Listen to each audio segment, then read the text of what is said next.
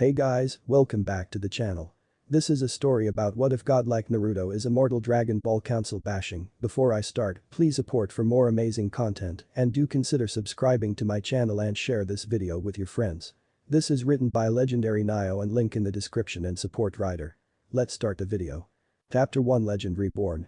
Deep within space there is a heated argument going on about a certain Saiyan. The Saiyans are a very proud race and many worship the legend of the Super Saiyan. But what they do not know is that one must be pure-hearted. Many Saiyans couldn't reach this because they don't have the drive to pass their limits and protect.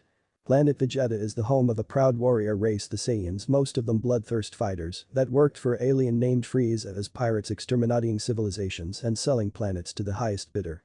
King Vegeta was a powerful Saiyan in his prime, but as time passed he grew arrogant in his power and prevented any others from growing powerful than the elite. He did get the stupid idea of the elites being the strongest and low class being the weakest. Many Saiyans questioned his ideas but were executed for treason. Every baby born is shocked for their power level to see their rank in the army right now. The analysts are scanning Naruto's right now but will be shocked. Pod room. Igo and his friends are checking the power levels. They checked Prince Vegeta's. It was calculated at 10,000. My word, Prince Vegeta's is 2 times higher than a regular Saiyan's. A wide-eyed Igo yelled as he was told that normally babies always were born with a power level of 2,500, but it meant that Vegeta was of royal blood. His other partner was smirking smugly, radiating arrogance. What do you expect? Only those of the royal blood can have higher power levels than those low classes, said Igo's arrogant assistant. Igo frowned at his friend. Contrary to him, he didn't believe rank defined one's power level, that only by training beyond your limita could you be stronger. Size, whatever you say, don't let that philosophy go to your head, Igo told his friend with a dark glint in his eyes. His friend shuddered and paled at that look Igo gave him. Igo moved to the last child in the pods and came upon a child who was very awake, but when the baby spotted him, it gave Igo's friend a dark look with a promise of pain and death. Igo fell to his sides laughing at his paling friend who shit and pissed his pants. Ha ha ha ha, I can't believe you lost your bladder from being looked at by a snort kid. Ha ha. Igo roared with laughter at his friend who left the room fuming in embarrassment and anger, swearing payback on the gaki. Igo stopped laughing to check on the kid's power level. He saw his name was Naruto. When he activates his scouter, his breath stops in his throat just as the scouter explodes. His friend Ray came back asking what's wrong. Igo just pointed a shaky finger at the monitor for the power level, and Ray's eyes widened to the size of dinner plates at Naruto's power level. 50,000. Igo and Ray yelled a power level of 50,000. Both look at the Naruto in shock. They could have sworn they saw the baby smirk at them. Igo didn't see it, but Ray did. That made a vein pop on head, eye twitching badly. The door opens just as the King of Saiyans enters. Both Ray and Igo gasp at the presence of the king, but inwardly they are sweating. King Vegeta isn't going to like it that a different child other than Vegeta has a higher power level than him, thought Igo. King Vegeta looked at his son's power level and is smirking proudly, but that smile drops as he looks at a cowering Igo and Ray hiding behind a wall. This makes him raise an eyebrow with a look, saying what is the problem? All they do is point at the name below Vegeta's. He looks at Naruto's name and narrows his eyes venomously at his power level. This sends him into a seething rage. Igo, Ray, how does this low class who isn't of royal blood have a higher power level than any Saiyan in my army? Tell me now. The Saiyan king yelled in rage. Vegeta's aura crushes the two from the pressure. He sees this and storms to his throne room. If he stayed longer he would have sensed a presence of another watching Naruto's pod with interest. Throne room. Many guards of the king could be seen with the royal family. Currently they are waiting for their king, but all of a sudden the doors explode. Just as King Van vanishes, Vegeta storms into the room, calming down, and sits upon his throne. His family looks at Vegeta in shock and worry. They had only seen him like this when 1. Someone committed treason, 2. Someone has angered him greatly. Vegeta opens his eyes with an angry look that makes the weaker Saiyans flinch, and the other nobles sweaty sighs and gets up with a grim look on his face. Soldiers, I have grave news. I have found out my son's power level is at 10,000, but I have found out that a baby not of the royal blood has a 3 times higher than mine, Vegeta said with an angered voice. The others around him gasped, thinking how could a mere newborn have a power level higher than their king's. Vegeta continues, this cannot be allowed. This child will be rebellious and hard to control, so I am tasking you with placing a mind control device upon young Naruto so he can't defeat me, King Vegeta said with an arrogant tone, unaware of a hidden female glaring at him. Someone looks the sudden spike of energy and yells intruder. Vegeta fires a beam of Kai at the intruder, but she fires her own beam that overcomes Vegeta's and destroys his scouter. This causes him to narrow his eyes, but before he could engage the attacker she vanishes in a burst of speed towards the pod room.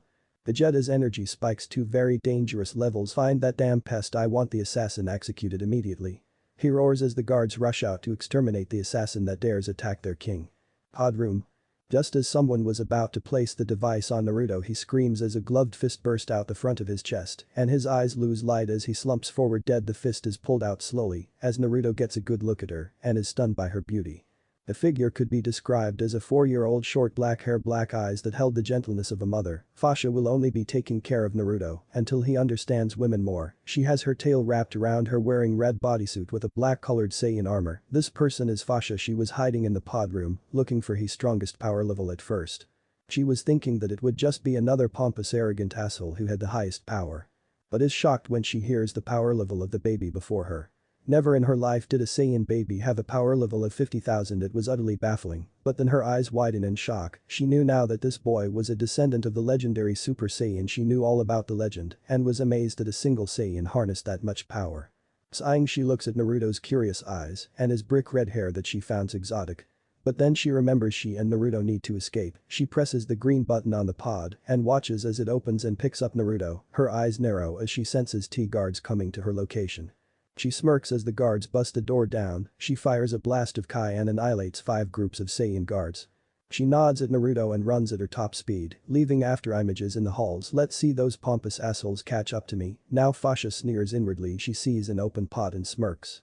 She walks up to the pod she custom made with learning mechanics for mental and physical explanation and knowledge of different fighting styles and history. She may be a Saiyan, but she doesn't fight like a damn brute. Banging could be heard on the door. She boards the pod with Naruto and pushes in the coordinates for one of the planets where they can't trace her and Naruto, the elemental nations. Good thing I studied the entire planet and placed cloaking devices at key points where no humans could find them. Fasha mused just as the pod was closing. The guards rushed in trying to stop, but C smirks as the shuttle blasts off and cloaks itself, making the soldiers swear incoherently. Fasha sighs and looks at Naruto, who could have sworn she saw a dark smirk on his face, but shrugs it off as her imagination. The destination her ship is approaching comes into view just as it enters the planet's atmosphere. She sighs in contentment, thanking whatever deity that allowed them to escape. Time skip equals. Clangs of metal could be heard throughout the battlefield as 2 figures were attacking each other in a blur of speed, suddenly separated and look toward the sky as a glint sparks in the sky. Suddenly they jump apart just as the object crashes. One looks at it with apprehension, the other looks with interest and wariness. Suddenly the pod opens to reveal a black-haired woman and baby with long brick red hair. Minato looks at the baby with hope in his eyes. Maybe I could use him to seal the kyuubi. I only hope he isn't hated, but that woman can't know of him. She looks unconscious. Thought the hidden figure as the moonlight shines throughout the battlefield, showing a blonde-haired man wearing the standard Jonin outfit with white hori with red flames. And the kanji for yawn on the back. This is Minato Namikaze Konoha no Kiroi, no Senku, creator of the Rasengan and Hiraishin. These 2 jutsus was what helped Konoha win the 3rd Great Shinobi War. Right now, he is fighting against a man who was able to rip the kyuubi from his friend Kushina. Yes, Kushina and Minato rent married in this fic, so Big Whoop wanna fight about it. He knows he can't seal it into an object or item, so he needs a newborn. But before he and the other figure could get close, the woman's eyes snap open, then narrow as her aura flares a vivid white that catches the attention of everyone in the village, including kyuubi. Minato and the masked person are shocked at this, but suddenly do a double take at her chakra levels and are sweating bullets at her chakra levels and looks like she just tapped into it. My kami, she has the same amount of chakra as the Hachibi, and coils look like they haven't even been developed. Both Minato and the masked one swear inwardly, but suddenly jump back as Fasha fires a beam of energy.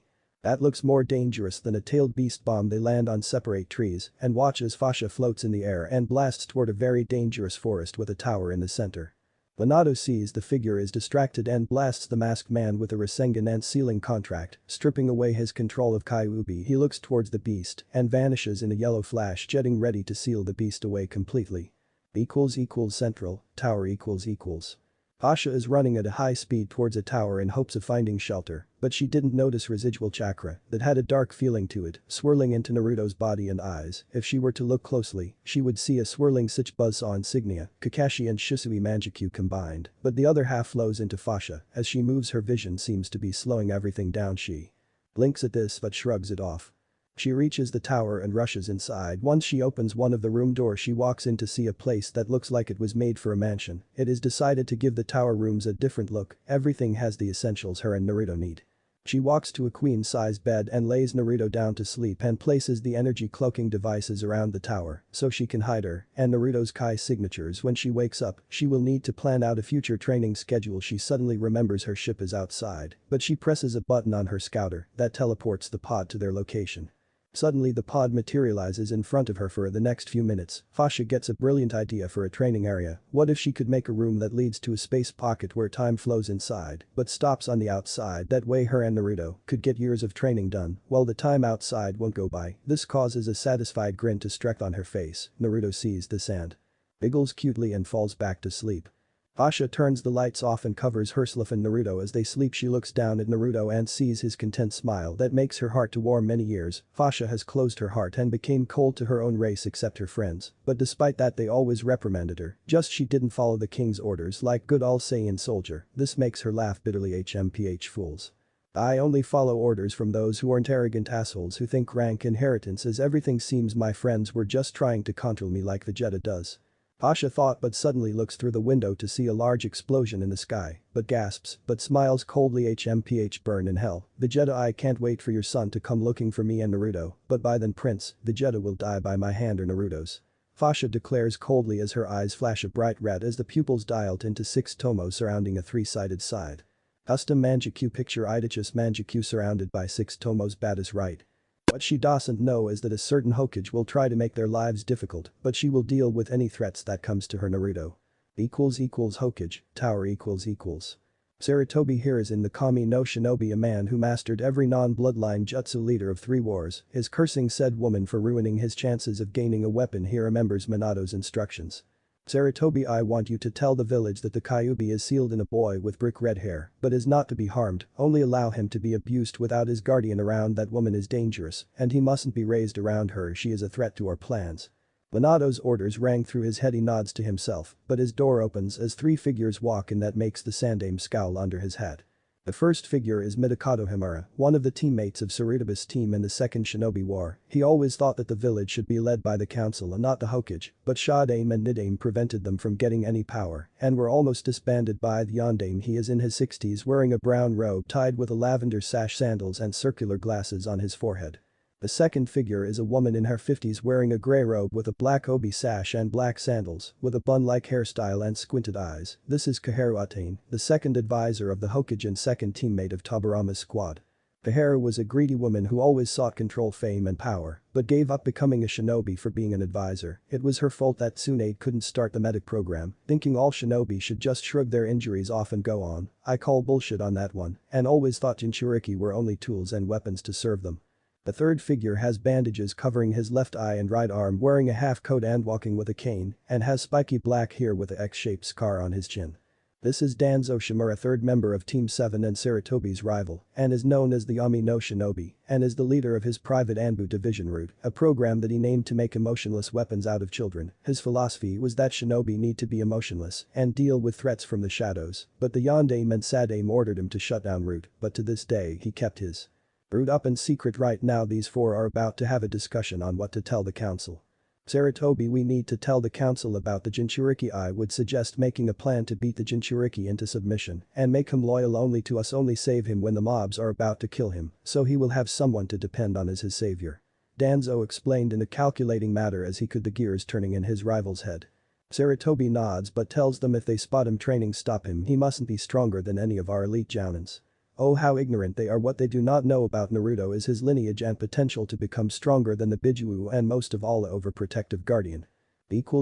Time skip 5 years later. The red blur could be seen running across the rooftops. Why is this figure running? Well, let's just say the Sandaime had the dumbest idea to announce to the village council that he's a Jinchuriki, but he was told by Fasha that it was a lie.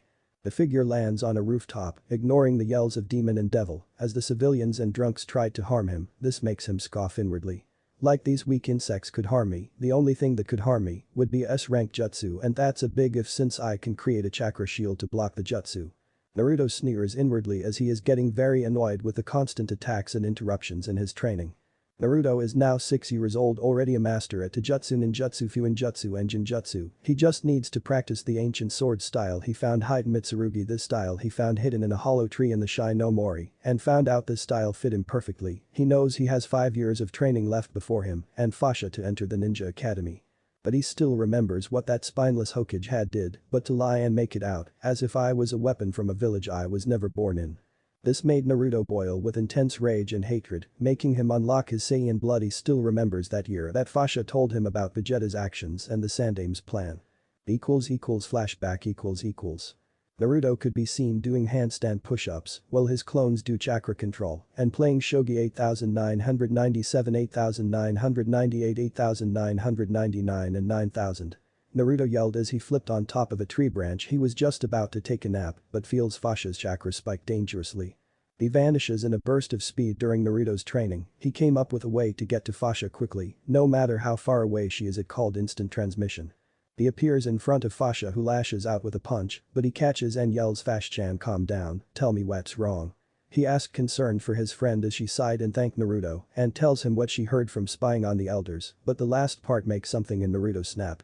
Sarutobi is going to try and the civilians to break your will so he can mold you into a weapon for the village. Fasha exclaimed sadly, but suddenly snaps her head up in worry for Naruto's mental state. But is shocked when she sees his black and red plasma lightning coursing all around his body. Veins bulge on his muscles and his hair flickers back and forth between brick red and gold. This makes her gasp. Could it be he is unlocking his first form? Thought a hopeful Fasha as her eyes took on a determined glint. Naruto, release all of that anger and rage, let it explode out of you. Fasha yelled as her words reach Naruto, who feels his restraints destroyed and his eyes turn a crimson red. Boom. Naruto's power explodes, creating a shockwave that shakes the entire village but causes some people to snap up and narrow their eyes in anger at the village's weapon getting stronger. It seems we will have to use more drastic measures to make him submit, thought the 4 conspirators as they were talking with the Gama Sennin on sealing Naruto's power away for the good of the village. Fasha covers her eyes as her scouter automatically activates and her eyes widen to the size of dinner plates as Naruto's power level just jumped to impossible levels. Naruto's power level is 125,000 when he is using 1% of his power, but it just jumped up to 900,000. He is almost on par with Frieza, and it is not all of his power. Fasha yelled in her baffled mind at the one she raised and blushed as she took in his features. She knew Naruto was only 4 years younger than her, but her Saiyan instincts were acting up, screaming at her to take him as her mate. But she shakes it off and looks at Naruto's new figure. His hair has changed to a golden blonde with red spikes on the front, with one side covering his right eye. His clothing could be described as exotic. He is wearing a black open vest with red trimmings, showing off his 8-pack abs, black pants with a red sash tied around his waist and red metal boots. Vegeta and Broly costume mix. Fasha doesn't realize that she is unconsciously releasing pheromones close to Naruto. Naruto smells the pheromones and arousal in the air and sees it coming from Fasha. Fasha-chan is acting strange around me, this requires further investigation, Naruto thought as he was ignoring his instincts to find him a someone to mate with.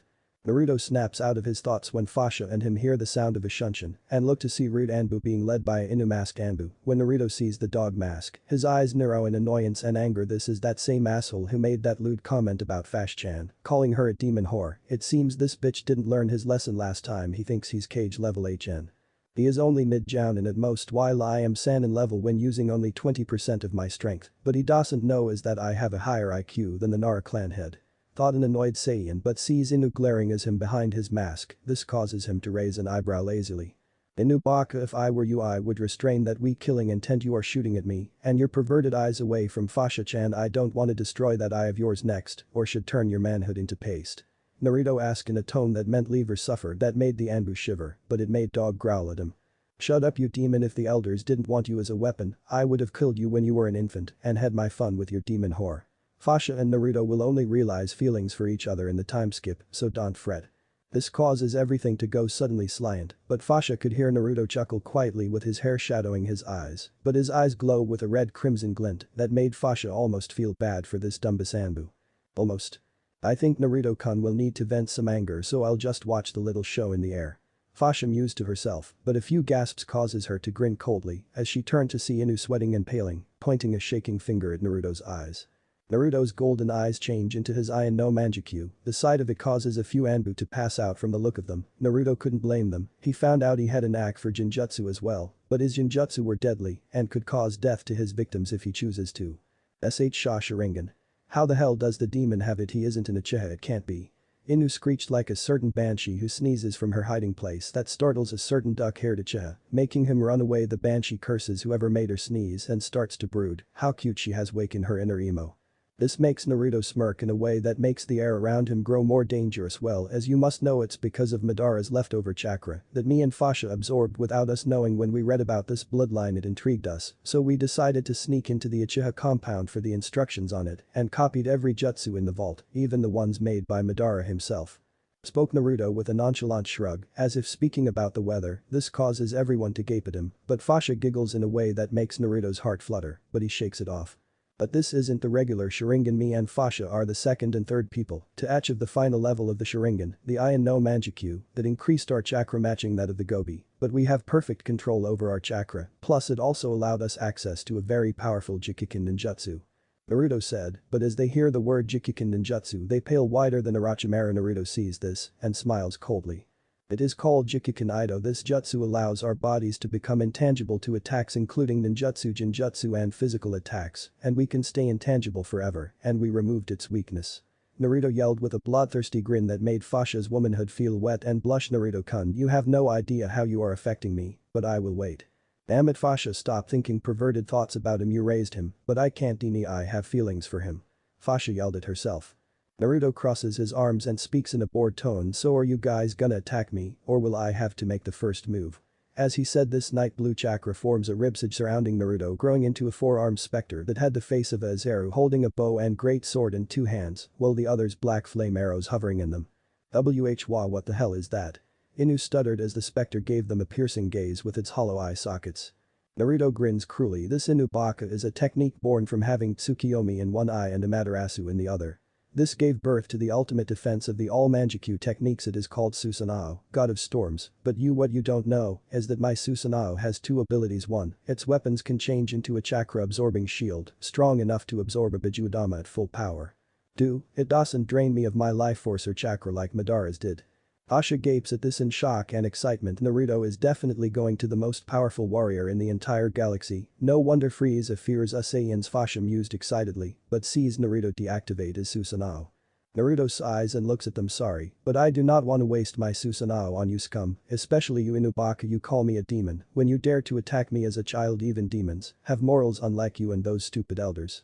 He yelled at them with his hair whipping wildly from his black and red aura, but Inu tries to knock Naruto out, but before he reached him Inu doubles over in pain and felt 5 of his ribs snap. He looks up and sees Naruto's fist embedded in his stomach.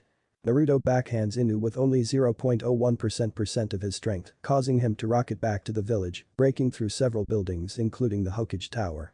Hokage Tower . Sarutobi is in a meeting with the elders and Jonin and was about to discuss when to start the academy sessions next year, but ducks as an Anbu blasts through the walls and lands on the floor. Them and the other Jonin gasp at the injuries Inu sustained. He looked like he was put through the meat grinder and looked like he was hit by Tsunade from the fist imprint on his stomach. Sarutobi rushes to Kakashi and sets him down in the chair and questions Kakashi what happened to him. All he does is point toward the hole in the wall and faints. Everyone looks toward it slowly and gasps at who they see. Naruto is floating just in front of the hole with a blank look on his face, but his golden eyes were burning a hole in the elder's head, but most of it was aimed at Kakashi. So this is the name of the asshole who tried to use his Rikiri on me when I was walking home with Fasha-chan. Naruto spoke calmly, ignoring the disapproving glances from a spectacled Jounin who foolishly walked in front of him, causing Naruto to stare him down. The silent demon apologized to Kakashi. Now you obviously attacked him first. The idiot named Ibisu shouted arrogantly, but the room became as quiet as night. Naruto looked toward the rest of the others with a look that said please move to the other side of the room. They paled at the dark glint shining in Naruto's eye and scrambled to the door. Even Anko was shivering in fear and whimpering. Anko stuttered out, KK Kuro-chan, do you think we should help Ibisu? She managed to get out, but all she got was stares from everyone with a look that said no fucking way am I gonna get my ass kicked. Anko pouts at this, trying to lighten up the mood. Naruto smiles coldly with his eyes glowing ominously red and his eyes start to change, but Ward made everyone pale and sweat was the pupil of his eyes. Kaharu screeched Sharingan. How does the demon have it? making Naruto snap his eyes toward her, making her even hide behind Sarutobi, who sweat dropped but looks back to see a blue chakra ribcage surrounding Naruto, and one of the arms punch Abisu through the wall and into the hot springs. All the men except Naruto flinch and cringe at the girly screams of pain coming from Abisu, while the females excluding Kaharu gives him a thumbs up, which he returns with a nod. Naruto asks Hiruzen when does the academy start. The old man says when the children reach age 10. Naruto nods at this and flies away back to Fasha. He has Taijutsu, Ninjutsu, Jinjutsu and Fuinjutsu covered. The only thing he hasn't started on was Kenjutsu. Naruto thinks what sword he needs, either a Daido or katana. He looks at his body and sees that his was made for extreme speed and power. Maybe I can ask for my sword to be made from chakra iron, but the only place that has it is Tetsu no Kuni. Now all I need is a Bakken to practice the katas of this fighting style I found in the forest. I need to see a swordsmith. Naruto said to himself as he walked to a store named the Iron Katana, a shinobi store where everyone can get weapons or custom-made weapons and equipment. When he walked in, some civilians tried to block his way, but he just beat them in unconsciousness. Naruto walks in and sees a burly man with black slick hair, storm gray eyes, wearing clothes fitted for a smith. The man sees him and smiles. Welcome young one, how may I help you? The man answered politely. Naruto nods. Yes sir, I would like have a Daido made for me from chakra iron from Iron Country. The owner looks owlish for a moment but grins excitedly. Sure kid, I will have it ready in 2 months. It will cost 500,000 yen and just call me Kasuke. Kasuke said friendly. This makes Naruto smile and gave him the money for the request, but buys a Bakken shaped as a Daido along with 2,500 pounds chakra weights as wristbands and thanked Kasuke for his help. But before he left, Kasuke yelled, Naruto, don't worry about me, I know you are not what they say you are. This causes Naruto to smile and content at finding another friend. Forest of death . Naruto arrives to the training ground and senses Fasha inside resting. He nods to himself and summons 600 clones for 3 groups. He barked out orders. Group 1, you will do the katas for the height Mitsurugi. I want it mastered before this month is over. Group 2, I want you working more on the Rasengan's elemental shaping. I want at least 3 of them done by the end of the day. Group 3, I want you guys to spar with me using my created Taijutsu style. It's a mix of the Jaiken of the Hyuga, the interceptor fist of the Uchiha. Now hop to it. Then Naruto fell into a stance with his feet spread wide and hands settled into his stance. Left arm formed as a fist lowered to his side and his right outstretched as a palm facing forward. As the clones rushed at him, the first few hundred fall prey to his palm thrusts, high-speed kicks and devastating grapples, kicks and counters. Naruto looks at the other sparring clones, making them sweat bullets. Boss is fucking scary. Were the clones' last thoughts as Naruto went into his Taijutsu training. Like a made man in his mind, he was thinking about his elemental control. His fire, wind, lightning and earth are all cage level. He mastered all the Kaiten, Futen, Raiten and Doten Jutsu him and Fasha stole from the Uchiha vault, including the Jinjutsu mastered from the D rank to the S ranks and could do the B and up Jinjutsu with just a glance at their target but realized they must keep their skills sharp. But as Naruto's thoughts wandered to Sasha, he has been feeling weird around her. Every time the men in the village leered at her, he shot them, killing intent glares, but she did the same when other women young and old blushed and drooled at him with a glazed look in their eyes. Both couldn't even look each other in the face without blushing. His heart beats faster every time she smiles. Now that he thinks about it, he has always been protective of her and always felt pure kindness and love from her. Right then and there Naruto has decided, unaware of a certain individual making the same promise. I shall protect Fasha-chan. I shall protect Naruto-kun. Were the passion-filled thoughts of the two Saiyans as they get back to their training with twice the amount of vigor, wanting to protect each other from threats inside and outside their village. 1 month later . Naruto could be seen jumping on the rooftops in excitement. Why, you ask? He is finally going to get his sword that he requested. He practiced every day non-stop with no sleep to perfect his Kenjutsu style beyond what a cage could manage and sharpened his chakra shape and manipulation skills beyond what anyone could do. He was even hoped to achieve, and now he will finally become strong for his Fasha-chan, but he is having trouble confessing and can't find the right time to confess.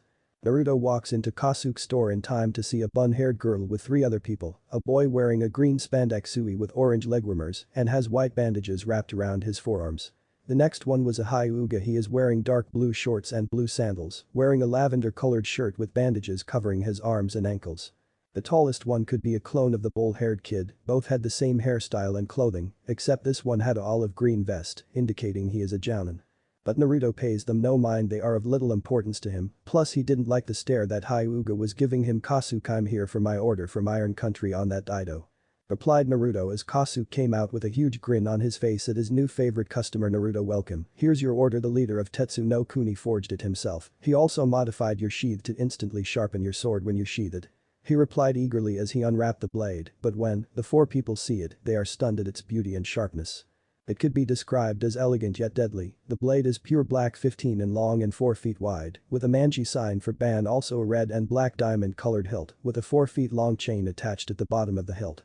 Naruto hands Kasuke the money and picks the sword and immediately feels like it was made for him. He then gets an idea and grins at Kasuke. Hey Ko, stand back, I want to try out this chakra manipulation trick made from chakra combining. This causes the others to perk up and wonder. Chakra combining was a hard skill to learn, yet use when you don't have the chakra elements to combine, but wonder why a civilian would want to learn it, but are shocked as they see the blade crackle intensely with black and red plasma lightning, then their eyes widen to the size of dinner plate when they see Naruto walk outside and swing his sword hard. Enough to send a shockwave at the training posts, carrying the lightning with it, and see the posts explode with the force of 20 explosive tags. They open their eyes and gawk at the damage done, as many other shinobi did at the damage the kid did. What happened to the posts and ground would be described as a 25 feet crater, but snap out of it as they see Naruto smirk dangerously, causing them to let out a shiver. This kid had a smirk that would scare even the kyuubi if he wanted to. Thanks for the order, Ko. I'll be sure to come back for supplies when I become a genin. Also, I have a name for this sword. As soon as he said that, Kasuke asked him what will name it. The name causes many older shinobi to shudder at the deadly name. I will name him Tensa Zangetsu because of how the moon showers me with her ethereal light. This causes many shinobi to nod, but causes Kunoichi and civilian women to sigh and swoon at his poeticness. This makes Naruto and Kasuke quirk an eyebrow and wonder at how stupid these women can be when it's clear that he doesn't like them, but shrug it off as a normal occurrence. Good luck, Naruto. I can tell you are going to be a kinjutsu master in a few years. Replied Kasuke, but Naruto smirks, causing shinobi to tense. That smirk made them feel weary at his next words that causes many to faint in shock as Naruto said this. Ko, I am Aoridya Kinjutsu God. I also have experience equal to a Saiyan, since me and Fasha-chan go out of the villages to hunt missing nin, destroy bandit camps, and spar against each others and use our training ground special functions to fight against different types of enemies.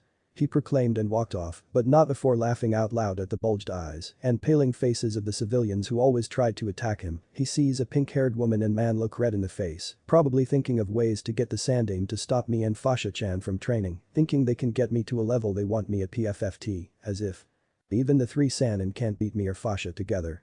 Naruto mused inwardly at their futile attempts, but now goes home to get used to his sword's weight, but sees a spectacled gray-haired boy analyzing him, and a man, if he could call him by his foul chakra, looking at him with a predatory glance that made Naruto glare and snarl at him for giving him that look that reminded him of those looks the males in that Inzazaka and Uchiha brat send. Fasha and smirks as he sees him, and the boy take a step back in fear. Seems Pedo team has an interest in me and Fasha-chan's bloodline. What he doesn't know is that it rejects those not born of a Saiyan body, but just he's interested doesn't mean he will be getting any of Mini or Fasha's blood, since I don't trust the hospital doctors. Naruto sneers at the looks the Inzazaka send that say, we are you and your whore tonight, demon. This causes Naruto to raise an eyebrow, mockingly saying, please do try. I would love castrate something with Tensa assholes. This causes the Inzazaka and civilians to fume at not getting a rise out of the demon like they wanted to, but walk off assuring themselves that tonight they will show the demon and his whore their place that is underneath their feet. Time skip equals. Naruto right now is smirking darkly as he senses the chakra of a group of Inzazaka and civilians converging on his and Fasha's home, thinking they will be able to abuse him. What they do not know is that the time chamber Fasha created had different gravities constantly changing and caused his skin all over his body to become indestructible. Not even Haddock's Rikiri or Chidori could pierce him. But the question is, when will Vegeta find out about him?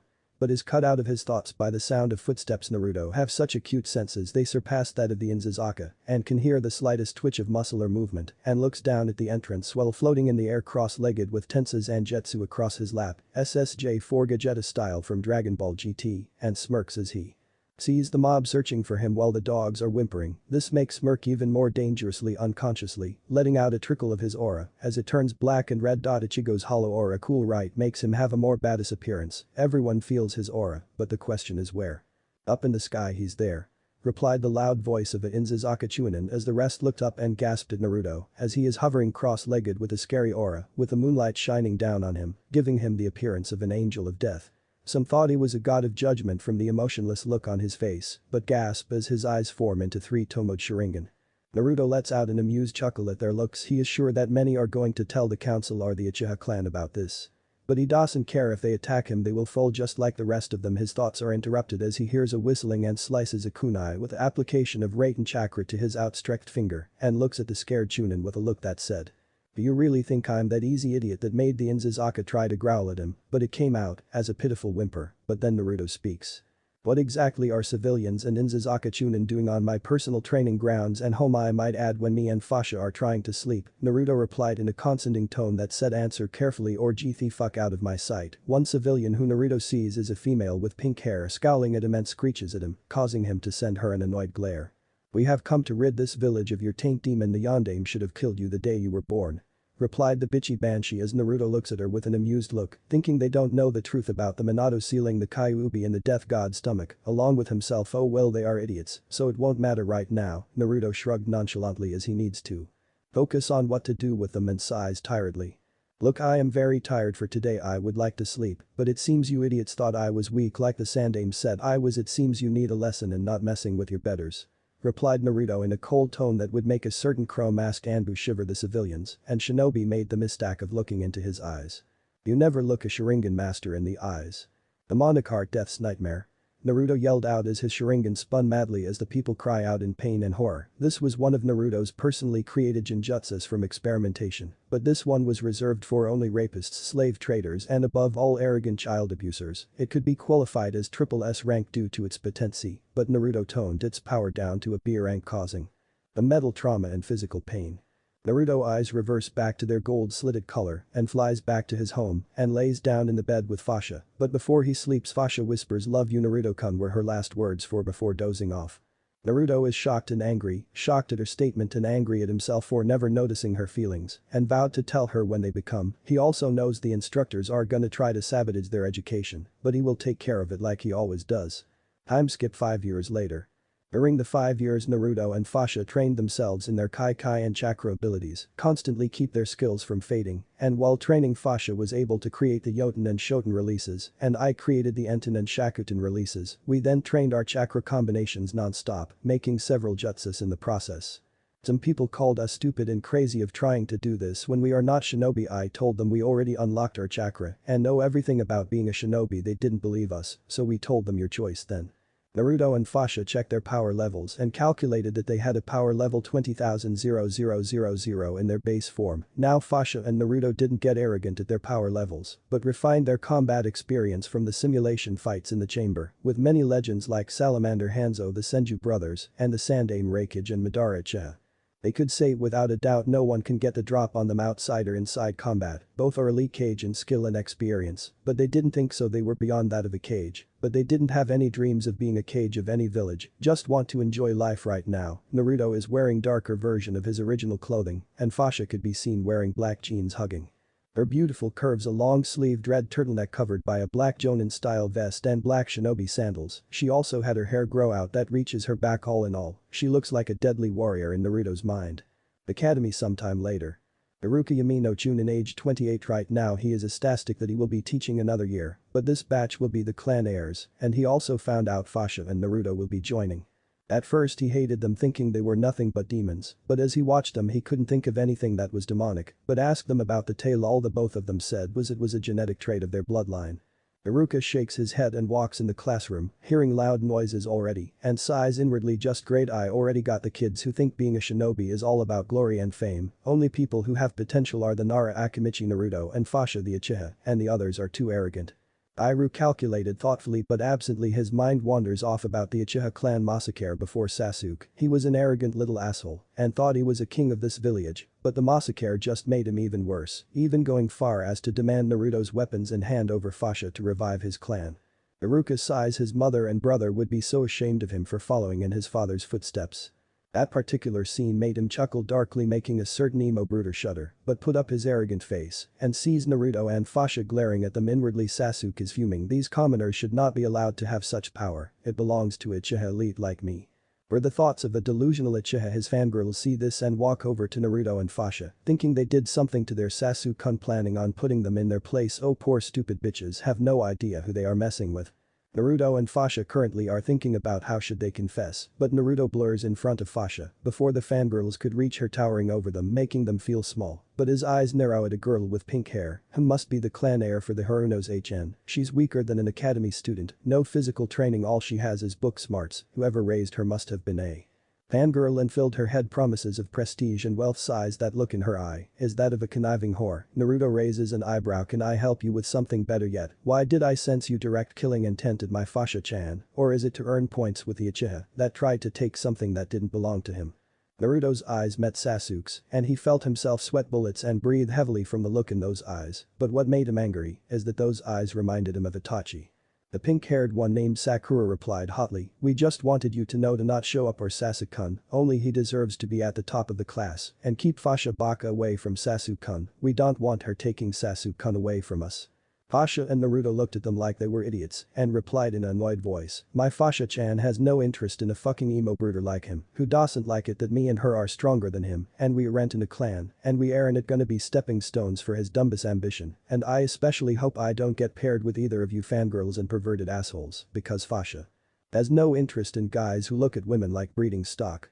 Naruto growled at the leering civilians and made them pale and sweat as his hair spiked up, making him gain a menacing appearance.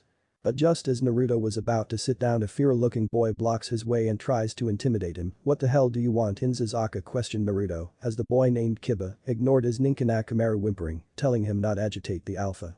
But Kiba replied in an arrogant voice, "Stay away from Fasha-chan, she belongs to me and I'm the alpha in this school, so watch your step around here, chump." That statement causes Mizuki and Iruka to look at Kiba like he was a dumbass. Inwardly they are laughing their asses off. This mutt is about to get his ass kicked hard. Naruto's eyes shine with deadly sadistic glint that made almost everyone shiver and rears his foot back and kicks Kiba in the chin, sending him blasting through the academy roof, landing at the Inzazaka clan compound.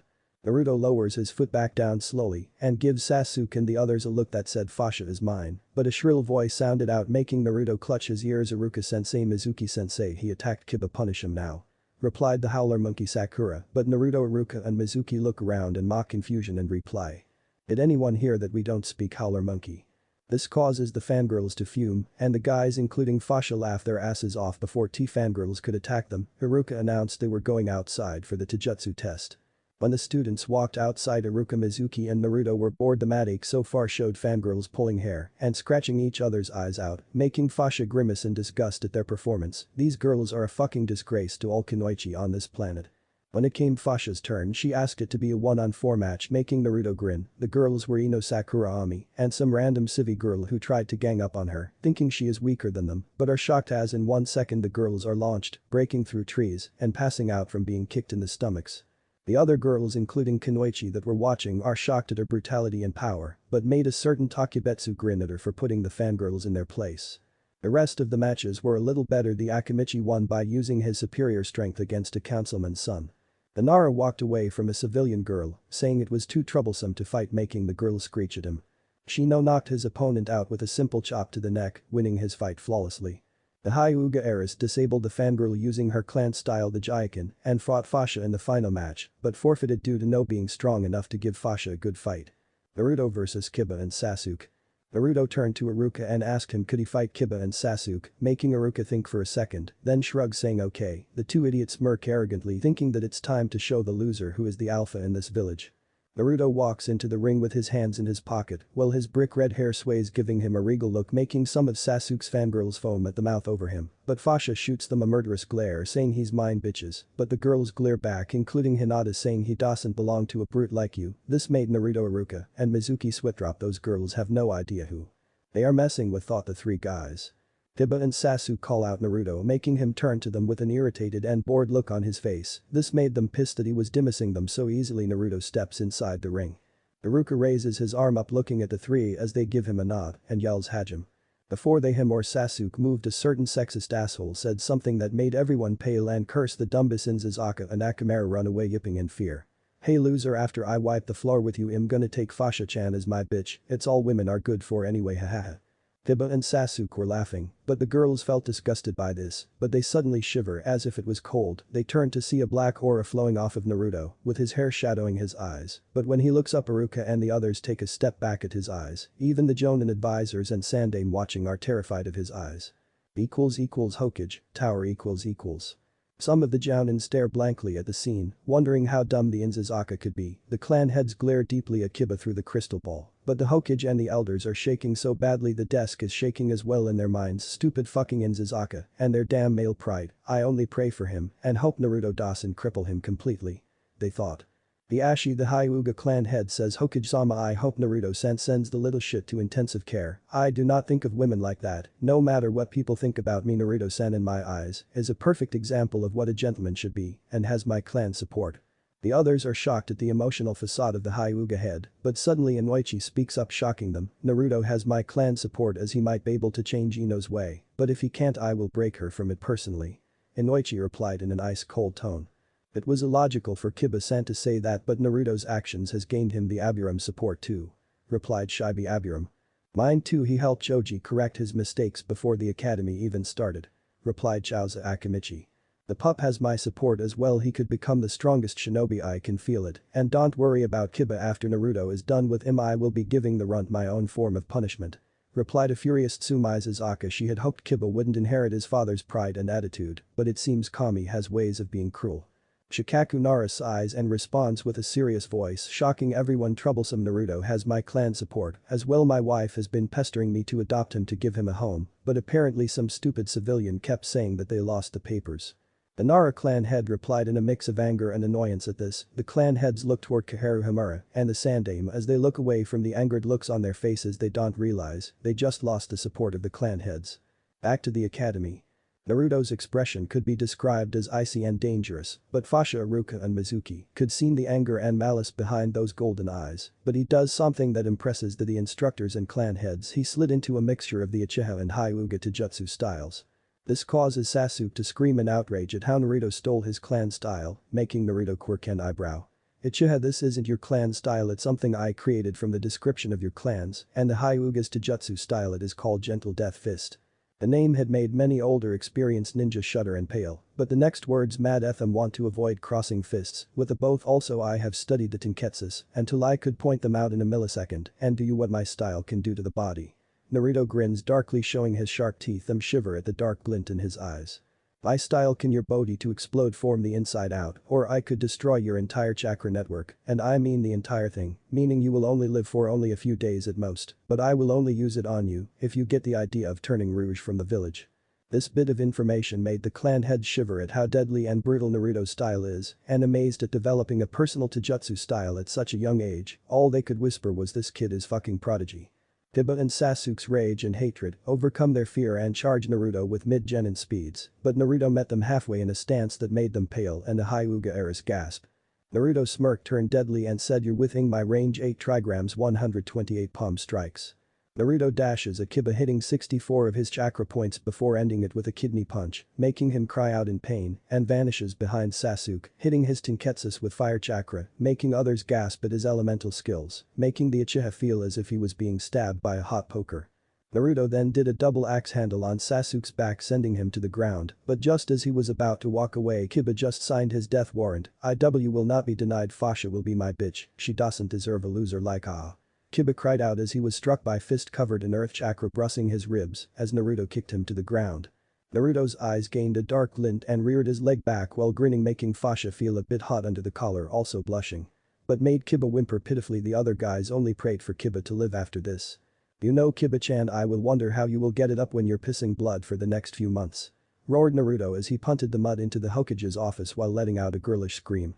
This made Fasha walk to Naruto and whisper something in his ears, making him whisper back, I would love to take you on a date, Fasha, even though you are 3 years older than me, so which place you wanna go, Ichiraku or the Akimichi restaurant? Naruto replied kindly. This made the girl swoon and Fasha giggle and batter eyelashes at Naruto. Naruto-kun, I would like the Akimichi restaurant for our date. Replied Fasha in a giddy tone as she sways her hips, making Naruto eye her ass, but walks back to the line for further instructions. We will now be administering shuriken throwing accuracy test. When I call your name, come up and make as many hits in the center as you can. First up, Sakura Haruno. Yelled Iruka as she walked up with an arrogant smile on her face. How cute, she's awakened her inner Sasuke. She throws the shurikens, but only gets a 4 out of 10 on the shuriken test. This causes Fasha and Naruto shake their head at the stupidity of the kunoichi this year. These girls will either die or get raped on their first mission if they don't shape up, thought Naruto, and groans as it was Sasuke's turn next. He scored a 10 out 10, smirking arrogantly as he strode up to Fasha, but I gave him a warning glare that made him back off. Naruto walked up and gathered his shuriken, but he did something that impressed the jonin nearby. His shuriken are covered in wind chakra and throws them into the dead center, passing through it, making the target dummy fall to pieces. Iruka announces with a pride-filled voice, "Excellent job Naruto, 10 out of 10, and extra credit for mastery use of elemental chakra." Naruto smiles warmly at his brother figure. Mizuki smirks at his little brother figure. "That's right, Mizuki will not be evil in my story, so boohoo my story don't read." In pride inwardly he is cackling in glee. A lot of the jounins are gonna want him as an apprentice, but Hayate and Yugao are gonna go nuts to have him for a kinjutsu spar. Naruto has experience surpassing Hashirama now, thanks to those bounty hunting missions, Mizuki mused, but heard someone screech saying Naruto cheated. Sakura, Naruto didn't cheat, he used elemental chakra, something you forgot to study up on, since you are focusing on someone who has no interest in you fangirls at all. Deadpanned Mizuki, but this made the fangirls screech in denial. Fasha's voice boomed, "If you damn disgraces of a kunoichi do not shut the fuck up, I'm gonna melt you bitches to goo with my lava jutsu if you don't shut the hell up." Naruto grinned viciously as the fangirls squeak in fear and cower because of the purple aura waving around her, but start sweating when they see a grinning demon mask snarling at them. Hokage, tower equals. Anko's face slowly splits into a dark grin that made the males shiver in fear. "Oh Hokage-sama, this girl is definitely like me. I'm thinking of taking her and Naruto as my team." This makes them pale at Anko having a mini her. Kurenai protests, "Anko-chan, I am taking her so she can get away from that perverted filth, ah," cried out Kurenai as she was slapped upside the head by someone. She looks at Anko, who is shaking her head pointing behind her. Kurenai gulps and looks at the blank face of Fasha with her black eyes boring into her. "What was that you were saying about my Naruto-kun? Jounin-san, Naruto-kun is never perverted, and do you know what he said, and I quote, 'It will be absolute blizzard before he acts like Iro-sen, and you know him as Jiraiya.'" Fasha said in a sickening sweet voice. This made everyone's jaw drop and Danzo raise an eyebrow in respect for Naruto. Like him, he despises Jiraiya for his perversion. Kurenai bows her head. "I'm sorry Fasha-chan, it's just that I have many colleagues thinking women are too weak to be ninja." Kurenai said in a somber tone. This causes Fasha's eyes to soften and tell her not to listen to their petty insults about things they don't know about. Fasha teleports back into class with Naruto to begin the 3 basic academy jutsu. Back at the academy. Naruto is leaning back in his seat with his arms crossed, eyes closed, waiting for his turn, but cracks an eye open when he feels someone snuggle against him and sees Fasha smiling in content, causing him to raise an eyebrow in wonder, but then smiles. Looks like she knows I have feelings for her and is waiting for me to confess. I guess I should make it earlier than I mentioned, don't worry. Fasha-chan, this date will something to remember. Naruto delcared in his mind but wakes up Fasha telling her she's up next. Fasha gets out of her seat and walks into the exam room for the test. Iruka nods. "Perform the 3 academy jutsu for your grade." Fasha nods and does the 3 jutsu in a span of 3 seconds, but the kawarimi makes Sakura float in the air and fall on her head, making the guys snicker. Iruka gets his laughter under control and smiled extra credit for doing all 3 with no hand seals and execution. "I'm sure Naruto, and you will have a excellent date after school," said Iruka in a parental voice. Fasha smiles and walks back to her seat, but punches Kiba out the window when he tries to grope her ass. "Sorry mud, only the one I love is allowed, and it's not that weakling Uchiha in Zazaka." Fasha smiles as Naruto comes out with a smirk, meaning he got top scores. Hokage, tower equals. The Sandaime is having an internal struggle about Minato's words about Naruto. His senseis never used Jinchuriki as weapons, but Minato's words disgusted him, thinking of trying to use a baby to make the leaf stronger right then, and there a fire blazed within his eyes that made the clan head smirk. Looks like the god of Shinobi is back and ready to play.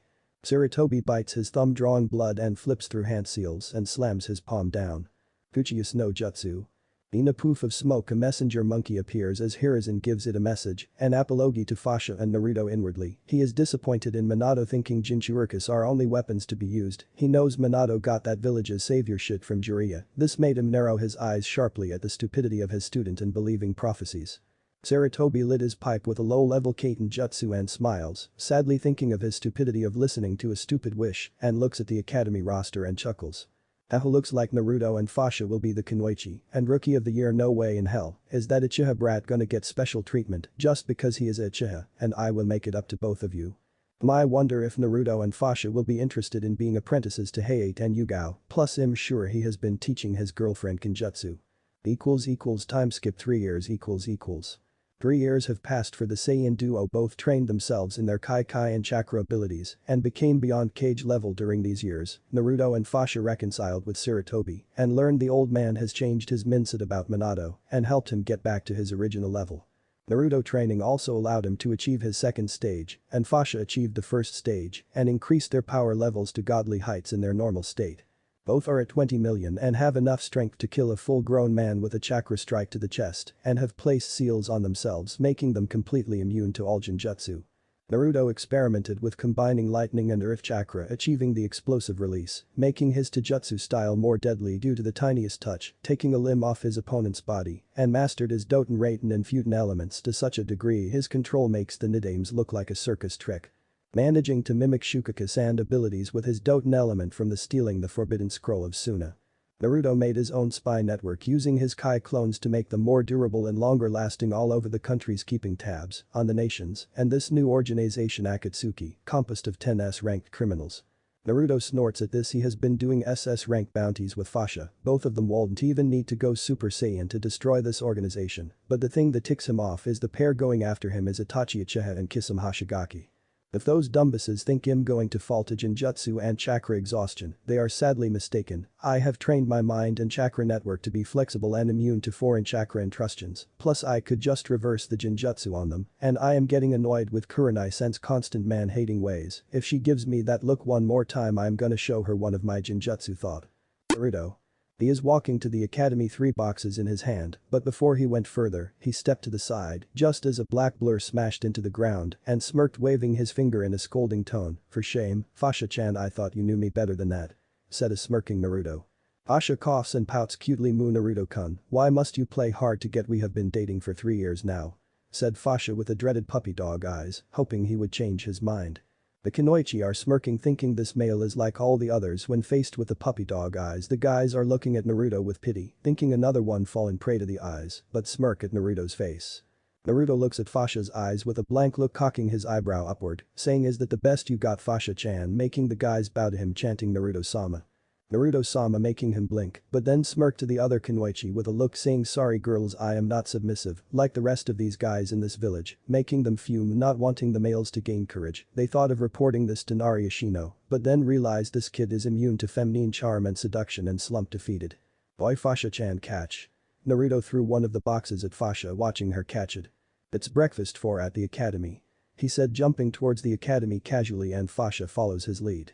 Fasha looks toward Naruto. So Naruto-kun, who do you think will be on the teams? Kami, I hope I do not get put on a team with Kiba the emo or those fangirls. Shuddering when Kiba was mentioned, that asshole rubbed her the wrong way.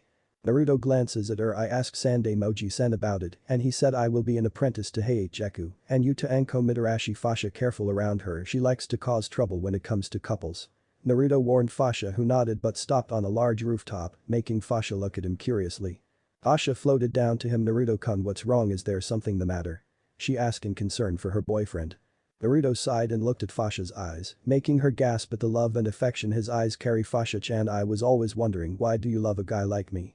Naruto asked in a quiet voice, but falls over as Fasha cries into his shirt. Yubaka, I love you because of your determination and your caring, loving attitude. Not once did you kill out of vengeance or hate, only to protect your precious people. That's what I will always love you for. Fasha smiled tearfully. Naruto is shocked. He lifts Fasha's chin up, staring into her teary eyes, and kissed Fasha on the lips with all the passion and emotion his body possessed, making her heart flutter and slowly close her eyes and lean into the kiss. Naruto licks her lips, asking for entrance. She complies, and his tongue engages hers in a dominance war, but she lost quickly and became a moaning, quivering mess. He pulls back him and Fasha breathing heavily with a blush on their faces. I love you, Naruto-kun, I will always, but if you want I will share you with another girl who loves you for you only, not power. Fasha said with conviction in her voice. Naruto grins. Oh Fasha-chan, I didn't think you would allow it. I'm pretty sure my fangirls are gonna try and challenge you for my love, haha. He roared with laughter at the possessive nature of Fasha. Fasha huffed. I will never lose to some fangirl. The only one who will be allowed is if she can fight me on equal ground. Now let's get to the academy, Naruto-kun, she said cheerily. Naruto snorts. No doubt the fangirls are gonna hollering about someone stealing their Naruto-kun, thought Naruto as he and Fasha dashed to the academy, but before they left they detected several chakra signatures watching them under a cloaking jutsu, but ignore them. Leaf, academy .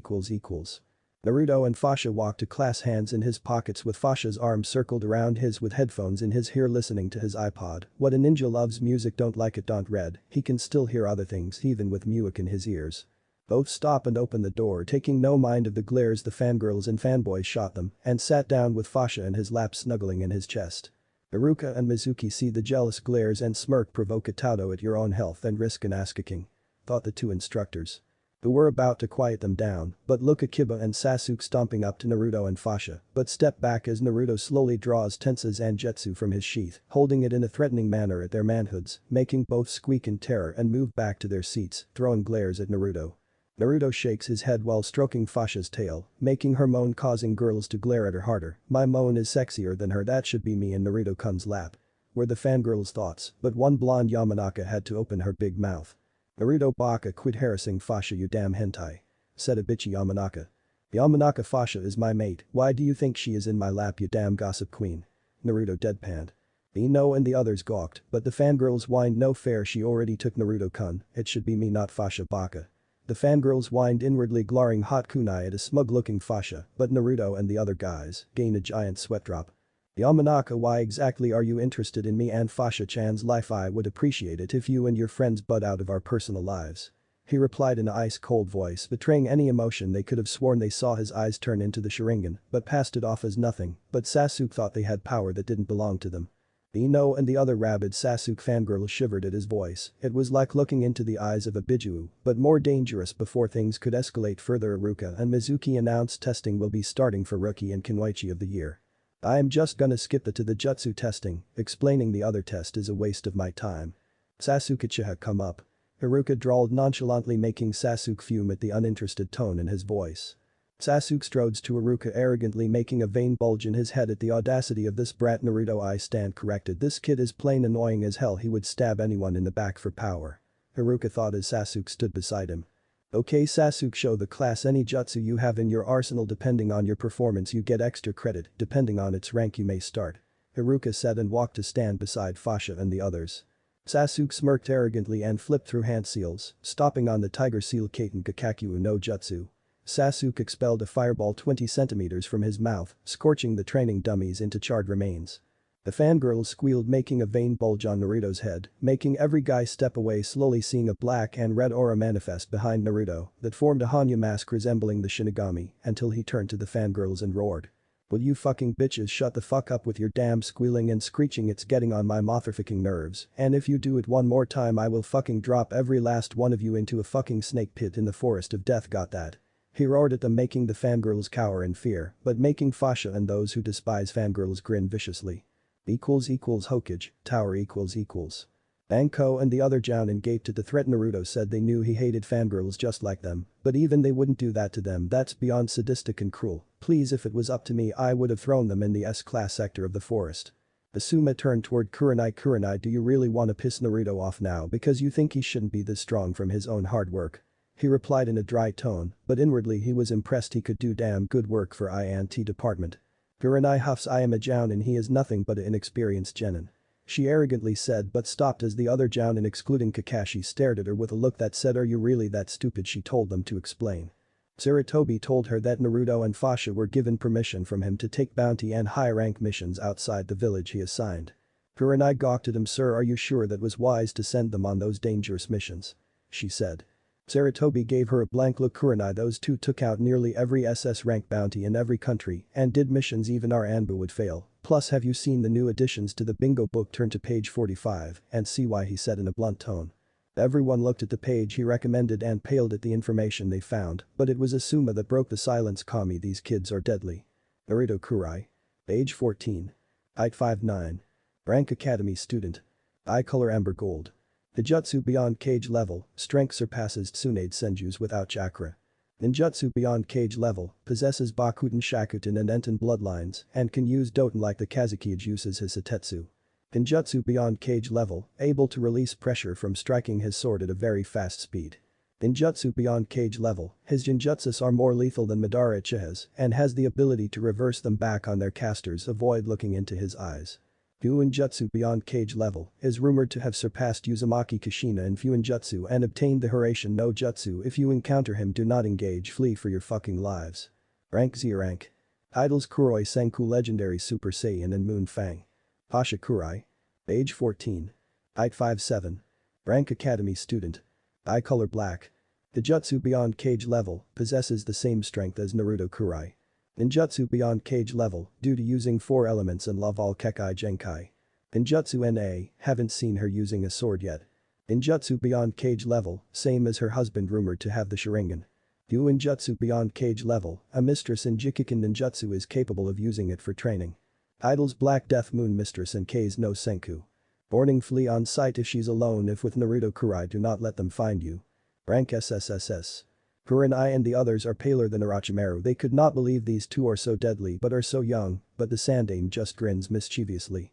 Also both of them are equal in experience to Salamander Hanzo, but I'm proud of them for surpassing this old man. It fills me with pride to see such young people surpassing the old, wouldn't you agree hate Yugao? He said cheekily as two people walk. Kakashi protests Sandaime-sama, are you serious? Naruto would find this insulting. I recommend him for Jounin rank since he has the experience. He said gaining suspicious looks from others making him sigh in sadness. He looks up at the Sandaime and replies in a quiet voice Sandaime-sama I do not hate him anymore, I learned the truth that he is not a Jinchuriki. I realized my mistakes and never got to know him. I'm just asking for redemption, by giving him my support my father would have done the same.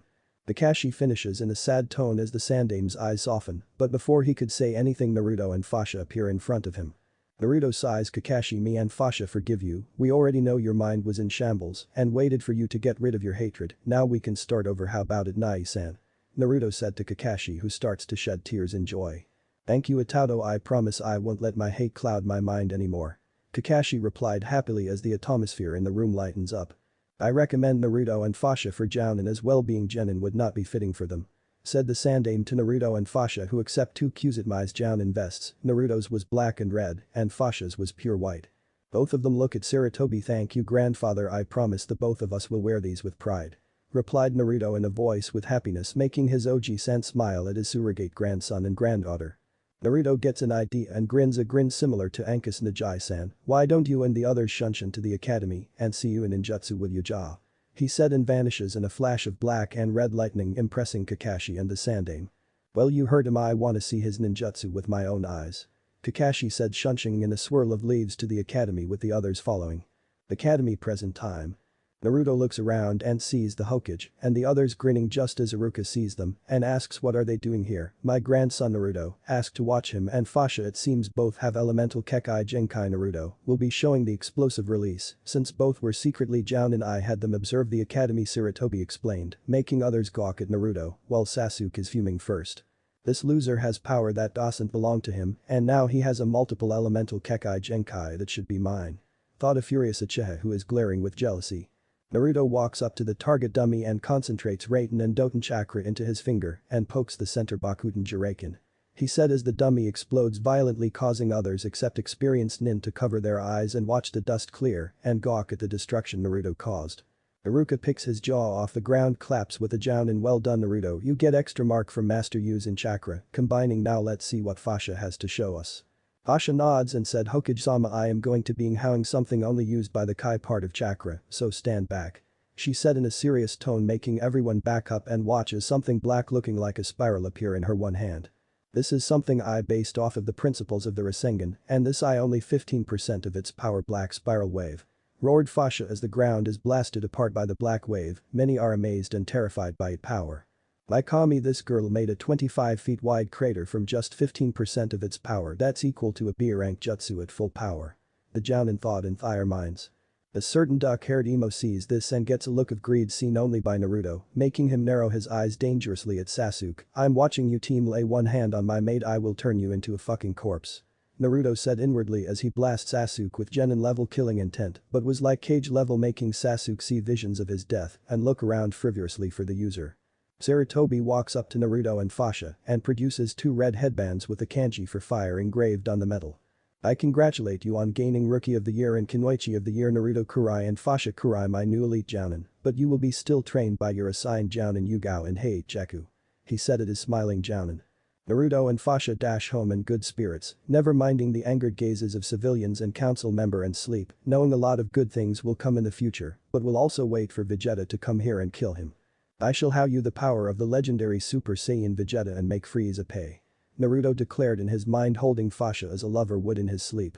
Things will be getting intriguing for the Saiyan duo, but they will take these challenges head on to protect their pre-Saiyan people, even if they have to destroy their own race to do it. Somewhere in space 4 weeks from Earth. This pod is on a course for Earth. The last place a different colored pod was spotted going to. The man investigating is 5'7" in height, has the build of a fighter. Regular Saiyan armor, long spiky black hair and obsidian eyes filled with arrogance and superiority. This is Raditz, a low-class Saiyan sent to Earth and capture Fasha, and the baby Naruto. Raditz ignored the part about the baby's power level and thought it was a fluke. He was also told Fasha will be used as a breeding stock for the Saiyans to increase their numbers. He thought it was going to be easy, but what he doesn't know is that he will be against a legend reborn and he will learn why you never mess with a Saiyan's mate. Time skip 2 weeks later. Clangs of metal could be heard throughout the training ground. 42, two figure could be seen teleporting, repeatedly attacking each other with weapons and fists. The two figures jump back 10 feet from each other, panting heavily. One figure has long black hair, black jeans with a black and white checkered belt, black sleeveless bodysuit with her headband tied on her waist. This is Fasha Kurai, one of the youngest jounin to be a SSSS rank threat in the bingo book, a model kunoichi to all others across the country of Hai no Kuni, but Iwa becomes angered at this. Especially at her title using the jutsu of the man that nearly destroyed their village, but what terrified them was Naruto Kurai. He is the first shinobi to gain Z rank status, a boy no older than 14, achieved a rank higher than Madara Uchiha and Hashirama Senju, and add on to that he knows the Hiraishin no jutsu and mastered it in 2 years. Naruto smiles while panting, Fasha-chan, I think we are needed at the tower now, let's finish this with one attack. Fasha nods, hi Naruto-kun, let's finish this in one blow. She said and cupped her hands, pulling them back while a black bowl of kai surrounded with black and white lightning ignites in her hand. Naruto does the same, except his looks bigger and more compressed than hers. Both look into each other's eyes and not a single leaf falls from the tree and lands on the ground in that instant. Both unleash their attacks. Giant dark spiral wave. Black dragon wave. Both attacks collide, neither gaining the advantage. Both fighter push more power into their attacks, making the ground around them crack and explode till the beam struggle ends in a draw, exploding at the middle, both flying back and landing on the ground. The blast left a huge crater in the training grounds, a testament to the deadliness of the attack. Both got up shakily and sit down next to each other after using their Doten element to fix the area back and pop a bean they had stored in their pouch into their mouths and feel their reserves instantly refilled and injuries gone.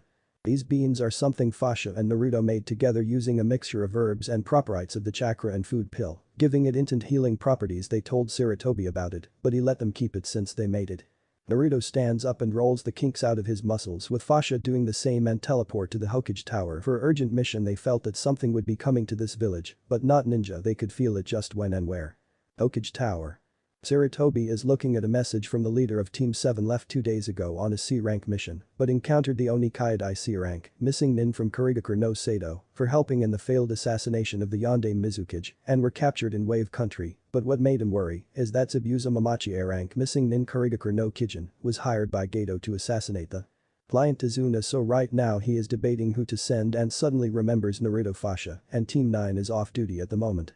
But before he could call Anbu, the people he had in mind walked in and was about to ask for a D rank, but Sarutobi cut him off. Naruto, Fasha, Team 9, I received a request for backup on a C rank turned S rank mission to Wave Country. Apparently the client lied about the missions and encountered the Oni Kaidai and Mamachi's Abusa. These developments have turned this into a S rank mission. You are right. Now to go to Wave Country to assist Team 7 with a mission. Naruto, Fasha and Guy will take over since Kakashi will be incapacitated. Now go time is of the essence. Naruto and the others nodded and dashed with great speed toward the gates, heading for their objective and provide help to Team 7. Kakashi, hang on, me and the others are on our way, just hang on for a while, we should make it there in a few hours at full speed. Naruto thought and upped his speed so much he is leaving after images. What he doesn't know is that the team is in trouble right now. Wave Country Bridge. Clangs of metal could be heard throughout the mist on the bridge as two figures could be seen blurring from one spot to another. Kakashi recovered quicker than he thought thanks to the senzu bean Naruto gave him and was able to get back to full strength and is right now panting heavily from low chakra and blood loss. Suddenly Kakashi blocks a slash from Zabuza's Zanbatsu, but is losing the struggle. Kakashi realizes he will not come out of this alive and closes his eyes. Atato sensei or Inabito, I'm sorry, I wasn't strong enough, Kakashi thought, but is suddenly snapped out of his thoughts by a red blur spin kicking Zabuza in the chest so hard it causes a shockwave to disperse the mist, making things clearer. Naruto. Looks at Kakashi and places his palm on his injuries as his hand glows green, closing the wounds up instantly. Kakashi sighing in relief looks to see Guy and Fasha arriving with an unconscious Asuke and Sakura in their arms making him sigh, but his eye widens when he is worried about the safety of Inari and the others. Naruto shakes his head, don't worry about the others, I left a few Kai clones to guard the house, and the client's family now rest and let me take care of Zabuza, he needs to learn to never mess with family. Naruto said as he unsheathed Tensa and walked to where Zabuza is. Zabuza spit out a couple of teeth and glared venomously at Naruto, how dare this brat strike me, after I'm done with him I'm gonna carve his friends up nice and slow while he watches. Zabuza thought, but his senses were flaring dangerously and ducked as a earth bullet sailed overhead as he spun swinging his sword in an arc at Naruto's neck, but is shocked as Naruto blocked his sword with one finger. Is that all Mamachi, I thought I would get a good workout. Naruto drawled in a bored tone making Zabuza growl and tries to overpower Naruto, but to his shock Naruto's sword hasn't budged a bit. Naruto sighs and snatches someone out of the air by their neck and looks to see a boy in a Kiri Hunter Nin outfit. The boy tries to stab Naruto in his neck using Eye Senbon, but is shocked when they just break on contact. Naruto looks at Haku with a cold look in his eye, I have trained my body to withstand insane amounts of damage, Senbon won't even scratch me, say your praise, may Kami have mercy on your soul, fool. Naruto yelled as he tried to snap Haku's neck, but it turns out to be a water clone. Zabuza tries to attack him, but Naruto makes a one-handed hand seal Futanatsugai. A dome of wind was expelled from Naruto's mouth blasting Zabuza, but he was able to do a replacement with a log. Naruto coats his blade with Enten chakra, causing black flames to wrap around it. Zabuza tries to break his blade, but Naruto's Daido cuts into the Zanbato slicing it in two. Suddenly Naruto, Haku and Zabuza hear clapping and look toward the end of the bridge and see a midget dressed in a business suit backed by 100 thugs. Daido smirked arrogantly, well Zabuza, you failed me again, you call yourself a demon, you are nothing but a baby demon, I wasn't planning on paying you anyway, Shinobi cost too much anyway. He said, causing Zabuza to growl and Naruto to look at him with an icy stare, making him nervous. Naruto told Zabuza to watch and learn as he takes out a familiar tri-prong kunai, making him pale at the man who he fought the Kurai Senku. He thought he was lucky to be spared. Naruto throws the kunai and activates the duplication seal, causing them to multiply, striking and injuring some of the mercenaries, but before they could collect themselves all they saw was a black and white flash, before seeing their heads leave their bodies. Naruto reappears next to Zabuza and Haku in a black and white flash. Naruto channels chakra to the seal making the kunai reappear back in his hand, while he looks towards Zabuza and Haku, get out of here, you have a dream, don't use Zabuza to revive Kiri, but do it for your precious people not yourself, and treat Haku like a son, he deserves that much from you. Zabuza looks shocked by this, but agrees. Haku looks shocked as well, but before he can protest Zabuza beats him to it. Haku, for too long have I called you a tool, but now I am happy to call you my son. Haku hugs Zabuza sobbing quietly. Naruto smiles, you know Konoha could use some ninja like you, both of you could finally not have to run from Hunter Nin anymore, besides me and Fasha need a sparring partner. He chirped in excitement of an all-out Kenjutsu fight. Haku and Zabuza nod and walk back to the house, but before they go Naruto snaps his head toward the sky, frowning inwardly, looks like they might be arriving earlier than expected. DCH seems Vegeta and Frieza thought I would be easy, too bad I don't always fight at full strength, he smirks fierily, this guy only has a power level 1000, gotta remember to thank Fash-chan for upgrading our scouters and teaching me how to sense energy signatures, just in case I don't have it. Naruto thought, staring intently at the sky before he hears Zabuza call his name and walks with him back to the house, knowing that the signature will reach this planet in a week's time, but he and Fasha will be ready. Time skip 5 days later.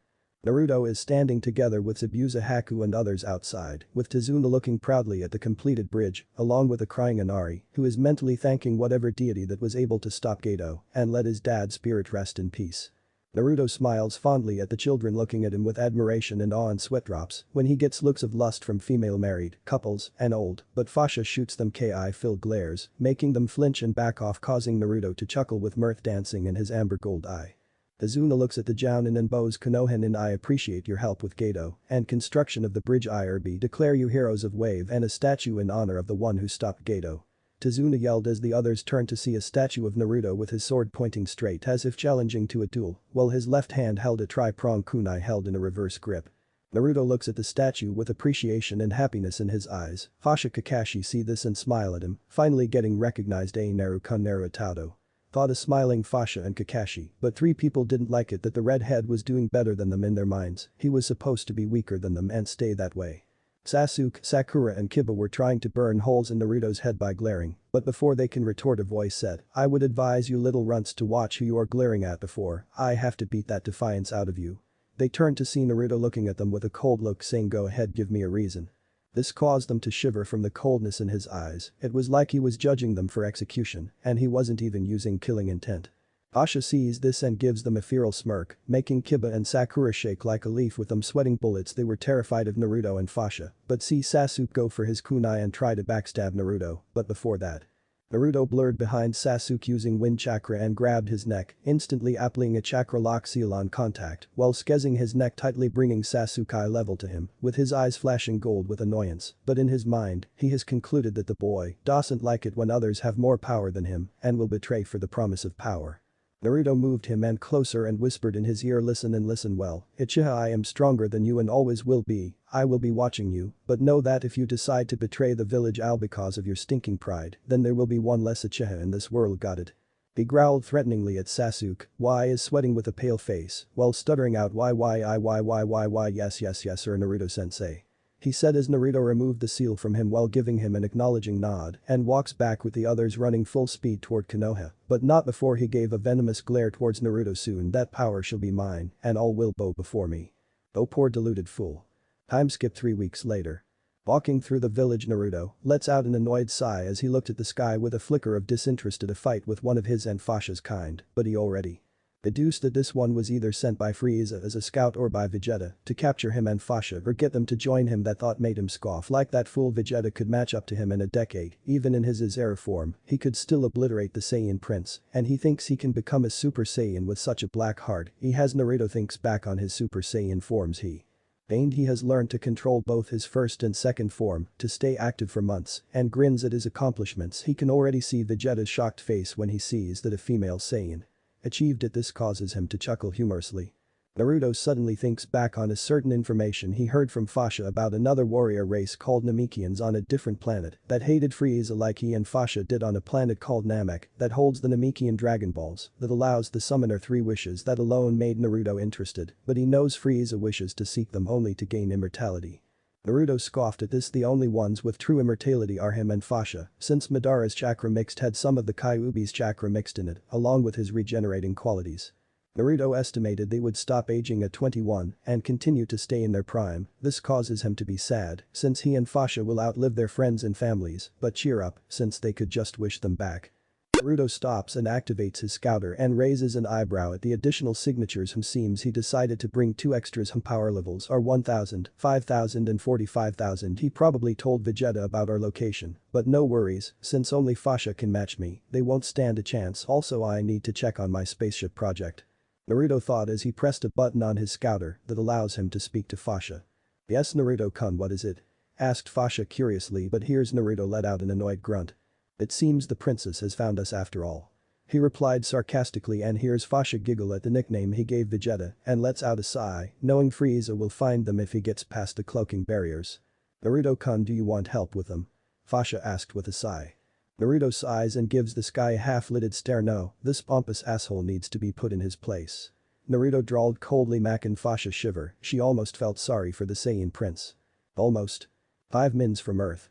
Vegeta feels a shiver of dread and looks around. That feeling did not bode well. It's like someone is out to make me suffer. Not even Frieza was able to induce such a feeling, thought the Saiyan prince, but shrugs it off and looks toward Earth with the objective of passing judgment on the 2 Saiyans that his father told him about on his last breath.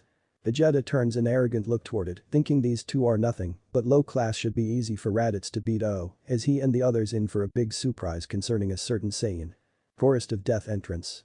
Naruto is dressed with his shinobi clothes, white pants covered by a red sash, a black red trimmed vest covering a sleeveless dark blue shirt with the kanji for legendary Saiyan etched on the back. That clings to his muscular and lean frame with black bracers with seals for absorbing kai and blood red boots that have a white jewel in the middle, with Tensa Zangetsu sitting in his lap and leaf headband holding up his bangs covering his left eye, while his red scouter is attached to right eye standing on the air. He suddenly cracks an eye open as 3 figures crashes down 10 feet from the entrance and watches as they open, revealing 3 figures. The first one is 5'7" muscular build Saiyan armor with black and brown greaves and boots. His hair is black and spiky cascading down his back as his eyes shone with bloodthirst and greed and lust. That made Naruto frown and disgusted him. No doubt this asshole is after Fasha. The next one could be described as a giant of the group 6'4" in height, no hair with a goatee, and black onyx eyes showing the same emotions Raditz has, and sees anger in them. His body could be described as a bodybuilder, only power and brute strength. He wears black and yellow Saiyan armor, with the same attire as Raditz, with his tail looped around his waist. The last person made Naruto narrow his eye under his hair, spiky black hair onyx eyes that hold untold amounts of pride, arrogance and cruelty, and power hungry just like his father. He is wearing blue bodysuit, white boots with Saiyan armor that had the crest of the royal family, and white gloves, with his tail looped around his waist like him. Nappa and Raditz. Vegeta looks at Nappa and Raditz. Nappa scanned the surroundings for that low-class trash Naruto. He should be around here and bring him to me. He said with arrogance and haughtiness that made the Saiyan they are looking for turn his ferocious golden eyes into a cold gaze, deciding it is time to announce his presence by spiking his killing intent around the area. Vegeta and the others stiffen at the feeling of Naruto's killing intent, trying to figure out who could generate such bloodlust and malice, but suddenly hear a voice. Well, look who the lizard sent here for me and Fasha. It's been a long time, Vegeta. The last time I saw you was in the analyst room, checking our power levels. Vegeta and the others snapped their heads toward the voice and found the teenage Naruto sitting cross-legged, floating in the air with a cold gaze in his eye, holding his sheath in his hand, while black and red plasma lightning arcs around his body. Raditz smirks and tries to knock Naruto out from behind, but doubles over, letting out a groan of pain as Naruto swung his sheath at Raditz's ribs, making them crack and roundhouse kick him in the face back down to Nappa and Vegeta. Naruto turns his gaze on him and narrows his uncovered eye. I know who you are, Raditz, and don't think I will be letting you in. Fasha-chan's presents. I will not let some disgusting sexist pig like you touch her. He snarled out as his hair spiked up as the electricity started to arc more in intensity. Vegeta scans his power level and is shocked. 225,000, and this doesn't even look like his full power. He was supposed to be stunted. Vegeta thought as he narrows his eye at Naruto in suspicion. So you have a power level of 225,000, despite being a teen. Thought this impressive at most, but that must be your limit since Fasha wouldn't have been able to teach you properly. Vegeta drawled as a vein bulged on Naruto's forehead, causing Raditz and Nappa to snicker, making the bulge bigger and his eye twitch violently. Naruto then drawls out coldly, making Nappa and Raditz angry and Vegeta cock an eyebrow. At least I have the skill to back up my power and not a disgusting low-class bitches like those two, Vegeta. He said, making Nappa and Raditz fume and Vegeta frown at his words that sounded like he hated his race. He spoke in an authoritative voice. Naruto, low class, you are coming back for questioning for abandoning planet Vegeta. Replied Vegeta, causing Naruto to lower his head, his hair shadowing his eyes. All of a sudden Naruto's shoulders start to shake and his black and red aura seeps out, giving him an ominous appearance, but he lets out a scornful chuckle, making Vegeta wince until it grows to a booming laughter that sounded demonic, but all of a sudden his aura flares gold and red. Hiya. Naruto's voice roared as his aura exploded outward and reveals his figure, making Vegeta gasp, and Nappa and Raditz narrow their eyes in wonder as his hair changes to a gold blonde with red streaks and his eyes change to black sclera and blood red slitted eyes staring them down. Naruto narrows his eyes. This is the reason why your father tried to have his so-called lackeys put a mind control device on me. Because of my high power level as a baby, I was a potential threat to his superiority. I was born that way because of being a descendant to the first legendary Super Saiyan, but this is only my first transformation that I unlocked at age 5 and I trained myself to be able to keep it active for months and years, but I also unlocked Super Saiyan 2, a feat that I was proud to achieve. Naruto said as he unleashed 1% of his aura, making it manifest into the head of an Izaru. Vegeta trembles with anger at this low-class trash who achieved something that was only meant to be for the royal family, his family. Not some no-name trash like Naruto. Naruto suddenly turns his head and smiles. Nice of you to join us, Fasha-chan. I actually thought you weren't going to watch my fight, said Naruto. Vegeta and the others snap their heads toward where Naruto is looking, and this sight makes Vegeta and Nappa boil in rage and Raditz stare at her with lust, causing Naruto to blast him with killing intent. Fasha flies toward Naruto in her Super Saiyan form, golden hair spiked up and intense teal-green eyes. She turns toward the three Saiyans and gives Vegeta and Nappa a cold smile. Well, if it isn't the princess, how is being a henchman to the lizard who killed your father feel? She said as Vegeta shoots a ki-filled glare, causing Fasha to raise an eyebrow in boredom. Really, Vegeta, the only one who can beat me is Naruto. Your killing intent is nothing but a drop of water in an ocean compared to me and Naruto, but since you are so prideful in thinking women are weak, let me humble you instead. Fasha roared as she blanketed the area with killing intent at mid-Saiyan level, causing Vegeta to buckle, Nappa to kneel and Raditz to die from a heart attack, and watches as the light leaves his eyes. Naruto wraps his hands around her waist with his and her eyes glinting coldly, while smiling. Oh my, it seems Raditz couldn't handle your killing intent, causing his heart to explode. Oh well, it seems he never was meant to be strong. Naruto said, making Fasha giggle in a creepy fashion, scaring the crap out of Vegeta and Nappa.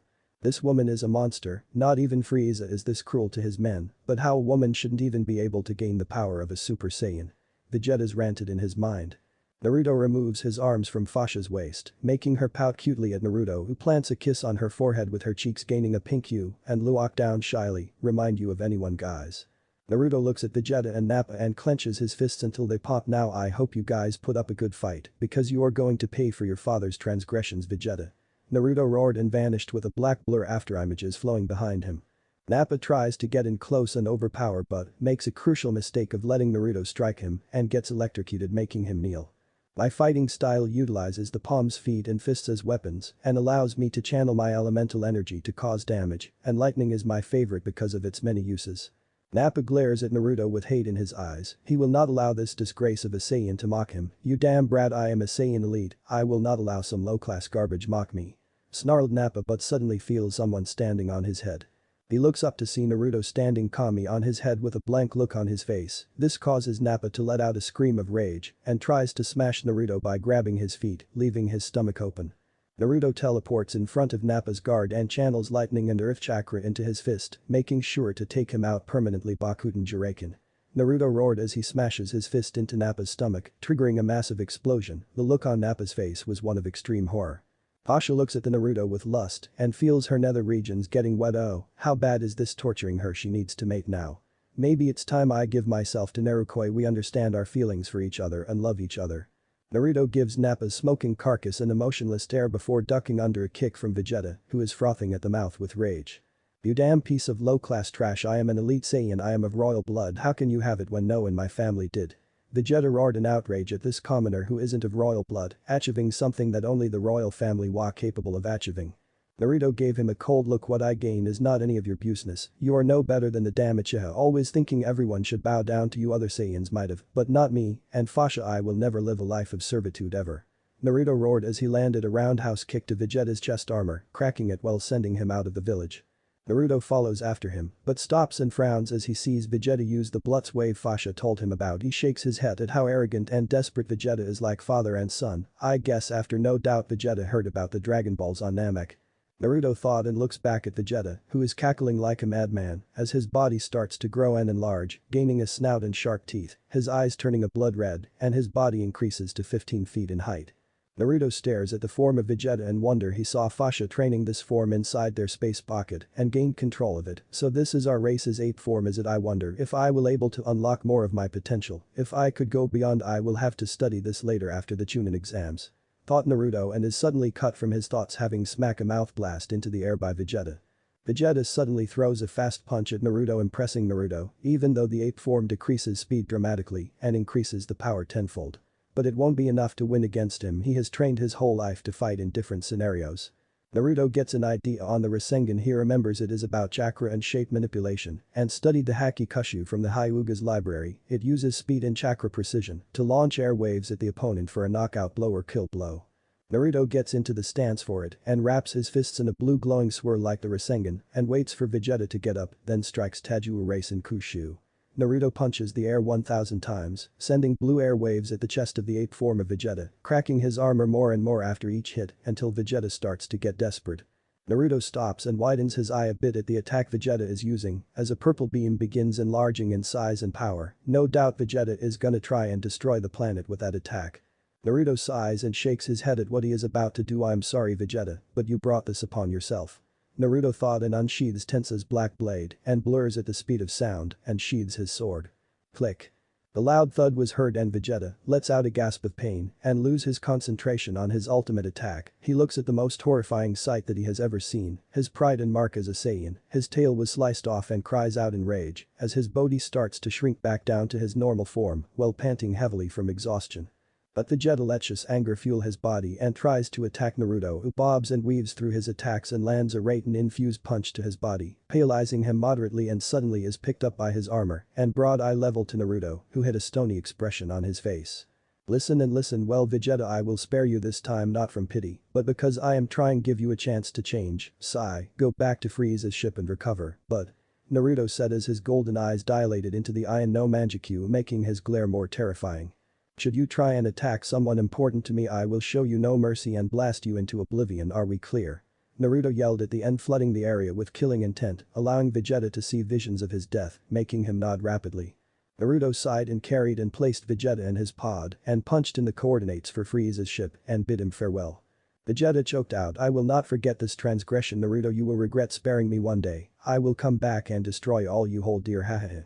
Vegeta laughs and fall unconscious. Naruto walks and deactivates his transformation. He walks to Fire Tower to rest, but is suddenly grabbed and tossed on the bed. He looks up to see the attacker to be Fasha, whose eyes were radiating nothing but love and lust, her golden hair cascading down her back. Naruto blushes as he notices her lack of clothing. Fasha smirks as she sees Naruto blush, knowing she has his attention. Naruto-kun, please make love to me, I can't hold back anymore, I need you. She said with pleading and love in her eyes, causing Naruto to kiss her with passion and love he can muster. Fasha moans in her mouth and leans more into the kiss and wraps her arms around him and starts grinding her pelvis on his cock, making him groan in pleasure. Naruto held a sweat-covered Fasha close to him and bit down on her neck, channeling his Kai, chakra and Kai into it, and he watched as a symbol of his Iron no Manjikyu Sharingan formed, this causing him and Fasha to smile and fall asleep. Nothing could ruin their happiness in life, and he will see to it that they live happy lives, but have a feeling there will be a big fight on their hands tomorrow. Underground base. This place is located under Konoha and is the HQ of Danzo Shimura and his root army. Right now the elders and civilian council is in a debate on what to do about the demon.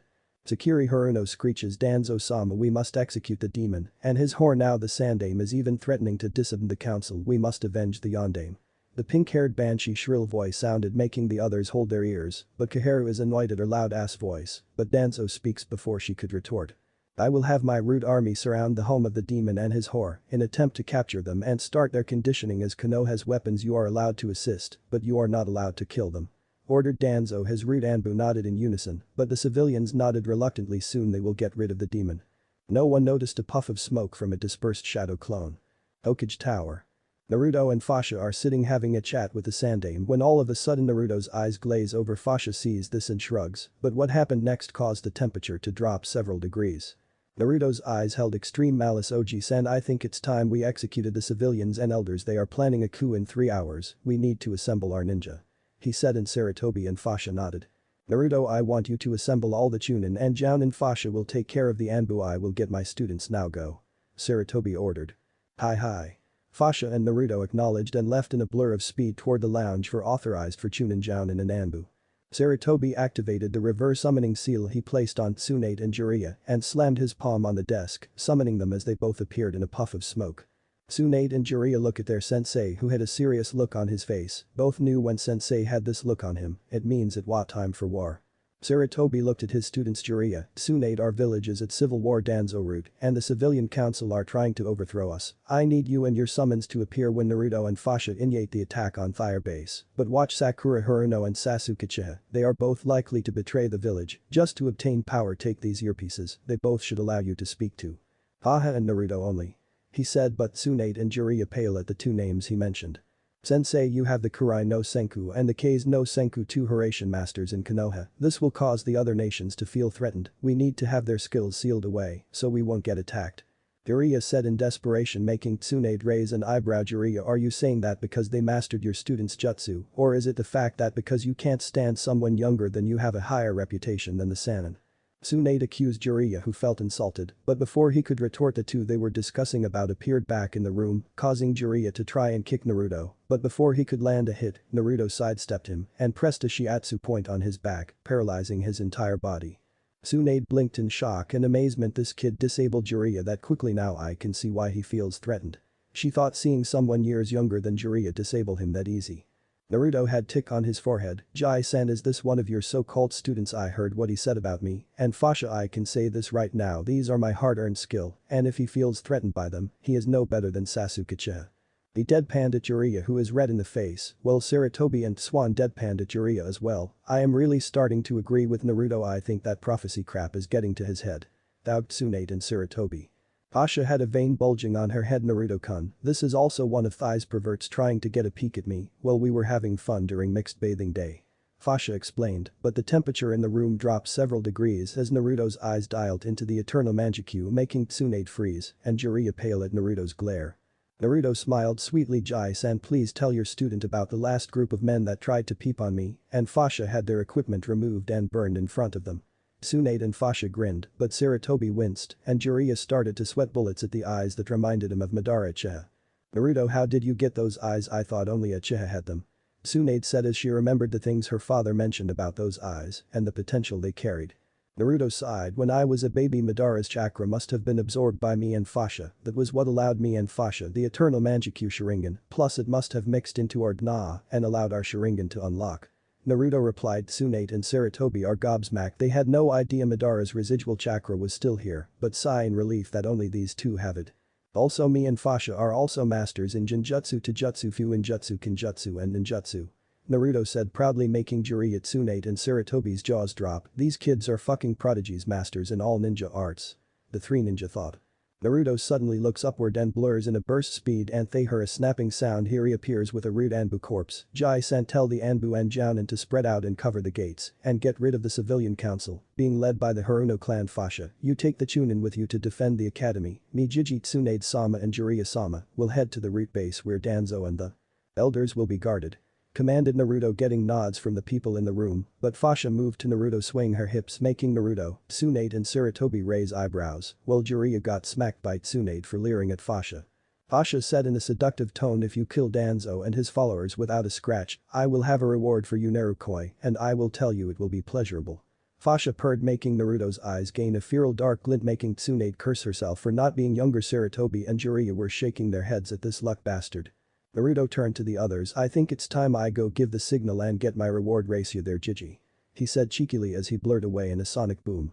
Sarutobi tore off his Hokage attire, leaving him in his battle armor. I am not gonna let some youngster outdo me. He said as he shunshined after Naruto, with the others going to their assigned areas. The fight is about to begin. Root HQ. Danzo and his followers watch the Root Anbu suit up and get ready for the coup and take over Konoha, but they suddenly feel a jutsu being used and a booming voice. Ninja Art 0.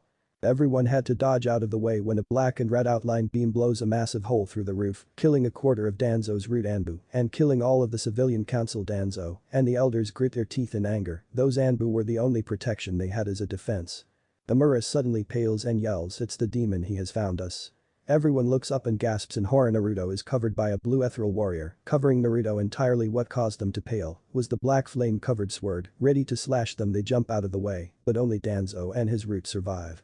Naruto grins as his eyes morph into the Iron no Manjikyu and activates the full Susanoo, eager to start battle. Danzo narrows his one eye sharply at Naruto. So has the demon finally come to submit to its betters?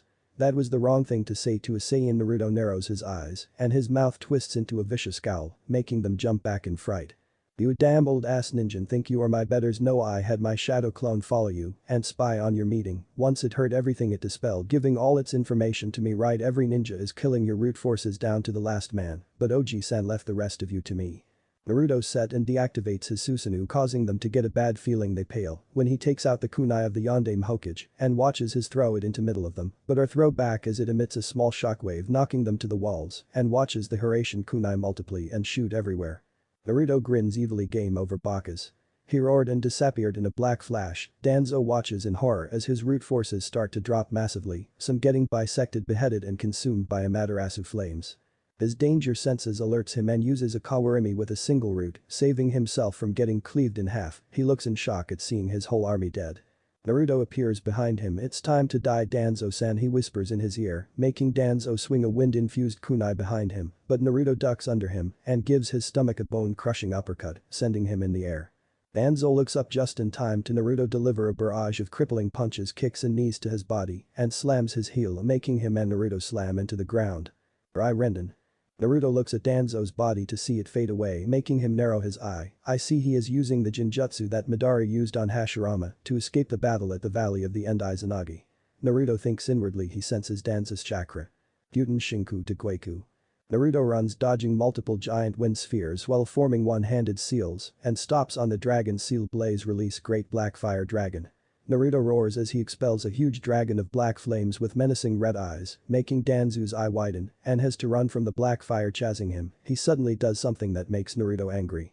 Danzu's arm sprouts a giant wooden wall holding off the dragon long enough for it to dissipate. He stands up, revealing the arm full of sharingans, and Naruto sees the thing that makes him sick. This bastard has Tsunade Sama's grandfather's face on his wooden-armed. Tsunade is gonna lose it if she sees this. Naruto thought somewhere in the village Tsunade sneezes as she knocks the head off of another rude Anbu, wondering why she wants to go on a killing spree, but she shrugs and gets back to the battle. Danzu rips the bandages covering his left eye, revealing the Sharingan of Shisui Uchiha, causing Naruto's eyes to turn red. He makes up his mind. Danzu screams in pain as Naruto snatches Shisui's eye from its socket and crushes the eye, making Danzu glare daggers at him. "Boy, do you know what you have done?" Danzu yelled furiously. He doesn't see Naruto drop the eye into a sealed container and toss it into his space pocket. Naruto's eyes turn cold and emotionless, making Danzu scared. He suddenly doubles over as Naruto plants his fist in his stomach, making him cough blood. He hits harder than Tsunade's full strength, and he didn't hit me that hard. Danzo panics but is lifted into the air by a Naruto's knee. He then does a spinning roundhouse sending Danzu through 5 trees. Naruto runs after him and appears in front of him black flames with kanji of the 5 elements and slams his fingers into Danzo's stomach, making him spit out a glob of blood. Fuinjutsu 5 element seal.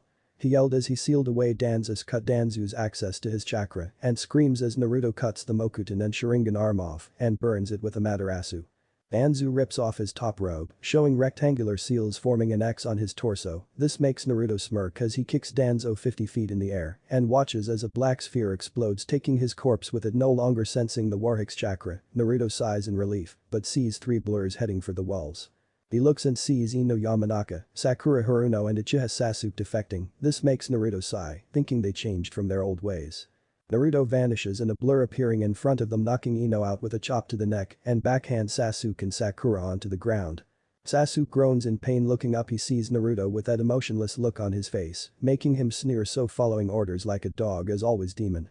Sakura screeching in agreement, taking out a kunai. She charges at Naruto in hope of earning her Sasuke-kun's love, but her head explodes sending gore everywhere, with Naruto having his finger pointed out, muttering explosive style death finger. Naruto wipes the blood off his finger but catches a kick to his head and tosses Sasuke through a tree. Crossing his arms, "Give up, Uchiha, you are outmatched, you can't win, you have been relying on your taijutsu too much, come peacefully or be executed." Naruto warns Sasuke but shakes his head as he sees an insane glint in the Uchiha heir's eye, hoping he would come quietly. Naruto looks up at the clouds lazily. "I hope Itachi will forgive me, but his little brother is too far gone for redemption."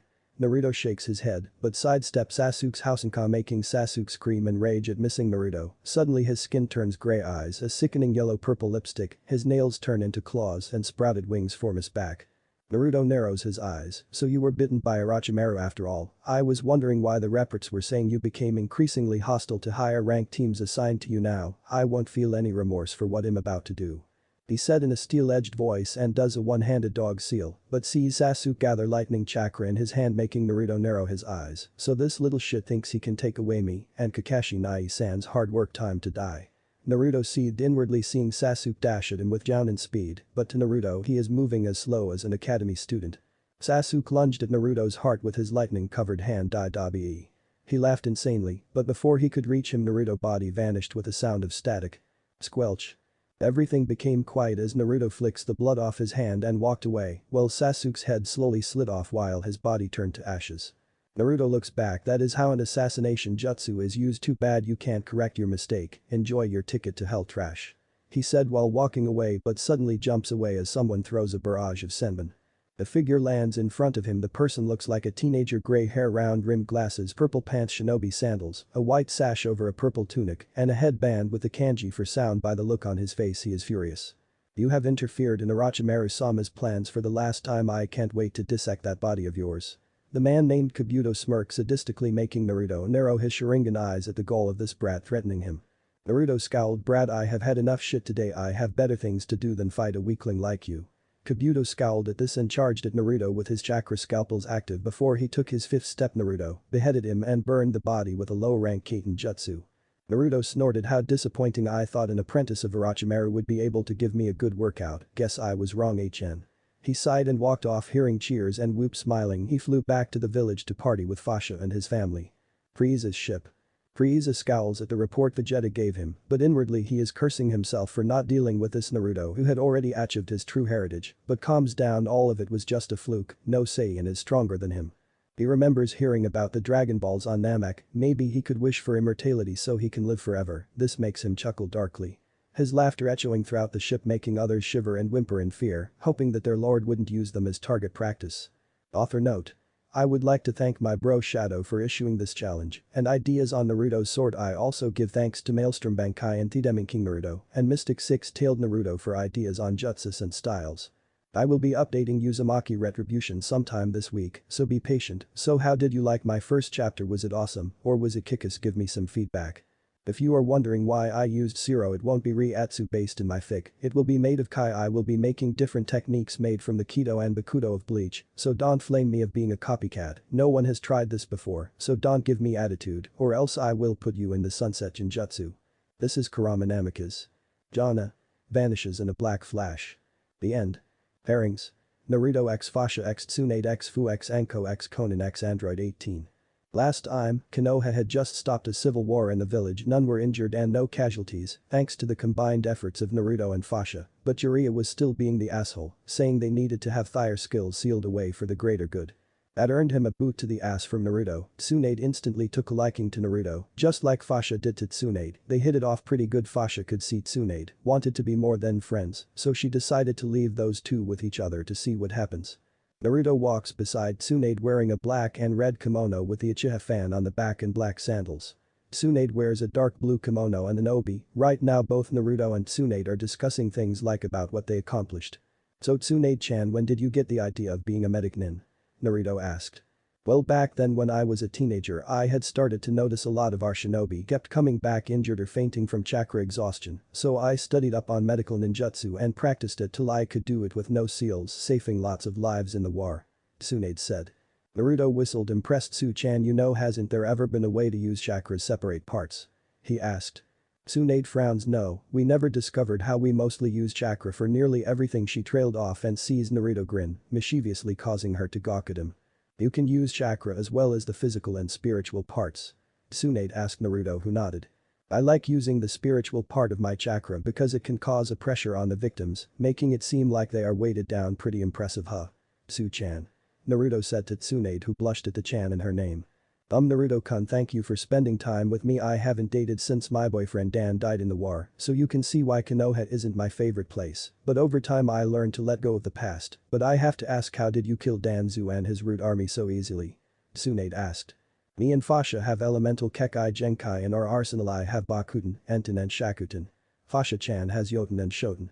Why do you think all of those bodies had black flames on them? I use Tensa Zanjetsu in conjunction with my Enten chakra, it is very deadly. Naruto explained. Tsunade quirked a brow, impressed at both Fasha and Naruto for mastering elemental combinations. That's a skill that takes decades to use, much less master, but these two did it by blood, sweat and tears. Tsunade smiled. Fasha-chan is so lucky to have a guy like him. I wonder if she's willing to share. I'll talk to her about it tomorrow, besides it's the Chunin exams, we need to stay on our toes. Tsunade silently added. They arrived at the compound of the Senju clan. Naruto bid her goodnight, but before he could leave Tsunade spun him around and kissed him on the lips, slipping her tongue in a little. Naruto sees this and explores her mouth with his tongue, making Tsunade moan in pleasure. They separate and Naruto blasted off into the night. See you tomorrow, Tsu-chan. He yelled. Tsunade touched her lips with a smile. See you tomorrow as well, Naru-kun. She whispered and closed her door with a click and sleeps with thoughts of a red-haired Saiyan in her mind. At the tower, Naruto sneezes, looking around thinking someone's talking about him. He shrugs and goes back to sleep. He did not notice Fasha's devious smirk. Junin exams preliminaries. The Hokage looks down from his stand on every one of his jounin, but watches both teams from Odo and Suna, remembering what Jiraiya had told him about the invasion. Flashback. Sarutobi was sorting through mission reports when he senses someone shunshin into his office. He looks up to see Jiraiya with a serious look in his eyes. This makes the Hokage raise an eyebrow in confusion. Jiraiya, is there something wrong? The Sandai asked Jiraiya, who handed him a scroll. He unseals its contents and reads the words written on the scroll and narrows his eyes. It was a message from Kumo, stating for them to hand over Naruto and Fasha Kurai to be used as breeding stock or go to war. Sarutobi's eyes take on a dark glint. It seems that some people don't know when to watch what they say. He mumbled darkly, scaring Jiraiya, who thought he was finally going to agree to get rid of Fasha and Naruto. Jiraiya shocked because his sensei burns the scroll. Sensei, what are you doing? Why didn't you agree? Surely no one cares about them. Asked Jiraiya. Sarutobi deadpanned Jiraiya. Those two are the two most destructive shinobi in our village's E rank and SSSS rank shinobi, plus everyone looks up to them including our civilians, besides that greater good crap is rubbish. He said. Jiraiya's jaw drops to the ground, cracking it. He would have never thought his sensei would disagree with him. Prophecies were meant to be fulfilled. Before he could continue his thoughts, a messenger toad poofs in the office. Sarutobi takes it and reads the scroll until his eyes gain a dark glint. It seems Orochimaru wants to try and invade Konoha, along with Suna Iwa and Kumo at the Chunin finals. Sarutobi said, shaking his head at Orochimaru's desperation. Sarutobi and Jiraiya feel someone shushing into the office. They look to see to their surprise. It was Naruto wearing his jounin attire. Reporting for an A rank mission. Sandaime-sama. Naruto saluted his surrogate grandfather who looked grim. Naruto-kun, it seems Kumo want to take you and Fasha to Kumo for breeding stocks. The Sandaime explained to Naruto, who looked very bored but smiled sweetly, making them sweat bullets. Let them come here for the Chunin exams. If they think their ninja can get me Genin, Chunin, Jounin, Anbu or Cage, I will turn them into maggot food. Should they decide to attack me or my family, tell that to every cage of this fucking planet. Naruto said to his surrogate grandfather, who looked shocked by Naruto. Never in his life has anyone shown such devotion and fierceness for their loved ones. It made him smile in happiness at his grandson in all but blood. Jiraiya scoffed, making Naruto turn his golden amber eyes on him. You got something to say, Gamabaka? Naruto questioned Jiraiya, who shivered at the look the Saiyan is giving him. He turns to his sensei for help, but all Sarutobi does is shake his head at his idiot student, wishing he would stop believing in silly prophecies from animals. Naruto shakes his head. Oyaji, I'm going back home to train. I will see over the genin at the Forest of Death tomorrow. Knowing Orochimaru, he would be after me or Fasha, but should he come after me, I don't give two shits what Jiraiya thinks. I will erase that snake from his existence and leave Odo's smoking crater. He warned his grandfather, who nods slowly, but Jiraiya gapes at him. No, you will not, Gaki. Orochimaru deserves a second chance, don't you think? He pleaded to the Saiyan, who looked at him like he had grown two heads, then to his grandfather, who is giving Jiraiya the same look. Shaking his head, he tells Jiraiya the same thing he said just now. He will not give a sick man like Orochimaru a second chance who experiments on others. Flashback end. The next morning, Naruto wakes up to oversee the teams that are being targeted by Kumo while listening to his music as he jumped through the trees, suppressing his chakra to non-existent levels while keeping an eye on Hinata's team. His nose twitched as he smelt the scent of lust and arrogance downwind. He looks back to see two squads of Kumo nin speeding toward teammate, but what makes him suspicious is their chakra levels being that of an Anbu. It seems the Raikage is getting desperate since he couldn't get me and Fasha, so going for a little girl, no less. Congratulations Raikage Baka, you just made the top of my shit list. Naruto thought as he sees teammate stop and look in the Kumo team's direction. Seconds later, teammate has to dodge a giant lightning dragon. Sounds of people appearing in a shushin. They look and see two Anbu squads with the kanji for bolt on their masks. Well boys, looks like we found the one Raikage-sama asked us to capture to breed our own Hyuga clan. One of the Anbu leered at Hinata, who blasts him with Anbu level killing intent, making him piss himself. Naruto quirks an eyebrow in amusement, the battle-hardened Kumo bolt unit soiling himself from the Hyuga heiress's killing intent. The others snort and snicker at him. Angered, the leader glares at Hinata, promising he isn't gonna show mercy. He pulls out a katana and charges teammate with his other Anbu. The Genins get into formation, knowing they will barely survive, but before the Anbu could reach them, they hear a scream from their left. Hinata and Kiba look toward the direction of the scream and sigh in relief. Shino raises an eyebrow in confusion at why they are looking so relaxed when they are surrounded, but looks as well. Well, I didn't think the Raikage would be this bold to send his bolt squads into the exams to capture the Hyuga heiress. That I cannot allow. Naruto's voice echoed throughout the forest, spooking the Anbu, but one strodes forward arrogantly toward Naruto, who narrowed his eyes at the arrogance of Kumo. Why don't you come out and fight us then if you think taking one of us out is gonna scare us? The Anbu proclaimed arrogantly, making the other Anbu shout with him, but before he could continue, a large amount of killing intent slammed down on them, making it difficult to breathe. One of the Anbu look up to see piercing golden eyes glaring down at them with black flames glowing behind them like the fires of the purgatory. One of the Anbu was able to weave 5 hand signs Raiten Raikyu. A large lightning bolt raced toward Naruto at blinding speeds. Then Naruto did something that deemed impossible. He literally grabbed it with his bare hands.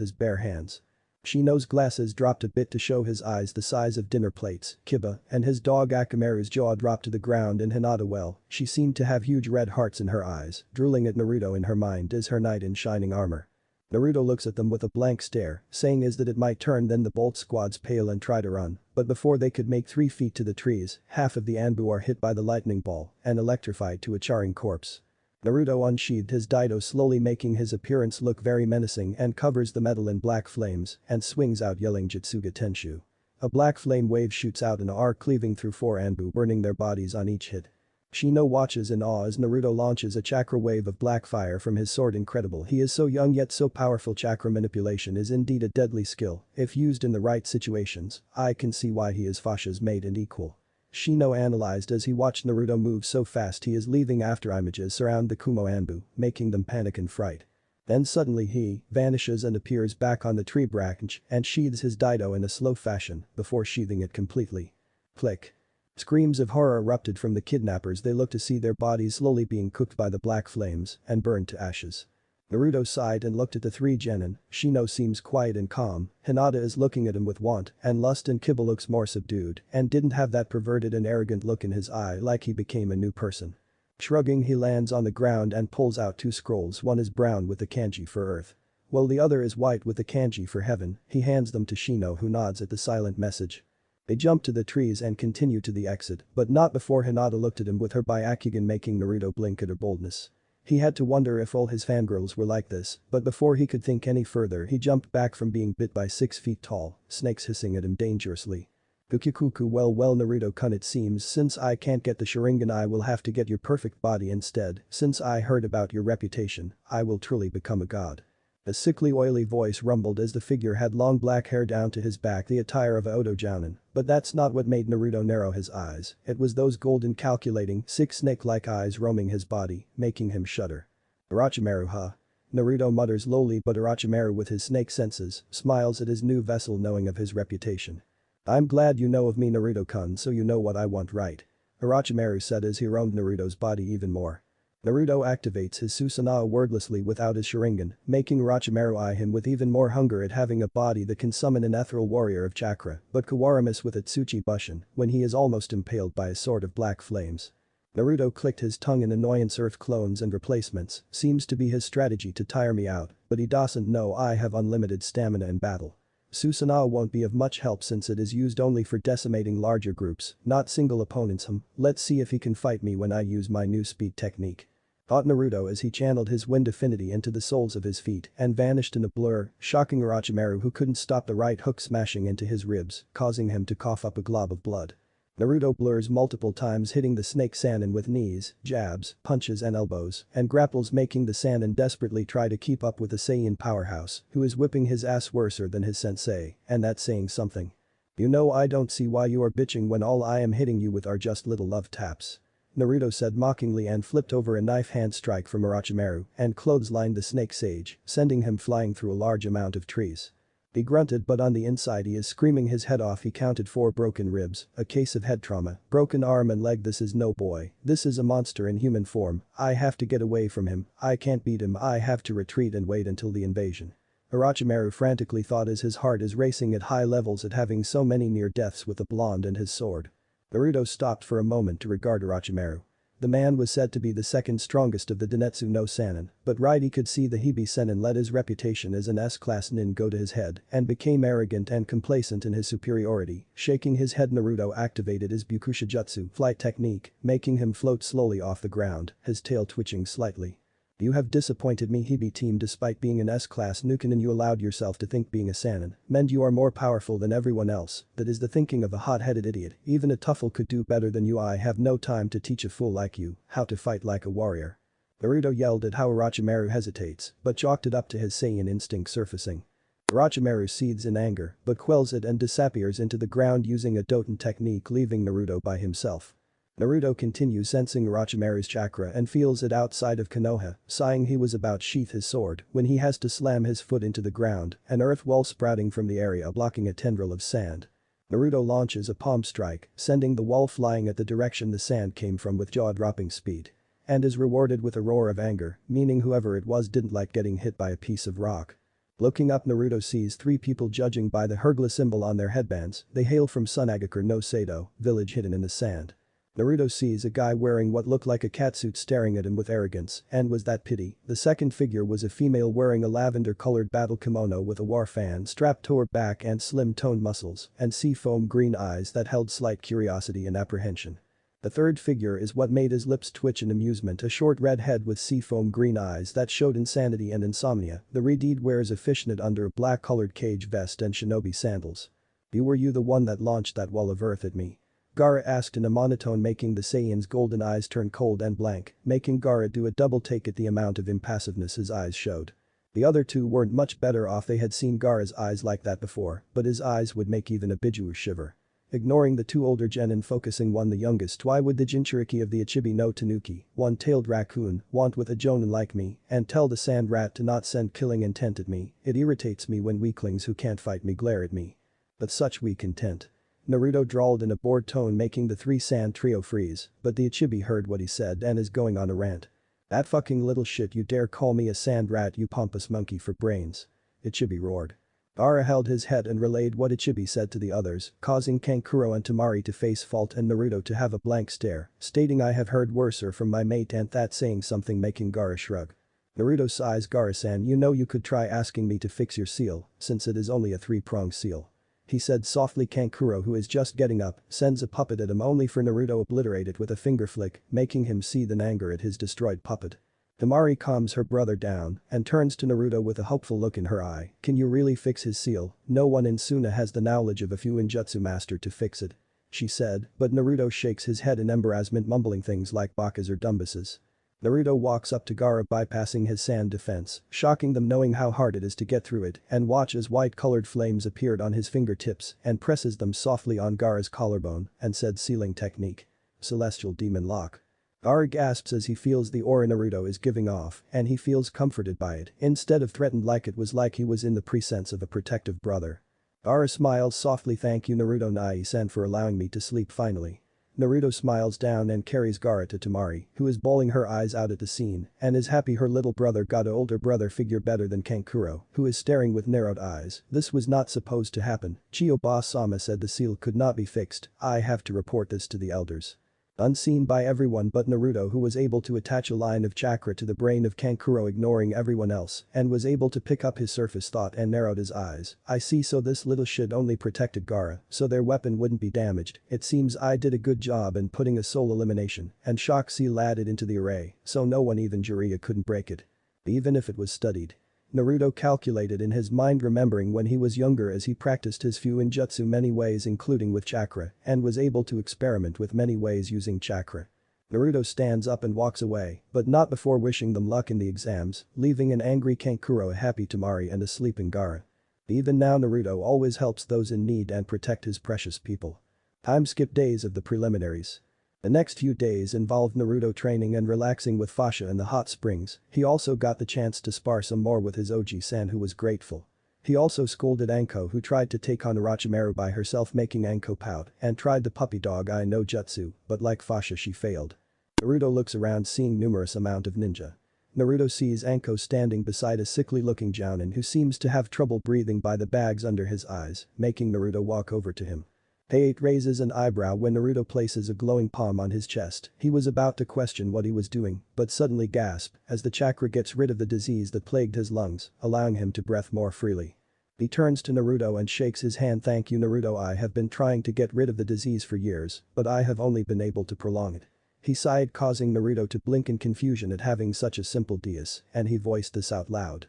That deus was only caused by inhaling the mist from a Fuinjutsu from its acidic properties. All you had to do was have the mist removed and don't do any strenuous activities. Man, the medic corps have gotten lazy, haven't they, Tsu-chan? Naruto answered with a sweat drop, making the Sandame's jaw drop at how his grandson addressed Tsunade, hoping she won't think of him as a pervert. Tsunade just sighs in disappointment. Sensei, looks like I will have to reeducate our staff on not being lazy like the Naras and not doing their duty, she said as she cracked her knuckles with a sadistic grin on her face, causing Anko and Fasha to sport the same grin, making several men back away in case they don't want to get caught in the crossfire.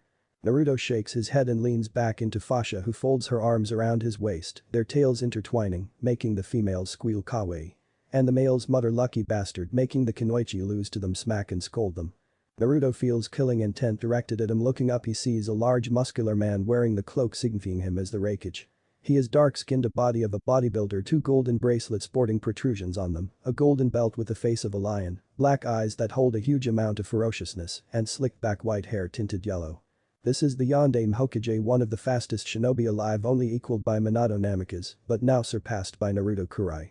Naruto gives the Raikage a lazy glance, making the muscle man flare his killing intent even more, making some of the Jounin and Genin nervous. He narrows his eyes and releases his spiritual chakra and directing it at the Raikage, making him stumble from the increase of pressure. He looks at Naruto, who is standing there looking at him with a predatory grin, making Anko feel turned on at how feral Naruto looks right now.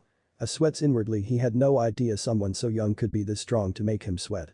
Next to him, a russet-haired woman is looking at Naruto with interest. She has jade green eyes, blue lipstick, fishnet under a dark blue battle dress and blue heels. This is the Godlike Mizukage Mei Terumi, user of the dual Kekkei Genkai clan, known to use both Jotun and Futon sub-elements, making her a very dangerous foe, and was the main leader of the rebellion in the Civil War, defeating the Yondaime Mizukage Agura, who is also the Jinchuriki of the Sanbi no Kyodagame, three-tailed turtle, who was under a powerful Jinjutsu and has been reinstated as a Jonin. I'm just gonna skip to the fights, the speech is boring. First round. Kiba Inuyasaka vs Saku Apumi. Kiba looked at his opponent from afar with a calculative look in his eye, making everyone do a double take. They always known that Inuyasakas were sometimes brash, arrogant and cocky, but this one is calm, and his eyes hold none of the traits of a former Inuyasaka. Saku apparently ignored this and jumped down, landing on his feet. Come down here, mutt boy, I got better things to do than waste time with a clan of bitches. He said mockingly, but gets blasted with killing intent, making him sweat, and the one who is releasing it is Kiba, who had a dangerous glint in his eye, making some of the weaker Genin slowly inch away. The Jounin sent Saku a look that said he is fucked now. Kiba said, Akamaru down, let me do this alone. Akamaru, I want to try fighting alone this time. I promise I'll let you fight beside me in the finals, okay? Kiba asked his Ninken, who gave yip at his owner and sat beside Hinata. Kiba got on the rail and jumped down to the ground, giving Saku a cold look. He looks toward the proctor, who is eyeing both. When the proctor called out the match to start, Kiba rushed Saku with fast swipes, jabs and elbows with low Jounin speeds, making Saku move with every ounce of his speed to not get mimed by the ferret Inuyasaka's claws. Saku jumped back and thrusted his arms forward, decapitating airwaves. He shouted as a blast of air shoots from his palms toward Kiba, who jumps to the side and runs on all fours towards Saku, who is launching more airwaves at Kiba until he gets struck in the ribs by an elbow. Jumping back, Kiba jumped into the air Tsuuga. Turning into a drill, he rushes Saku, who continuously fires sound waves at the drill but are blasted through and gets struck by Kiba, ending up with a large gash on his stomach, making slip into unconsciousness from the pain. Shasha. Kiba Inuyasaka. Hey, announced. Naruto and the other Jounin clapped along with the Hokage and others, making Kiba blush and scratch his head sheepishly and walks back to his team, who congratulates him. Shino asks Kiba a question. Kiba, why were you so calm? Most of the times you were always letting your anger cloud your judgment, but now it's like you are at peace. He asked Kiba, who looked saddened and sighed. 1 month ago I was training when I was visited by Naruto-sensei, and he asked me why did I fight. I told him was to become famous, but he told me being a shinobi isn't about fame, it is about protecting your village and family. Now I'm gonna stick to it. Kiba declared. Naruto heard what Kiba said with his enhanced hearing and smiled at seeing one of his generation taking the right path, nodding. Naruto relaxes in Fasha's arms. Both him and Fasha look up at the board to see who is fighting. Naiyujito vs Niji Hyuga. Naruto deadpan, guy, I hate to say this, but your student is gonna G this ass hand to him hard. He said to the spandex wearing Jounin, making him shout at Naruto's unyouthfulness, saying Neji's youthfulness is burning bright, making him shake his head. Vegeta walks down to the arena but is in a conversation with her tenant, judging on their opponent. Hidden, be careful, this one is leaking killing intent, and judging by where he is looking he knows we are from Kumo. Nibi told her. Vegeta sighs. Nibi-chan, I know how to fight a Hyuga, and I will end it very quickly, besides I want to impress the blonde Jounin up there, she told her. Nibi, who perks up when she describes him, but quivers in fear. Hidden, are you senile? That is Naruto Kurai, he is a Z-class shinobi, he has enough power and skill to beat the Hachibi with Taijutsu alone. Nibi ranted to Yujito, who quirked an eyebrow. Yujito shrugged nonchalantly, so it's not like he doesn't need more than one mate, plus he smells like a monkey, and he has a tail like one, as well as he a demon or something. She asked Nibi, who shaked her head, telling Yujito to focus on the fight. Yujito blurs at Anbu level speeds, making Naruto and Fasha raise an eyebrow and the others to gawk at her speed, and she looked like she wasn't even trying. Yujito launched a barrage of elbows and jabs at Niji's body, making him spit out a glob of blood and blacks out from the pain. Shasha nai Yujito. Hey, it announced. Yujito blew a kiss at Naruto, making several girls unleash killing intent at her, but she gives them a smug grin, saying do something about it bitches, making them accept. Fasha raise their killing intent even more. Naruto and Fasha sweat drop and shake their heads at how shallow these girls are. Hinata Hyuga vs Ino Yamanaka. Finally I get to put Naruto Baka's little bitch in her place. She said arrogantly but gets a cold shiver when Fasha stares at her with those obsidian black eyes. Hinata's body gives off a black aura with her hair shadowing her eyes making Kiba and Shino chuckle nervously and step back when she starts chuckling, making everybody even Orochimaru in his disguise flinch at how evil she laughed. Hinata blasts from her spot leaving a crater on the ground and gives Ino a vicious roundhouse, sending her into the statue, cracking her bones and knocking her out. Pathetic, you are just like your bitch of a friend Sakura fangirl, a disgrace of Kinoichis. At least I realize Naruto isn't meant for me, but you continue to ramble on and on about Sasuke's greatness when he's nothing but maggot food, but I'm glad he's dead in my words, the only good Uchiha is a dead Uchiha, she said in a cold voice, making even her stoic father raise an eyebrow impressed. Hinata walked back to her team who asks her if she is fine, nodding they settle down.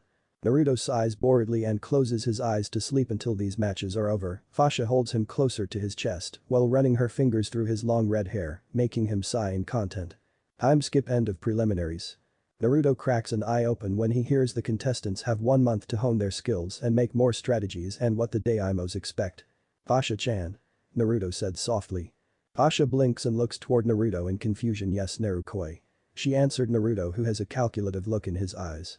Fasha-chan, we need to create a better and faster ship so we can reach Namek before Frieza does, and I already know Vegeta will recover very quickly, so we need to make haste. Naruto said in a serious voice, making Fasha nod. Okay Naru-kun, I will need to read the schematics for it to withstand the gravity in space. I should have it done in 2 weeks. Take care of yourself till then. Fasha said. Naruto nodded and disappeared using instant transmission to his personal training ground and went inside his time-space barrier so he could train. Creating a few hundred clones and pulling out tensas and jutsu. Okay guys, I need to polish my skills some more, so come at me full strength, ready go. He shouted as he charged his clones in a free-for-all battle with taijutsu and kinjutsu. This duration of the 2 weeks until Fasha completed the space shuttle, but he decided that he and her will go for Namek after the Chunin exam finals so they could help with the invasion. Over the course of training, Naruto placed resistance and gravity seals on him to further increase his speed and resistance to heavy pressure. He also thought about his taijutsu and ways to improve it, so he racked his brains for ideas and came up with one. He read a manga called Soul Eater about how Meisters, as they were called, were able to channel their wavelength throughout their opponents and cause internal damage, so he tried this with his hybrid Tai style and was able to shred a test dummy from the inside out with wind. So he came up with a name for it, Soul Destroyer, due to it being able to damage the organ and chakra network at the same time. He continuously did his katas every day so he could perform the movements in a millisecond. 2 weeks later. Brilliant was what it was. Fasha outdid herself when creating a new space shuttle. It looks like a better version of Saiyan space pod, but has more room in it, a gravity chamber, a refrigerator stocked with healthy foods, and all the other essentials you could need. It is colored an obsidian black with the Saiyan logo on the front. Fasha also put seals on it to prevent energy attacks from destroying it. Naruto stared at it with a blank look on his face before it lit up with a bright grin and grabbed Fasha around her waist, swinging her around, making her squeal in laughter. Damn, Fasha-chan, I don't even think Nara could come up with something like this. Are you sure you are not related to them? He asked mischievously. Fasha did a mock thinking pose. No, the Naras are way too lazy to build something this design, they would have thought it was too troublesome. She drawled Nara-like, making Naruto chortle. Naruto examined it even further, noting everything is in place and nodded. Everything is in order, we might have to tell Saruoji-san so he will know where we are. Naruto told Fasha, who is looking off into the sky with a dark look on her face. Naruto sees this and sighs, annoyed at Frieza as well, trying to turn them into baby factories, but he wonders if Frieza will even present a challenge. He shakes his head and tells Fasha he is going out for a walk wearing a sleeveless bodysuit and jonin pants, his hide around his neck. 3 minutes later he walks to an open space outside Konoha and closes his eyes, sighing annoyed. Why don't you guys come out of hiding? I would hate to have to kill someone in cold blood again, like those villagers. He warned and looked out of the corner of his eyes to see 3 figures. The first figure is female wearing a standard Iwa-jounin outfit, toned and slim legs, high C-cup, short black cropped hair and pink pupilless eyes. This is Kuretsuchi, granddaughter of the Sandaime Tsuchikage. She had heard of the Kurai Senku, but she thought it was all fake, so she wanted a fight to see if he's the real deal. The second figure is a huge man, same outfit as Kuretsuchi, except his is larger and size. His eyes hold lots of playfulness, but hold a dangerous glint under them. This is Akatsuki, brother to Kuretsuchi, and I was Golem Titan, an A rank borderline low S rank jounin. The last figure is what made Naruto quirk an eyebrow. This man looks to be in his mid-30s, he had his brick red hair up in a ponytail, and had a patch of facial hair, coal black eyes, an Iwajown attire and a headpiece in place of his headband, 2 purple stripes on either side of his face. This is Yonbi no Rashi Jinchuriki of the Yonbi no Seru, 4-tailed lava monkey. He doesn't know why, but his Biju feels nervous around Naruto, but he decides to study Naruto from a distance. Naruto gave a blank stare. May I ask what you are doing following me when I want to be left alone, and you also brought the 4 tails as well, that is just fucking insulting. He said, giving them a cold look, meaning he was annoyed. Kuretsuchi gulped nervously, she can tell just by the air around him he is superior to her grandfather. Rashi stepped forward, making Naruto give him a sharp look, making him stop, and sized. Tsuchikage-sama just wanted to know if you are a threat to Earth country. Rashi asked Naruto politely, who closed his eyes and spoke, I mean no harm to any of the countries on this planet, you stay out of my way, I stay out of yours, just be sure to tell the so-called yondaime haters to not antagonize me. Rashi nods and gives Kuretsuchi a sharp look, which she pouts at. Hi, we understand, I will be sure to relay the message to Inoki-sama. He replied, making Naruto fault at the old coot still being the cage. Naruto's eye twitches. Rashi, seriously, that old goat needs to elect a goddaime, how is he gonna be a cage if his back keeps giving out? He said flatly, making Kuretsuchi rant on and on about her Oji-san being stubborn, making them sweet troop at her childish nature, but Naruto bids them farewell and walks back home, eager to get some sleep. Time skip. Chunin exam finals. Naruto lets out a bored sigh as he watched the semifinals of the exams commence. His Oji-san had asked him and Fasha to be his guards in the booth with the other cages, but he sent a sharp glare to Ao and Chijuro, who were glaring at his back, and right now his hand was twitching towards Anjetsu's sheath, making the others pity those two. Naruto suddenly vanished with a black flash behind the 2 Mizukage guards, holding his Daido covered in black and red lightning close to their crotches, making every male in the vicinity cover their manhoods and women to let out a huge cackle, scaring everyone. I am warning you too, I am not interested in Mizukage-sama, so I would appreciate it if you stop glaring at me, unless you want to have a permanent sex change. Naruto said bluntly, causing everyone including Orochimaru grabs their privates in fear. Both guards nod rapidly, not wanting to lose their manhoods, and gave him a large berth, making him nod in satisfaction for his intimidation act, and walked back to sit beside Fasha, but stumbles as his eyes morph into the eternal Manjikyu Sharingan and feels them burn, causing him to gasp in pain. It felt like he was poked in the eye by a heated needle, but it quickly went away, leaving him to rub his eyes. What was that? It felt like my eyes were trying to evolve again, but it felt like a block. He thought, but snapped out of it when he sees everyone looking at him with a concerned gaze, but he told them he was fine. Winner by forfeit, Gaara Sabaku. Genma announced. Naruto looked at Gaara's opponent, surprised to see Shino Aburam, who caught his look and nodded. Final match, Gaara of Suna vs Dachi of Iowa. Genma's voice boomed over the stadium. Naruto looked to see a light-skinned man of 5'7" strode onto the arena floor like he owned the place and frowns at the arrogance coming from a genin. He looks at Inoki to see him with a stone expression, but could see his eyebrow twitching, making Naruto for Dachi. With Gaara looked at the arrogant Iwanin with half-lidded stare that made him look bored and sighed as he extended his right hand, forming into a 20-foot-long staff with red tribal markings, making his Tamari gasp and Kankuro seethe inwardly. This cannot be happening. Gaara was supposed to be weak to only really on his demons, chakra, damn you Kurai. The puppet user growled out loud, making Tamari glance at him with a glare, him for thinking Gaara was a weapon, a mentality shared by Chio and the council. She isn't gonna let them near Gaara even if she died. Hajime. Genma's voice boomed over the stadium as he shunshined up to the other Jounin. Dachi charge your Gaara, with speed matching that of mid-Jounin, but to Gaara it was like he was moving as slow as a turtle. Gaara sighed and vanished, meeting Dachi halfway, unleashing a barrage of bone-jarring blows, punches and kicks to Dachi's chest, making him cough up a little of saliva and blood, gasping for air.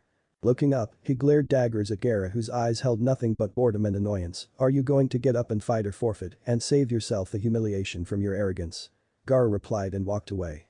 Dachi snarled, doing 6 hand seals Doten Doryu Dango.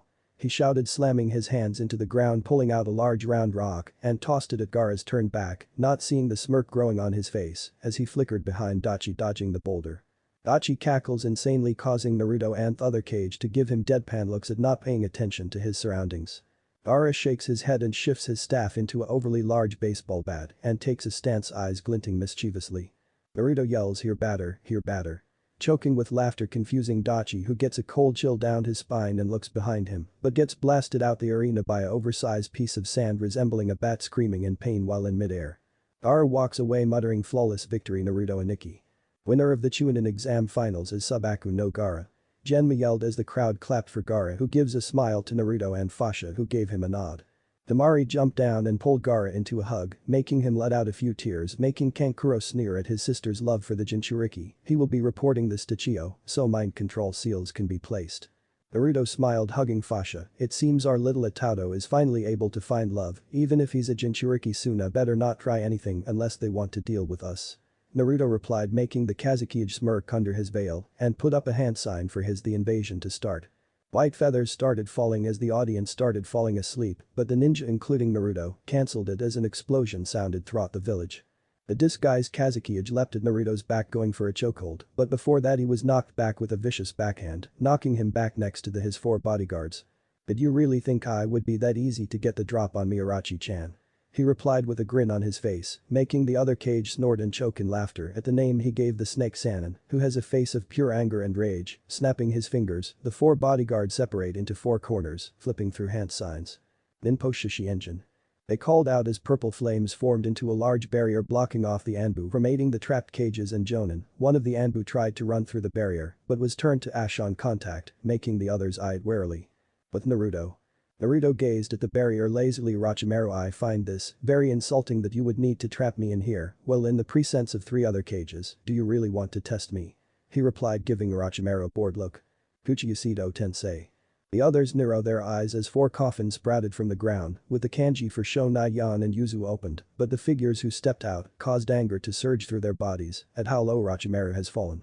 "You summoned the 1st, 2nd, 4th Hokages and the 1st Jinchuriki of the kyuubi. Now this is a challenge. Oji-sen, stand back. It's time I showed them why I earned my name in the bingo book."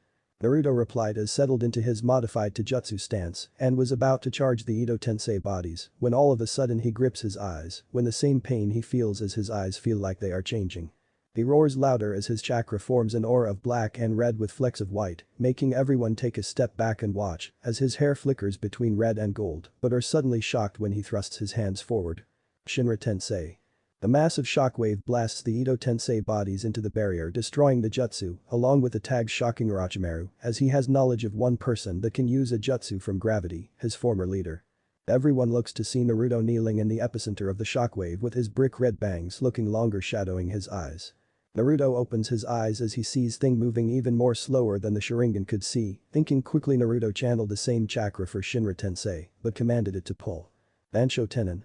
Orochimaru yelped as he is yanked toward Naruto by an invisible force, but screams as Naruto slams his hand into ground, causing the snake sage to do the same, shattering his arms, legs and spine, making him immobile. Mito gasps as his eyes turn red with black rings surrounding the pupil. Mikami, he has the Rinnegan, but this one feels more powerful than the Rakutos. This causes those around to stare at Naruto with an astonished look. This boy, no man has so much power, even though he is a Z-rank shinobi. Naruto walks to the Hibi Sennin's broken body cautiously as the snake liked to pull off sneak attacks, and he was correct when Orochimaru shot the Kusanagi from his mouth, but Naruto grabbed it and yanked it from the man's mouth, taking his tongue with it. Orochimaru screamed out in agony, "You damn brat, I swear I will kill you if it's the last thing I do."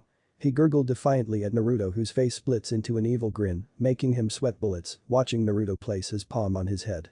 "I just figured out another ability of my Rinnegan. My computer allowed me to assess the powers of the Rinnegan. One of them allows the user to rip out souls for information or absorb them, gaining the knowledge of the soul."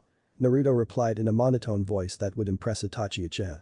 "Now let's see how you like having your soul stolen, Ninjendo," Naruto said as his Rinnegan flashed while his hand slowly pulled out a black transparent body with an outline of the snake Saiyan, making Naruto narrow in disgust. Naruto looked down at Orochimaru while holding his soul. "You are just like Danzu, only wanting to take things that don't belong to you, especially desecrating the graves of the former Hokages is just sickening. I will be sure to turn Odo into a crater." He roared, ripping out Orochimaru's soul, absorbing it into his body. Orochimaru's eyes turned glassy with no sign of life in them, an indication that he is finally dead. The Sound 4 look on in shock at the one who killed their master, but suddenly scream as the curse marks on their necks burn away slowly, with them breathing heavily, unable to hold the barrier. The Anbu moved to apprehend them, but Naruto raises his hand signaling them to halt as he held the sheath for his Tensa Zangetsu, fingering the hilt. Hirobo growls and rushes Naruto, ready to punch through him. "Bastard, this is for Orochimaru-sama."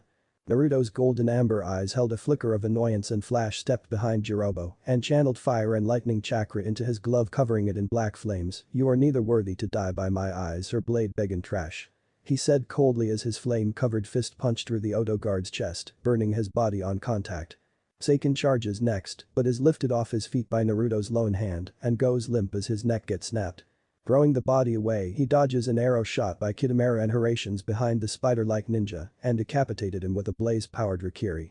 Aya placed her hands up. I never wanted to do this shitty invasion. The fucking pedo threatened to experiment on me if I didn't cooperate. I just wanted to grow up to be a ninja, so I could show others women aren't as weak as females. I will tell you everything I know, just rescue my sister Karen, she's the only family I have left. She pleaded to the red-haired Saiyan, who was deep in thought, thinking of what he should do to help Taya. The light bulb went off in his head and he smiled at Taya-san. I can get you citizenship here in Konoha and protection from the civilian council. I'm sure Tsu-chan will want another apprentice to take on her teachings, right? He asked the redhead, who cried in happiness for finally being free from the snake Sanin's grasp. Anbu, you may go. No, we will take care of this. Naruto barked. Hi Naruto-sama. Chorused the Anbu as they shunshin away. Naruto nods at the others, who return it and walks home in preparation to head to Namek, but he sensed two chakra signatures 10 miles from Konoha and shakes his head and took off to his time-space dimension for more training. 5 days later, Naruto went on dates with Tsunade and Fasha, getting to spend time with them. He also asked Guy for instructions on the Hachiman no Tonku, as he trained with it under the supervision of Guy, who was shocked that he was able to reach and master the 7 gates without the side effects, making Guy cry tears of youth. But now Naruto is in his shinobi attire walking to his ship carrying a bag of dango when he suddenly stopped. Turning his head, Itachi, I know you and your partner are there, and I advise you to not waste my time with this dumbest goal of Madara's. Naruto threatened, watching the 2 cloaked men walk out and stare at him. Itachi tries to put him in a Jinjutsu, but is shocked when he can't reach the Saiyan's chakra. Naruto sees this and smiles coldly. I put seals all over my body to prevent Jinjutsu of any caliber from affecting me, so in other words, Jinjutsu is useless against me. Itachi gapes and Kisame quirks an eyebrow, impressed at someone so young inventing something such as strong seal. Also, do you know that I entirely dislike arrogant uchihas, including your bitch of a father who tried to steal my jutsu that I worked hard to master. He said icily, making Kisame and Itachi flinch, never seeing someone speak so coldly about someone. Itachi sighs. Naruto-kun, I will have to ask you to come with us. I'm sure you don't want to have it in your stomach any longer. He said, trying to avoid violence. Hey Itachi, can I cut off his legs? He won't need him, will he? He said with bloodlust in his voice, eager to shave something with Samehada. Naruto shot Kisame a glare with Sanin level killing intent, making the shark swordsman do a double take. If it is one thing I fucking hate, it is swordsman underestimating me. He roared, subconsciously transforming to Super Saiyan 1, shocking the 2 Akatsuki members with his chakra level. Itachi is sweating inwardly. His chakra is more than the Rikubi, and it's affecting the area around us. Kisame dashed at Naruto in mid-swing, hoping to feed Samehada that delicious chakra, but before that Naruto blurred so fast, leaving an afterimage and clotheslined Kisame, sending him flying through 5 trees, shocking Itachi at his godlike strength. Itachi launches a barrage of kunai at Naruto, who summons Tensa Zangetsu and launches a Kinatsu, shredding the projectiles. He combines his Jutsuga and Chidori together in one hand and charges Itachi, who had to Kawarimi with a Kage Bushin before he was pierced, but his clone exploded in black and red. Naruto spoke stoically, you are only one to dodge that attack. Most of my victims became nothing but a red smear on the ground. Count yourself lucky. Now take your partner and tell your so-called leader that the kyuubi is gone with the yondaime. He told Itachi, who nodded and shunshined to his partner escaping. Powering down, Naruto turned to see Fasha walking toward him. So it seems Akatsuki are on the move, Naruto-kun? She asked. Nodding his head, yes Fasha-chan, it seems alert Hokage sent to send letters to all of the village about Akatsuki's intentions. I will get the ship ready for Namek. He asked Fasha, who nodded and shunshined to the Hokage's office. A week later, all the villages beefed up their security and training to fight Akatsuki. Naruto was given many going away presents. The Sandaime gave him the Taijutsu scroll for the Seruken. From Kakashi he got the sword tat made his father famous. From Kurenai he got tips for creating Jinjutsu. Asuma gave him tips on furthering his chakra manipulation. The Ashi gave him the scroll for the complete form of the Jaiken that uses the palms and legs, and his best friend Dustin gave him constructions on blacksmithing. Naruto and Fasha glanced back at the village one more time before they leave and walked into the ship and began to unpack their things and explore. Naruto took out the white chakra saber Kakashi gave him and read the instructions for the Shiroi Akami Kenjutsu style and katas that said that the style was used for high-speed movements, flexibility and grace. After he read the last of the scroll, he found a huge training room that had seals for absorbing jutsu and chakra and repairing seals to help fix the damage to the training room. Making 3 groups of clones, he stood up. Group 1, you will be doing the katas for the Shiroi Akami style. I want all the moves down to pat before we reach Namek. Group 2, I want you to practice the Shurajaiken forms and katas. I want to be able to use them on instinct. Group 3, I want you to use Shunpo till you can do it faster than the Hiraishin. Now go. He ordered his clones, who split up to do their assignment. Naruto walks to the control panel and punches in the coordinates for Namek and watched as the ship's door closed slowly, the visage of his village fading away until he returns. He walks to his room and sees Fasha sleeping and lays down on the bed, wrapping his arms around her waist, releasing a sigh of content. Time skip 3 weeks later. Staring out the window, he sees Namek in view. The ship is about to land on the earth, but before he moves, his senses pick up energy readings of 7 people, and from the feel it looks like there is a battle going on. He strapped his obsidian black shin and arm guards covered in seals for strengthening and chakra absorbing. He secured the chakra sabered horizontal to his back, Tensa Zanjetsu in the seal on his hand, Hiraishin kunai in the sella on his left hand. Securing everything on his body, he dispels the clones that he had charged with enough chakra for 3 weeks, gaining the knowledge and memory of the katas and stances. All he needs to do is test them. He walks to the door to see Fasha in her shinobi attire, waiting at the slowly opening door for him, and could see she had a feral grin on his face that made Iwanin cower in fear. "Ready, Fasha-chan, we might have a fight on our hands." He grunted. Fasha shakes her head. "Narukoi, the signatures aren't even close to our power, why should we worry?" She assured Naruto, who scratches his head sheepishly, forgetting Fasha was a god in battle as he is. They turn to see the door fully open. Both walk out to see a vast sea of green shining on the horizon, but before they could continue to stare, Naruto had to smack a pink kai beam into the air. Growling, he turned to see the one who attacked him, but cocks an eyebrow, surprised to see Vegeta with 2 earthlings by their scent. One was bald and looked like a monk with 6 dots on his forehead, and his attire consisted of an orange karate guy with a kanji for turtle on his back. He could see that the bald one had experience, but not that much. The shorter one had black short cropped hair and had an air of fear and helplessness, and he had the scent of a human and a Saiyan, must be a half Saiyan. Naruto snapped out of his thoughts to see Fasha tapping his shoulder, pointing behind them to see another figure who looked as tall as Naruto. He wears the same karate guy as the bald monk, onyx black eyes, spiky black hair, blue wristbands and dark blue boots, but the air around this guy made him seem like a master martial artist, but had no desire to kill. "Well, it seems I have ran into the other parts of my family besides Vegeta," Naruto drawled in boredom. The monk named Krilling looked shocked before paling. "Why, you are like Vegeta and Goku. I thought there were no Saiyans left except for those 2. He stammered.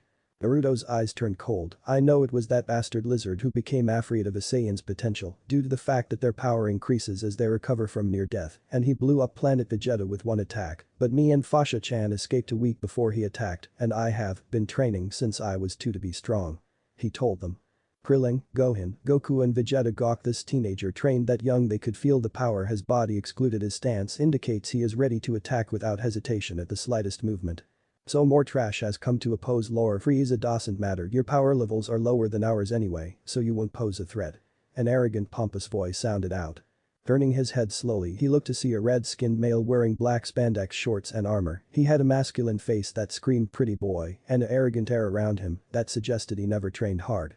"Listen, pretty boy, unlike you, I can suppress my power at will, so my friends don't get crushed from the pressure of my energy," he said stoically to the man named Jais, who quirked an eyebrow. Snorting, Jais waved it off dismissively and launched a barrage of kai beams, hoping to pierce Naruto's chest, when all of a sudden Naruto flicked the air at Jais, sending a pressure wave smacking the man in the forehead, causing him to screech in pain. Goku's eyebrow raises, impressed. His flick was strong enough to send a compressed air pressure wave from physical strength alone, plus his power is overwhelming, he said with excitement in his voice. Gohan looked at Naruto with something akin to admiration and respect, making Fasha, who saw it, smile. Jai screeched at him and charged Naruto with Berta, bringing up the rear and unleash a barrage of punches and kicks at terrifying speeds, but Naruto is bobbing and weaving in and out of the attacks like it was casual. "You know, I expected more from the mighty Jinyu force, but it seems they are nothing but a bunch of arrogant pompous assholes who work for a bitch lizard who is afraid of a Dumbus prophecy," he drawled with malice in his voice as his black aura spiked, causing Jais, Berta and Reckham to buckle under the weight the aura is producing. Naruto sneers menacingly at them. "Not even 1% of my energy, and you are all ready to fucking keel over. No wonder Frieza is a weakling," he barked, making those around him except Fasha do a double take. Did he say not even 1%? That's insane. Vegeta grits his teeth. His power makes Frieza's look like a newborn kitten. Even without raising his power, he can kill the bastard. Was I wrong all along to follow in my father's footsteps? He thought, as he was always told, being higher rank was meant for the elite, but here was someone younger than him, more powerful than the man he sworn to kill. Maybe he shouldn't have been so cruel or cold-hearted to others. Boom. A loud bang was heard as the sound of something exploding sounded off, startling several others. They looked to see Naruto with his finger pointed forward. Bakuten. Jiraken, he muttered as his smoking finger stopped sizzling while Berter's body is flying everywhere, causing the others except Fasha to throw up at his brutality. Jais backs up slowly toward the ocean, but curses as Rekem charges Naruto with his fist raised until he is grabbed by the throat and brought eye level with Naruto. Naruto's eyes gain a dark glint, making Vegeta shiver. So this is what you all have to offer. It seems I will have to send a message, Jais, to your leader. He said darkly. He tosses the Jinyu member in the air, ignoring his screams, while charging his kai to his pointer finger till a black orb is spinning on the tip and points it at Rekem's airborne body and whispers. Zero. The beam is shot into the sky and hits the Jinyu member, covering him in a crimson light. His body turned to ashes. Smoke is cleared and everyone sees the man's body nowhere to be found. Don't bother, his body has been disintegrated and I thought he could withstand 1% of its potential. Naruto's voice sounded amused. Krillin and Goku jaw dropped. This guy is more dangerous than Frieza and he only used 1% of his power. I hope he doesn't come after us, the two fighters thought as they eyed Naruto warily. Fasha grins. What's the matter, Naruto? Angry because no one can match your power, or is it that they are threatening a harmless planet? She said cheekily. Naruto sighed in annoyance. Both. Actually, I mean, what kind of asshole believes in prophecies? I swear he is just like that asshole Jiraiya who wanted our strength sealed. He muttered darkly, making Fasha wrap her arms around his waist, whispering calm words to him, making him sigh with a wistful smile on his face. To think him, the Kurai no Senku, can be calmed by a woman. Jais sees them distracted and takes flight to the sky, hoping to tell Captain Jinyu about the enemy. Naruto sees him leave, but pays it no concern if what he heard about Jinyu from his droids. He may try and switch bodies with him. Naruto scoffs at that he made a seal that makes removing his soul impossible, unless it can be done by the Shinigami. Naruto turns to see Vegeta holding his arm, randomly wincing at the pain he is in from the fight. Naruto pulls something from a seal on his pouch and pulls out a bottle that contains some green liquid and throws it to Vegeta, who catches it while giving him a thankful nod. Vegeta drinks it, gasping as he feels his energy returning and any injuries or damage he sustained vanished, making the others look in amazement. Vegeta does something he has never done before. Willingly he bows, shocking Goku, Krillin and Gohan. He speaks. Naruto, I am sorry for how I acted when we first encountered. I was afraid Frieza was going to kill me after my failure, but you showed me the way to be strong. It is protecting your precious people. Thank you, Naruto, he cried in sadness, fear and want for having his family back. Naruto's eyes soften, giving Vegeta a pat on his shoulder. He smiles. No problem, Atoko, cousin, I always wanted to have a cousin who is like me. After this you can stay with me and Fasha on Elm. Now let's go find the Dragon Balls and see what we can do. He said, getting a nod from everyone. Vegeta smiles while flying with Naruto and the others. He always thought that love makes you weak, but Naruto has showed him it makes you strong. With new determination in his eyes, he will do everything he can to remove the darkness from his heart and vow to become a Super Saiyan alongside Naruto. Unseen by everyone, Fasha and Naruto smile at seeing their cousin finally let go of his pride and gain a new purpose and promise to help him in any way possible and end Frieza's reign of terror. Frieza's ship. Jais is sweating bullets as he is kneeling in front of Frieza, who has nothing but rage in his eyes at finding out there is 3 more Saiyans and are very powerful. Jais, tell your captain I want those monkeys eliminated right now. He roared at Jais, who blasted into the air with haste out of the ship towards his captain's location. The galactic tyrant snorts and turns to sit on his throne, looking out to the horizon with a bored gaze that betrayed his annoyance. With Naruto. Naruto's head pops up from beneath the water, carrying an orange ball with 3 stars on it. Grinning, he waves his hand at Fasha and the others who are flying, waiting for him. Flying up to the others, he holds the 3-star ball out to show the others that should be the last ball. We need to take it to an Namekian elder so it can be hidden. Form Frieza, let's go guys. He ordered, getting nods and picked up the pace, not seeing someone following them.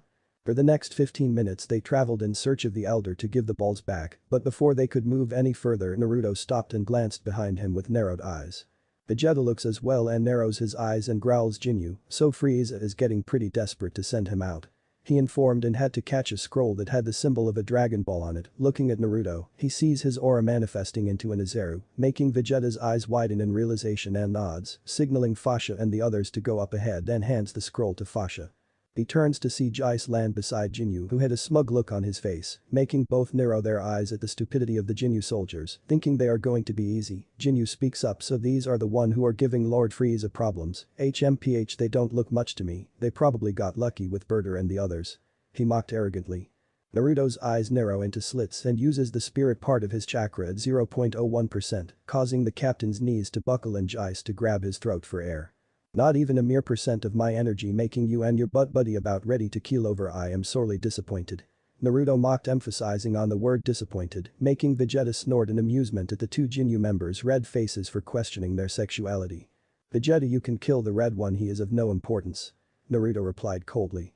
Vegeta grins viciously and fires a Gallic gun before the man could even scream and became space dust. Ginyu screams in outrage, charging Naruto with his fist in motion to deliver a jab, but before that Naruto vanishes in a blur of red and delivers a deadly combo of kicks to the man's midsection, making him cough up purple blood. Sidestepping the backhand, he spins under and channels fire chakra to his leg and lands a speedy launching kick that sent Ginyu airborne. Crossing his arms, concentrating his chakra's seventh gate of wonder. Kai.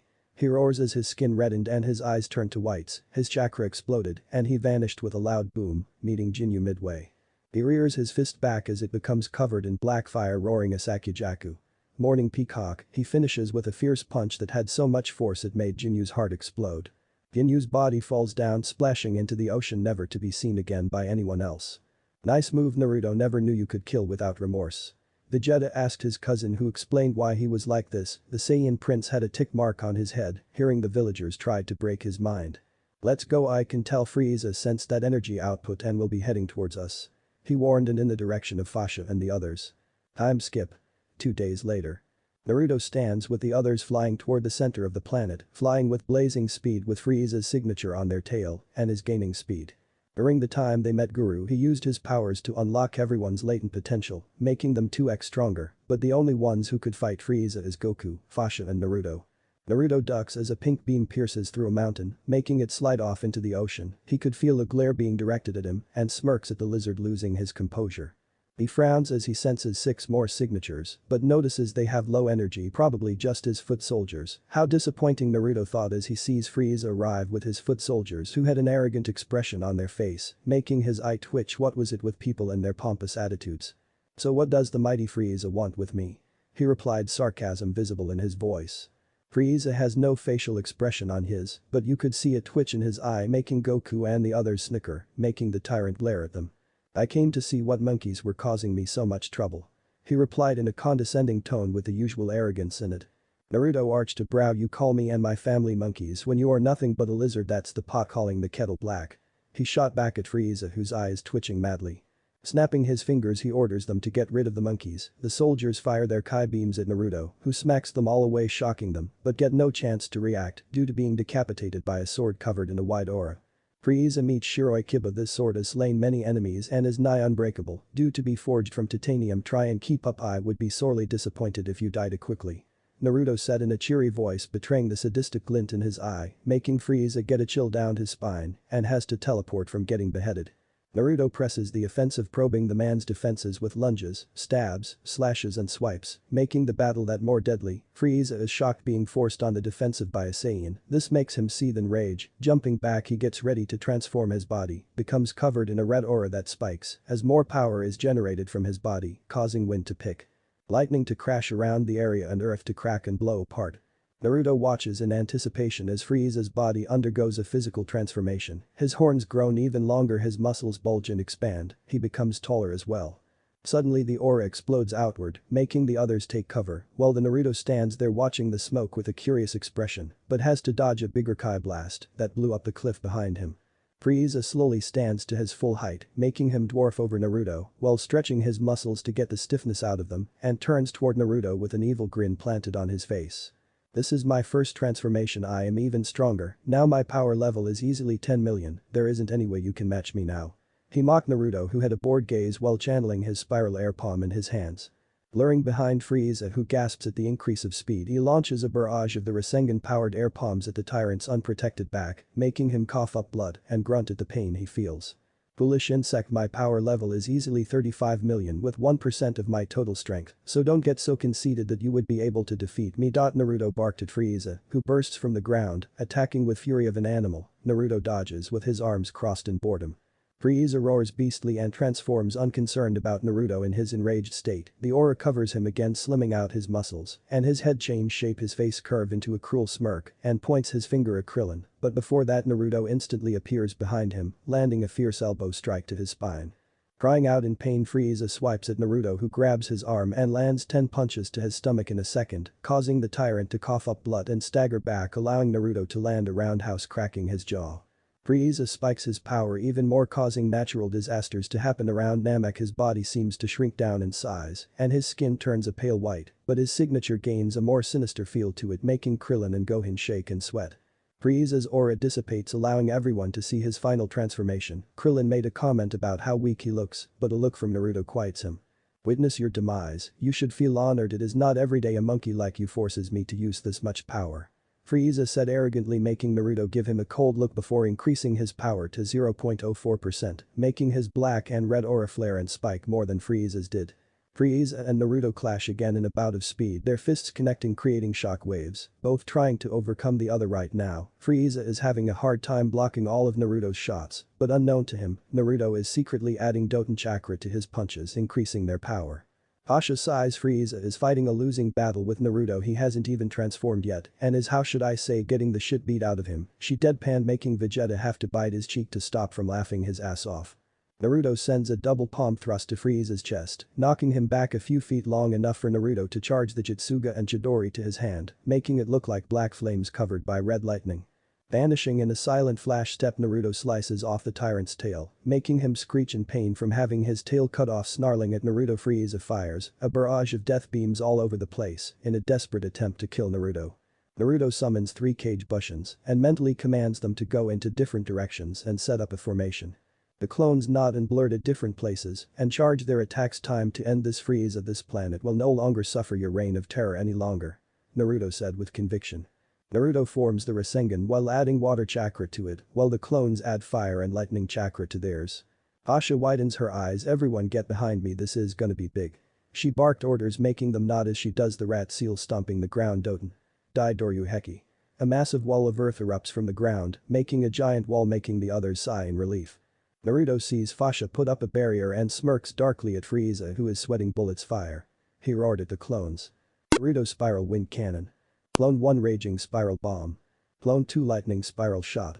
The 3 elemental Rasengans collide, forming a massive spiraling beam with wind, lightning and water all in one. Frieza blocks it with both hands in a hopeless attempt to stop the attack, but Naruto adds more chakra to the jutsu combo, causing it to overcome Frieza, making him scream as the beams cover his voice over the loud noise.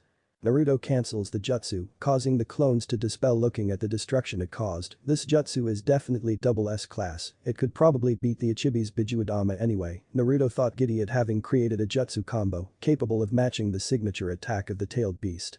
Naruto turns to Fasha and the others, seeing the wall come down, and was about to meet them when Krillin is suddenly pierced through the chest by a death beam and crumples to the ground like a puppet whose strings got cut. Krillin's black eyes turn glassy, losing the life in them, marking his passing into the next world. Gohan runs toward Krillin's dead body crying, telling Krillin to get up. Goku remains frozen on the spot, his heart beating rapidly, unable to comprehend his best friend dying, slamming his fists into the ground, causing a crater to form. Naruto, Vegeta and Fasha close their eyes in sympathy for their loss. They know how it feels to lose someone you consider family. Snapping their eyes open at the sound of mocking laughter, they see a badly burned Frieza, his finger pointed at Krillin's corpse, obviously the one who killed him. "Oops, I am so sorry, I didn't mean to hit him," Frieza said in a mock sad tone before laughing louder, unaware of the killing intent being shot at him by Gohan and Goku. Gohan is seeing red, his bottled up hatred and rage boiling to its limits, and all of a sudden Frieza says one thing that makes something snap in Goku and Gohan. HMPH, I don't even know why I waste time with such pathetic trash that doesn't deserve the life given to him, Frieza taunts while mocking Krillin's death. Goku and Gohan's Kai spikes not the normal blue, but a crimson black color, shocking Vegeta, never seeing a Saiyan with this aura color, but what shocks him is their hair color flickering. Gohan's power shreds his headband, letting his long hair whip around wildly, their minds filled with nothing but hate. He pours all of his anger, sorrow and hatred into his power, making the crimson aura pierce the skies. Goku and Gohan roar as their auras explode into the sky, violently hiding their transformations from view and blinding everyone but Naruto, Fasha and Vegeta, who are wearing proud smiles on their faces. 1 minute later the light recedes, and as the two fighters' forms are revealed, Frieza's eyes widen in fear, stumbling in shock and fear. Goku's hair has changed to a deep golden color, with intense teal eyes glaring at Frieza, with nothing but hatred, red lightning arcs around his body as his muscles bulge under his clothing. Gohan has the most shocking changes. His long hair lengthens into a huge spike mane, sparking with black and white plasma lightning, his eyes a dark emerald more intense than his father's teal ones. His physique looks different, making him look like a muscle teenager. His height went from 4'7" to 5'3", his height easily equal with Krillin's. Both Super Saiyans glare at Frieza, freezing him in his place with a massive amount of killing intent that even impressed Naruto, who always was able to channel killing intent higher than the kyuubi. Before Frieza could move, both Saiyans blur at Anbu captain speeds, startling Frieza, who looks around frantically before getting punched repeatedly by the young Super Saiyan before Gohan lands a kick, sending him flying into Goku's range, who sends a barrage of punches and kicks in 2 seconds and smashes Frieza down, leaving a 45 feet wide crater before both son and father float up next to each other. Frieza feels every bone in his body broken and smashed to pieces, his throat sore from screaming in pain, cursing the Saiyans in his mind.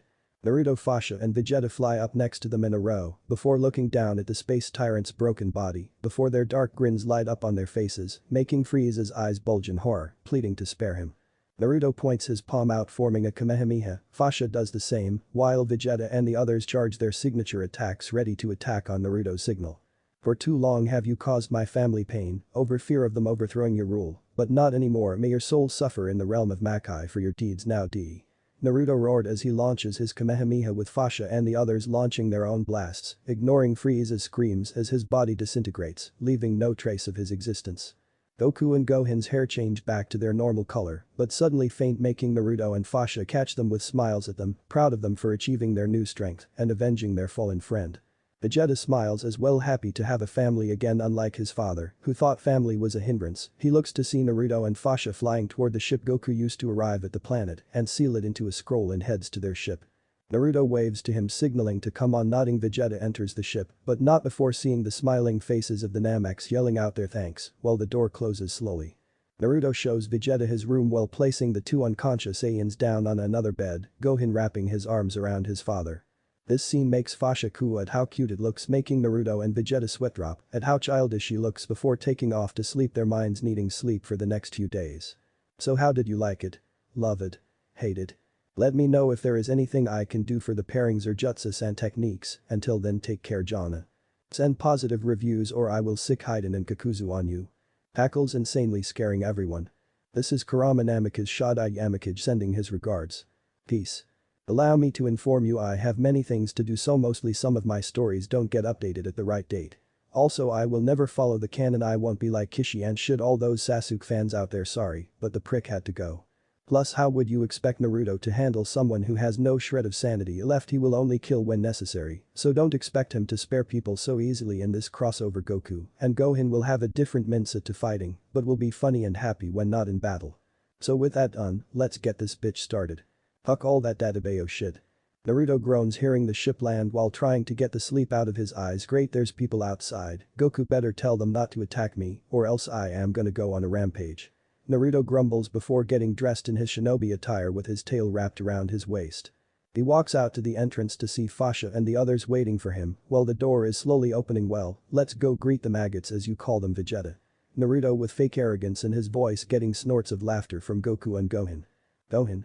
A voice screeched, making Naruto wince before growing a vein on his forehead. So, Goku, that your wife's voice, correct? He said sweetly, too sweet, getting a nervous chuckle from Goku and a deadpan look from Vegeta. Goku, I really pity you to have a woman with a loud ass voice like that. Vegeta said dryly, making Goku groan knowing how loud Kai can be. They walk out with Gohan being the first out, only to get clumped by a black-haired overprotective woman, making Naruto's lips twitch in amusement. Yep, definitely the overprotective mother type. Poor Goku, Naruto mused, letting out a chuckle that alerts everyone to their presence. Quirking an eyebrow, may I ask why you are staring at me like I'm a museum statue? He deadpan, getting embarrassed blushes from everyone, but some bald-headed old man steps up to him. Naruto stares him down for a few seconds. Yep, just as Gohan described him, a perverted lech. Naruto said, amused, making everyone laugh their asses off at Rashi sulking. Rashi suddenly grins when he sees Fasha. Suddenly he freezes as Naruto points his sword at his goods, making the guys wince. You weren't going to try and grope my wife, now were you, Rashi-san? Naruto smiled sweetly, making them shiver and pale. Rashi shakes his head rapidly before running to hide behind a tall green-skinned man, the Saiyan invasion never happened, who is looking annoyed at Rashi trying to hide behind him. Naruto looks at the man's turban-weighted clothing impressive Namekian. Naruto smirked at Piccolo's shocked expression until it turned impassive. Don't be surprised I wear weights except mine are more than you guys could handle except Fasha. He shrugged getting quirked eyebrows from them until Goku asks how much he is carrying. Me and Fasha are currently wearing 30 kilos, plus we are wearing seals that increase gravity by a factor of 20. He said bluntly making their jaws drop making him fall to the ground, laughing his ass off. Can't believe you guys are easy to shock hahaha. He cackled madly getting glares from a Cyclops and pig. Naruto finally notices the pig hey who's the pork? Questioned Naruto making the pig fault getting snickers from Goku. I am not a pork my name is Oolong. Oolong ranted only getting a blank stare. As an Oolong tea. Naruto said bluntly again making Goku and Vegeta shake their heads at his blunt attitude. Naruto feels someone staring at him turning around to see a blue-haired woman, giving him the oogling eyes may I ask why a beautiful woman such as yourself is oogling someone you just met? He said in an amused tone getting a blush from her embarrassed. Kai grins so Bulma has a crush already. She teased her best friend making Bulma glare at her with fury in her eyes, I do not have a crush on him. She shrieked somehow enlarging her head to epic proportions, making Rashi cower behind Piccolo. Can we move to a more secure space so we won't attract any unwanted attention? Naruto said, flicking his eyes toward the hidden news trucks making them nod. Naruto seals his and Fasha's ship into a scroll so no one can steal it and walk to Bulma's home. As they enter Naruto gets an interested look in his eyes, taking in the many inventions made by the company. Goku I wish we had a way to make a better way to use the senzu beans you carry. Bulma sighed getting looks from Naruto and Fasha. Naruto pulls out a blueprint and hands it to Bulma who reads it curiously till her eyes expand to dinner plates. These are some blueprints or more making a senzu bean elixir. She shouted getting everyone's attention especially Goku and Gohan's. Sighing, Naruto explained he combined many healing herbs along with ones blessed by his energy and mixed them all into one, shocking them as that was the same method Korin used without the energy part. After that Bulma got to work with mass-producing the senzu elixir so the Z-warriors could have more chances to heal. Naruto looks at Fasha and smiles, maybe we should stay here for 3 years the time here feels different doesn't it? Asked Naruto getting a smirk from Fasha who decides to have a vacation on this planet with some of her family. The next few years are gonna be crazy to them. Time skip 3 years later. Naruto Kurai smiles he is now 16 years old going from 5'9" to 6'3" and has mastered his Saiyan powers including his Taijutsus, making him a very deadly foe. He is now wearing black and red version of Goku's attire but has increased his weights to 50 kilos and can still move beyond cage LVL with them on. He has taken his Kenjutsu repertoire beyond anything learning to wield 3 swords after reading a manga called One Piece, his Daido Tensa Zangetsu is on his hip while his other 2 swords, an Okatana and Katana, are tied to his back. Next to him is one of his wives Fasha Kurai 19 years old, she has mastered her Saiyan abilities just like Naruto and still growing more powerful enough to be at Z-class level, something that Naruto rewarded her for her efforts. Right now they are meditating in an empty mountain area where there is no plant life at all trying to think of different ways to manipulate their energies. Naruto's eyes snap open and slowly look up into the sky with a serious look that asshole Frieza is still alive come on, why can't we catch a break he thought to himself with his eye twitching briefly. Naruto taps Fasha on her shoulder, getting her attention with a questioning look.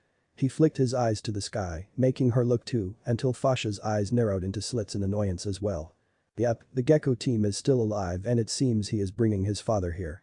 Naruto sighed having gotten into a scuffle with a man when they were destroying more of King Cold's bases, the man was barely strong enough to even get near handle his aura. Naruto looks behind him to see Goku with the others appearing in an instant transmission, the technique Naruto taught him and Gohan. Gohan has changed no longer did his eyes hold fear or doubt, now they hold cold hard look with a lot of mischievousness. His hair has grown past his shoulders while wearing a black and blue version of Goku's outfit. Goku also changed his eyes still held that playfulness in them, but a steel edge to them like a beast waiting to be unleashed, hey that rhymes. Eyes Frieza isn't dead, it seems his father managed to bring him back. Naruto sighed and wide narrowed eyes from Vegeta, Gohan, and Goku. Who's this Frieza guy anyway? Yamacha questioned, Naruto explained who Frieza was at the end of his explanation the Z fighters except Piccolo look pale. This guy's a freaking monster Tien muttered with Shoitsu nodding grimly. Bulma-chan why are you here exactly this place isn't safe for you. Naruto scolded getting sharp looks surprising him and Vegeta. Naruto-kun I wanted to discuss with you about using the earth balls to turn me into a Saiyan like you and Goku I don't want to be useless. She said shaking her head not wanting to look weak anymore. Vegeta is shocked at this, never in his life has a human actually want to give up their humanity just to be strong for someone. Guess Bulma saw Fasha's strength and wanted to be just like her, not that I blame the earthling. Vegeta thought knowing that Fasha is powerful as hell. Naruto's voice snapped him out of his thoughts. "They're here," Naruto whispered, seeing the same ship they saw on Namek touch down on the ground slowly. The doors opened instantly as two groups of foot soldiers began to file out in single lines, with scouters scanning the area. "Lord Frieza, we can't detect any power levels in the immediate area." One of the soldiers reported to a cyborg-looking Frieza who is looking around slowly. "Frieza, why must you always let anger cloud your judgment? You can kill the Saiyans later. We need to get rid of the population for auction." King Cold drawled arrogantly, getting a groan from Frieza at how lazy his father is. "Father, these Saiyans, as you call them, destroyed all of our bases. Their energies led to this planet here." Frieza growled angrily, getting an annoyed sigh from Cold. Naruto and Fasha teleported to a tall cliff, so the Gecko team is back, huh? Frieza's blood ran cold at the ominous voice of Naruto and slowly turned till to his horror golden amber eyes staring deep into his soul. "Cold, what are you doing on this planet?" Naruto demanded coldly, making the soldiers shiver at the ice in his voice, but Cold just smirked arrogantly and said something that pissed Naruto off. "We came to eradicate the rest of these monkeys," he said smugly, not seeing his son's look of horror. Naruto's eye morph into his Kanpeki Rinnegan. "For that remark, every single one of you will die of instant death," Naruto said, his voice taking on a very harsher tone, getting a wince from everyone including Piccolo, who had never spoke that harsh. Naruto's Rinnegan glows more brightly till he raises his hand slowly into the air as the skies darken and lightning flashes in the clouds, getting wary looks from everyone. Everyone suddenly looks up, gasping in fear and awe, seeing a lightning beast of black lightning appear from the sky, its glowing red eyes glaring down balefully on the invaders. Naruto gives them a stare that holds no remorse for his actions. "Be gone," with a thunderclap, Kirin. Naruto yelled, slamming his hand down, making the lightning beast shoot toward its target at blazing speeds, not giving them time to scream. Boom. The explosion made from the jutsu was enormous and earth-shaking that nearly everyone on Earth and Otherworld, including the case, heard it. The smoke clears and what they saw made them pale. Naruto's attack left a 50 feet wide and 20 feet deep hole in the ground, with nothing left from their bodies, just ash. "May your souls rot in the HFIL, scum," Naruto said darkly, proceeding to walk away, but catches a blade going for his neck. Looking to the owner of the blade is a lavender-haired boy wearing clothes with the Capsule Corporation insignia sign on it and onyx black eyes. "May I ask why you are attacking me for killing Frieza and his lackeys?" Naruto growled, his eyes glowing ethereally. "That attack caused too much destruction. I would advise never using it again," the teenager warned, trying to intimidate Naruto, who narrows his eyes at the nerve of this kid. "What attacks I use does not give you the right to tell me how to fight, egotistical brat," he snarled, fiercely baring his fangs at him before teleporting back to the others. Piccolo noticed Naruto's annoyed expression. "Naruto, is there something the matter?" Naruto poked his thumb behind him, indicating to the teen he just met and is trying to resist from beheading the kid. "Sorry about that, didn't know you were fighting Frieza." The teen scratched his head sheepishly, getting a deadpan look from Naruto. "Sorry, he didn't check to see who was around in the area." "Lavender head," Naruto said sarcastically, getting a tick mark from Trunks. "I happen to like my hair, thank you very much." He huffed indignantly. What was wrong with having lavender hair? It was cool looking. "I have something to tell you. 3 months from now androids will attack your group in order to get revenge on Goku for destroying the Red Ribbon Army. Goku will suffer from a major heart. I only ask is that you destroy the androids very quickly, as they like to murder for fun," he said seriously, getting narrowed eyes about Goku's future condition. Naruto rubs his chin. If what you say is true, the only ones who can beat them is me, Fasha, Goku, Gohan, and Vegeta. No offense guys, but the androids would just tire you out," he said quickly, seeing their insulted looks, getting nods of acceptance. Naruto suddenly looks at him with scrutinizing eyes before deadpanning. "You know Vegeta, I find it quite odd this Gaki has you and Bulma's features," he said bluntly, making everything go silent.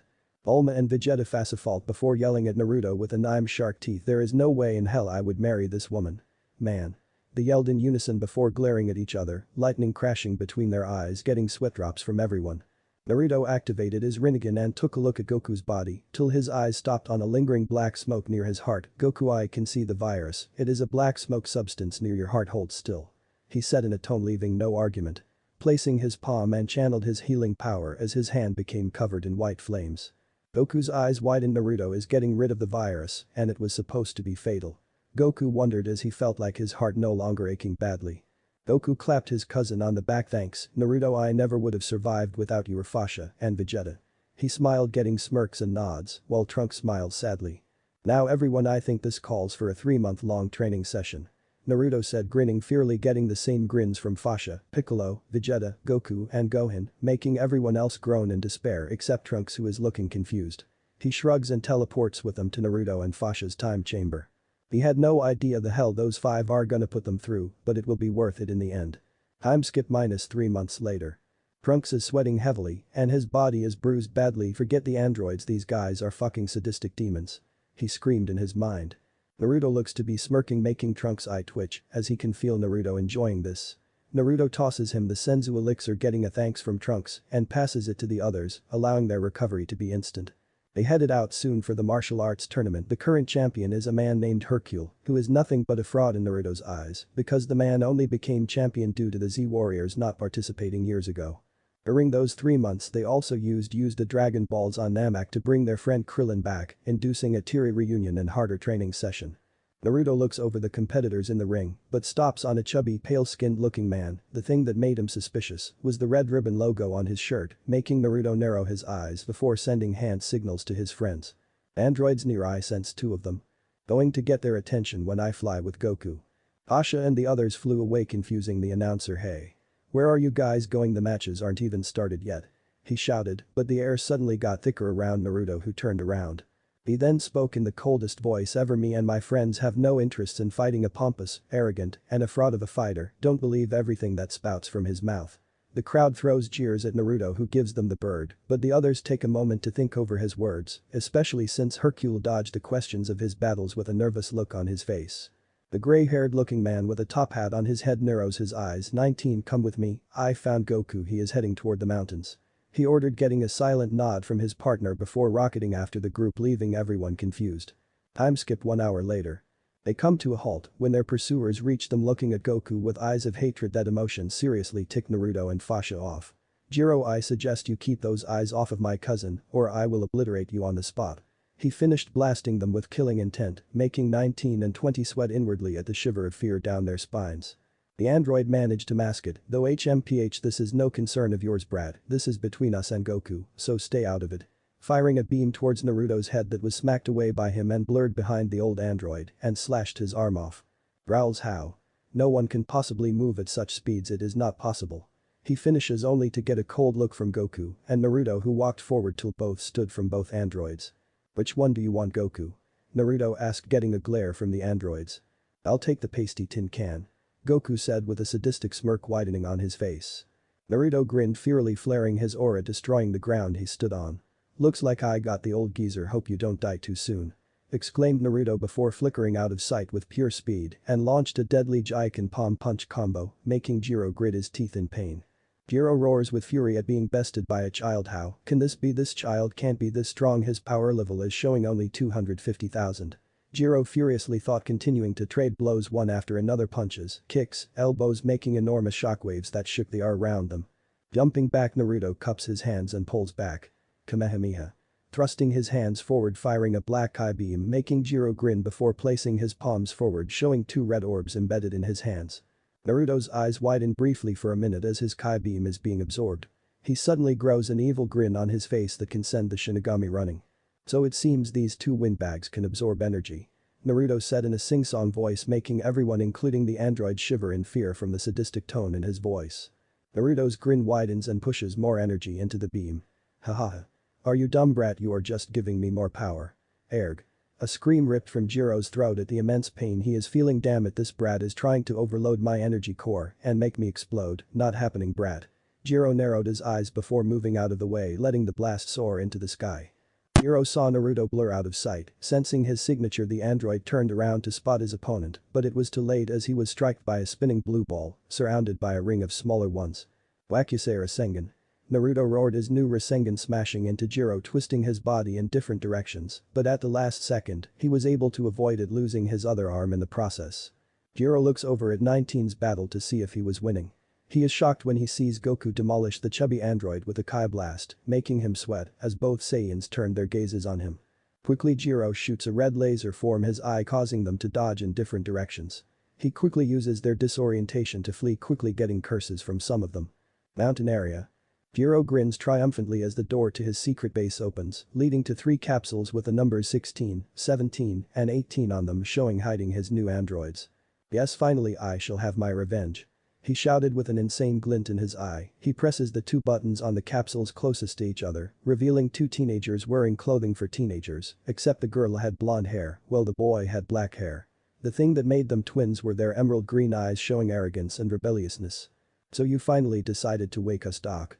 The young man questioned in a bored tone, making the doctor bristle at the disrespect, but is blown into the wall when something causes the wall to explode.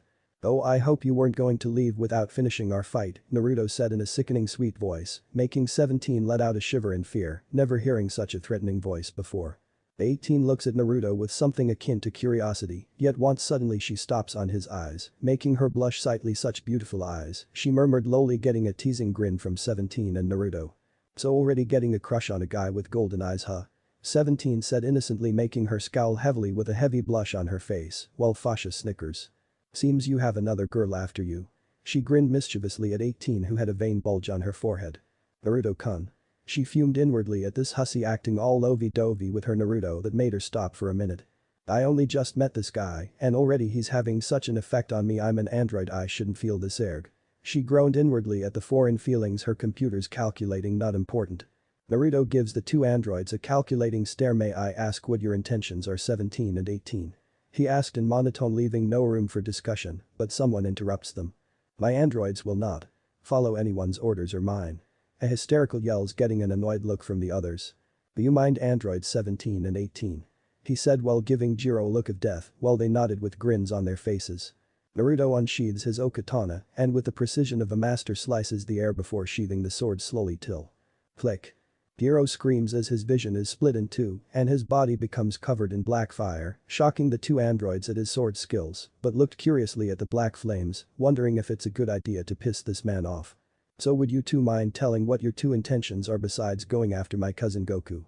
Questioned Naruto, betraying no emotion on his face, making them wonder how he could be so blank. So what do you want to know, monkey-kun?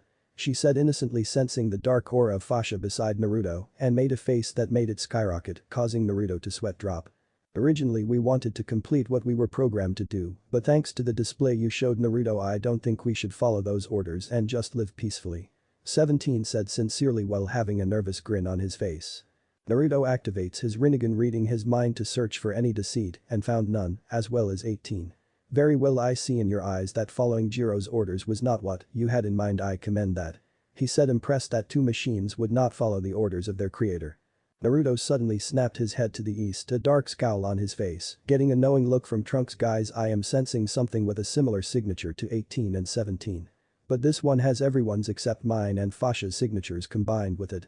Said Naruto, getting horrified looks from everyone including the androids. That's all the secret project was working on. He is a bio-android that can absorb others to increase his power. It seems Jiro got our DNA samples and injected them into Cell with your knowledge, abilities, and memories. Trunks said grimly, getting even more horrified looks, while Naruto's eyes are flashing scarlet red while clenching his fists till his knuckles popped. Don't worry about him, I scanned his Kai levels and they are only on par with Trunks right now and looks to be in hibernation. He said, getting sighs of relief, but Trunks said something that made the situation more dire. Cell is incomplete right now, that's why his power isn't that strong. He was created to absorb those two to become perfect, just like back in my time, where these two's counterparts were bloodthirsty and loved to cause destruction. He said emotionlessly, getting a disgusted look from Fasha. That is beyond low, injecting something with another one's DNA just to make him stronger as low. She hissed, her eyes morphing into the eternal Manjikyu, making her look like a demon. Naruto looks at the androids. You two need to wake 16 up, so when Cell comes awakens, you will be able to have more protection, and do not let your guard down around Cell either. From what I can tell from Trunks, he likes to strike you when your guard is down, don't make that mistake. Naruto said seriously, getting nods from both androids before grabbing the container with 16 in it and flying off to a safe place. Be careful, 18, protect your siblings, Naruto whispered low enough for her to hear it, making her smile, mouthing a thank you before speeding up with her brother. After they leave, he turns to them with a serious look. We need to head to my time chamber to start training, but it only holds 2 people at a time for 120 hours before it needs to recharge, so some of you will have need to head to the lookout with Kami and Popo. Krillin and the others nodded before flying off to the lookout to get some more training, while they to their personally made home to train in their techniques. This situation just got completely troublesome. Time skip 2 weeks later. During the weeks, lots of things happened, some good, others bad. For starters, Gohan and Goku managed to achieve their Super Saiyan 2 forms, but are having difficulties maintaining it. Vegeta trained with it daily to increase the duration, while Tien and the others trained fiercely on Kami's lookout, not wanting to be a burden to their friends. After that, things took a turn for the worst, as Piccolo tried to engage Cell after the monster android absorbed the townspeople in one of the cities, and the machine had the gall to call him and Piccolo brothers, showing he had the Namex regenerative powers and was able to absorb some of his energy, while saying that he will absorb his brother and sister to become perfect. Naruto warned them about what Cell did in the cities, getting pale looks from the three androids. Naruto also felt a familiar warming in his heart in the company of the blonde android and a fierce instinct to protect. Pondering this, he found out that 18 had the same feelings for him, so Naruto took her out on a date with Fasha's approval, taking her flying around the earth during nighttime to going to famous restaurants for dinner. 17 often tried to play the older brother act, only making it very amusing for her and Naruto. They even had make-out sessions, enhancing their growing relationship. One night 18 decided to confess her love for him, yet she feared rejection, not knowing what these feelings meant. Her fear was unrealized. Naruto returned the confession with a deep kiss with passion and love. The next day was when disaster struck. Cell had tracked them down, goading 17 to fight by calling him a coward, sending the android into a blind rage, intending on destroying Cell. With Piccolo helping him, they had him on the ropes, but at the last moment they let their guard down and Piccolo had been pierced in the chest and 17 absorbed, allowing Cell to achieve his second form. He still remembered the look of rage when Cell was outclassed by him. Flashback start. Cell laughed evilly as his power increased to phenomenal heights, outclassing the two androids. Well, there is just one more left, now step out of the way 16. He ordered arrogantly, not noticing someone speeding leg heading toward him. Whack. Erg. He cried out in pain from being sent flying through the ground and into the water. How the hell did someone sneak up on me? I would have sensed then, he thought angrily before blasting out of the water, his eyes scanning for his attacker, till he landed on Naruto's form, glaring at him with a dark horror growing immensely. Naruto stares at him with no emotion. So this is the bug that Tin Can created using my cousin's DNA. Naruto sneered venomously, making Cell flinch at the rage clear in the teenager's eyes. He opens his mouth to speak, but cries out in pain as his body is blasted by black and red lightning shot from Naruto's fingertip, having a look of sadistic glee. Naruto summons two cage bushins, mentally ordering them to get the androids to safety, getting nods from them. After seeing them teleport away another island with the two injured androids, he stops torturing Cell, who is foaming at the mouth, his eyes rolled to the back of his head. Naruto walks over to the ground, seeing Piccolo breathe heavily. "Don't worry Uncle Piccolo, I'm going to heal you," Naruto said with concern in his eyes as his palm covers itself in white goldish flames, placing his hand on his surrogate uncle's wound. "Tentini Yasu." Naruto yelled as Piccolo's chest wound is healed up till not even the blood showed, getting a sigh of relief from the Namekian, who smiles at him. "Thanks kiddo, guess I was way in over my head." He chuckles, getting a snort from Naruto, who picks him up and turns to Cell, who is glaring at him with rage in his eyes. Naruto places his hand on Piccolo's shoulder and grins smugly. "Ya asshole." Flipping the android off before teleporting away, the only sound being heard is Cell blasting everything in sight. Flashback end. After that, Piccolo and Kami agreed to fuse with each other to increase their power. Many were sad he was gone, but cheered up since he will always be with them, and began training even harder. That idiot Hercule kept saying he will defeat Cell on TV, which pissed me off, seeing a fraud mess with things that doesn't involve them. I swear if Hercule tries to take credit after Cell is dead, I am going to hurt something," he muttered darkly, getting sympathetic looks knowing that the man was a fake. "Well, you can't help it Naruto, we need to be extra careful since Cell is looking for 18 on the islands." Goku warned, getting nods before flying out to the islands. Suddenly Naruto stops, sensing 18's signature vanish and Cell's get stronger. He falls to his knees shaking, trying to hold back his tear. Fasha flies to him. "Naruto-kun, what's wrong?" she asked, only for her heart to stop. 18 is gone, Cell absorbed her. He sobbed in despair until something in him snapped. His aura seeped out slowly till it turned azure blue and blasted into the sky, forming a phoenix with his Rinnegan flashing dangerously. "You are fucking dead, Cell," he roared, blasting toward the android's location with the others trying to keep up with him. After 1 hour of searching, he finally sees Cell attacking Trunks, who looks to have oversized muscles, and shoots towards Cell, black electricity blazing in his hand. "Kurorakiri." He roared, slicing the android's wings off, making him scream in pain since his wings were a sensitive part of his body. Naruto flashes towards Cell and smashes him to the ground with his leg, making him cry out in pain. "You took her away from now, I am going to destroy you, android." Naruto roared and began pummeling Cell into the ground, forming a deep crater that was getting bigger after each hit that he landed on Cell. Trunks watches in horror at the brutality Naruto is showing and tries to get up and stop him, but winces when a clone stops him with a sorrowful look on his face. Trunks, I can't let you interfere, boss loved 18, just like he does Fasha, and now he feels like he failed her completely. The clone said, sadness in his tone, getting a wince of sympathy from him. Cell feels his bones trying desperately to repair themselves and finally manages to escape Naruto's wrath and flew high into the air bleeding profusely. Know this, there will be a martial arts tournament I will assemble to test the world's greatest warriors, but know this, if it isn't to my satisfactory this planet shall be reduced to space dust. Declared Cell before teleporting to the mountains. Naruto lets out a roar of rage and begins destroying everything on the islands, leaving craters, and started throwing Kai blasts everywhere to get rid of his anger. The others arrive soon and gape at the damage Naruto is dishing out on the island, they even had to dodge a few of the stray Kai blasts. Fasha teleports behind Naruto, embracing him, whispering soothing words to him, calming him down as his aura recedes and vanishes, leaving a destroyed island with craters everywhere. Naruto walks away before vanishing in a black flash, leaving others saddened at the turmoil their friend is in. Fasha sighs, looking up at the sky. How much longer will you blame yourself, Naruto-kun? She asked herself before flashing to his location, the others following. The next few days Naruto never left his time chamber even for food, and Cell announced to the whole world about his tournament and his threat to destroy this planet one and for all. Naruto snapped his eyes open, showing his Rinnegan blazing in its glory while looking at Fasha in his arms, sleeping. Just you wait, Cell, I won't let you destroy this planet for your selfish needs. Cell Games 2 weeks later. So everyone is finally here now, let the Cell Games begin. Cell shouted, giving a mocking grin in Naruto's direction, but pales as the Saiyan blasted him with killing intent, showing him his death in many ways.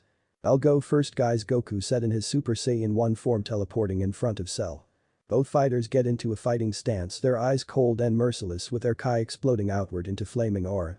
Both narrowed their eyes and blurred in the air, launching attacks at one another, causing shockwaves to go off and the ground to crack and cave in from the blows being exchanged.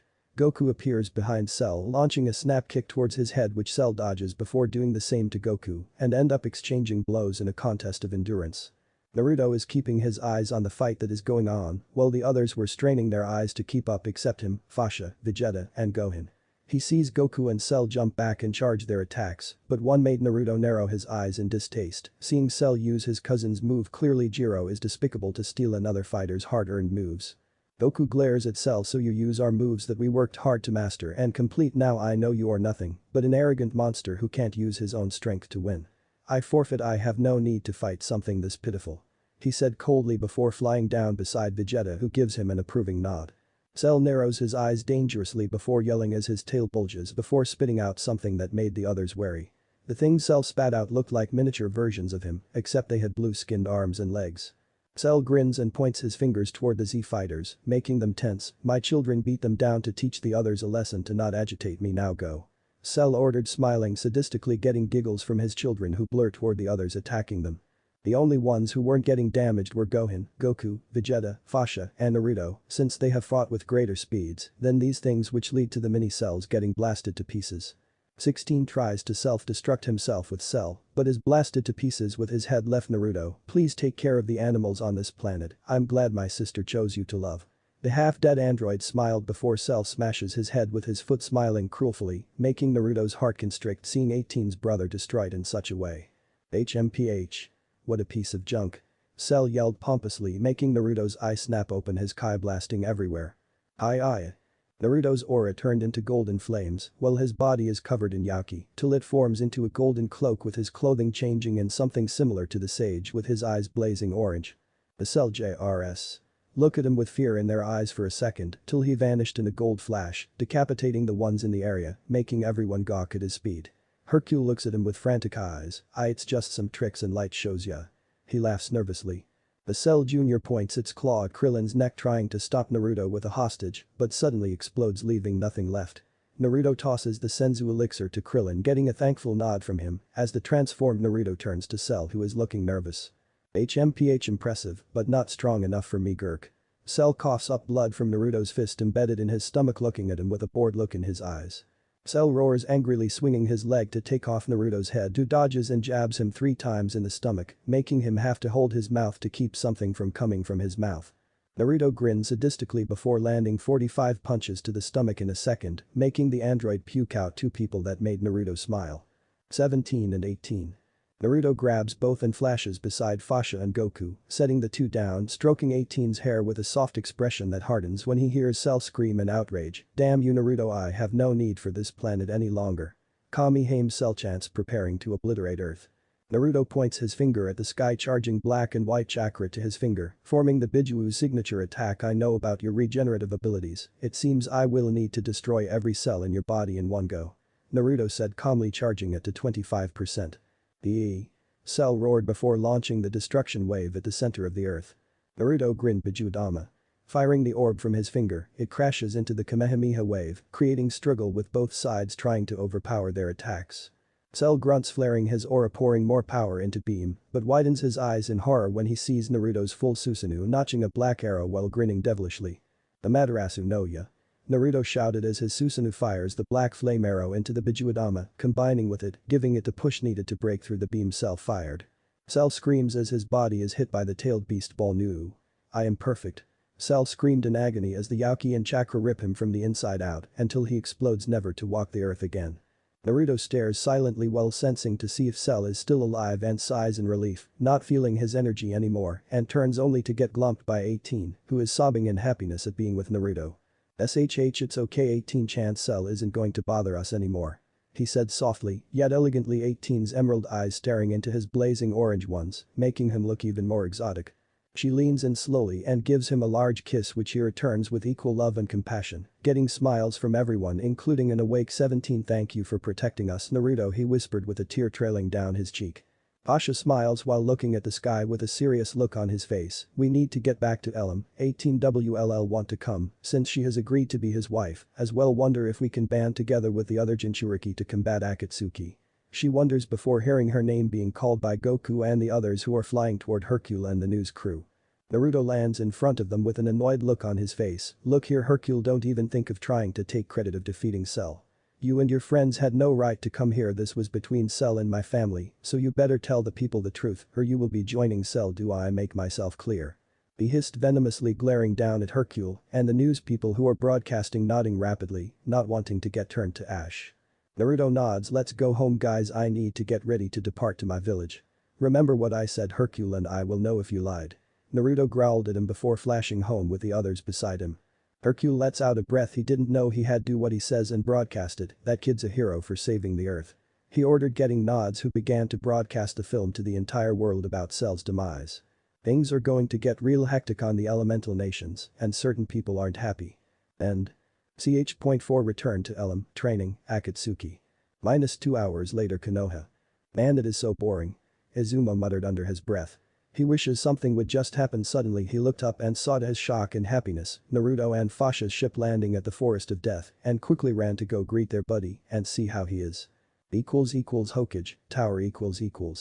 Sarutobi looks up from his reading and smiled happily, seeing his two surrogate grandchildren back already, and went to go greet them and motioned Tsunade and Jiraiya to come with him and Sunshine to the Forest of Death. With Naruto. Naruto smiled as the doors to their ship opened and walked out as the sun's rays warmed their skin. "Ready to go Fasha-chan, 18-chan?" he asked his two girls, who nodded excitedly before walking out with him, just as his friends and family walked and ran into view, with his surrogate brother Kakashi being the happiest and looked at him and Fasha in shock at their appearance. "What happened to you? You two look like you're grown-ups," Kurenai said in shock while giving Naruto's 12-pack oogling looks, which he smirked at. "It seems my cousin's planet had a faster time perception, meaning I'm 16 currently and Fasha I think is 19 or 20 currently, though we're aging slowly in body, but older in mind, though right now Fasha Haim is at Z rank now."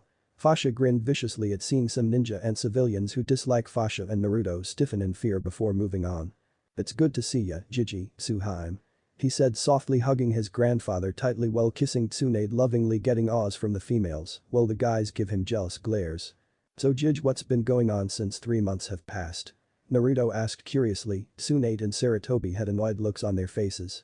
"Gaara and Temari have been forced to become ninja for Konoha due to Suna not liking that Gaara can sleep now and is a better ninja now, and are calling for you to surrender to Suna for your crimes against their village. Kumo has been demanding you turn yourself in multiple times, regardless of your threat level. Iwa has been wishing to form an alliance with you as a peace treaty.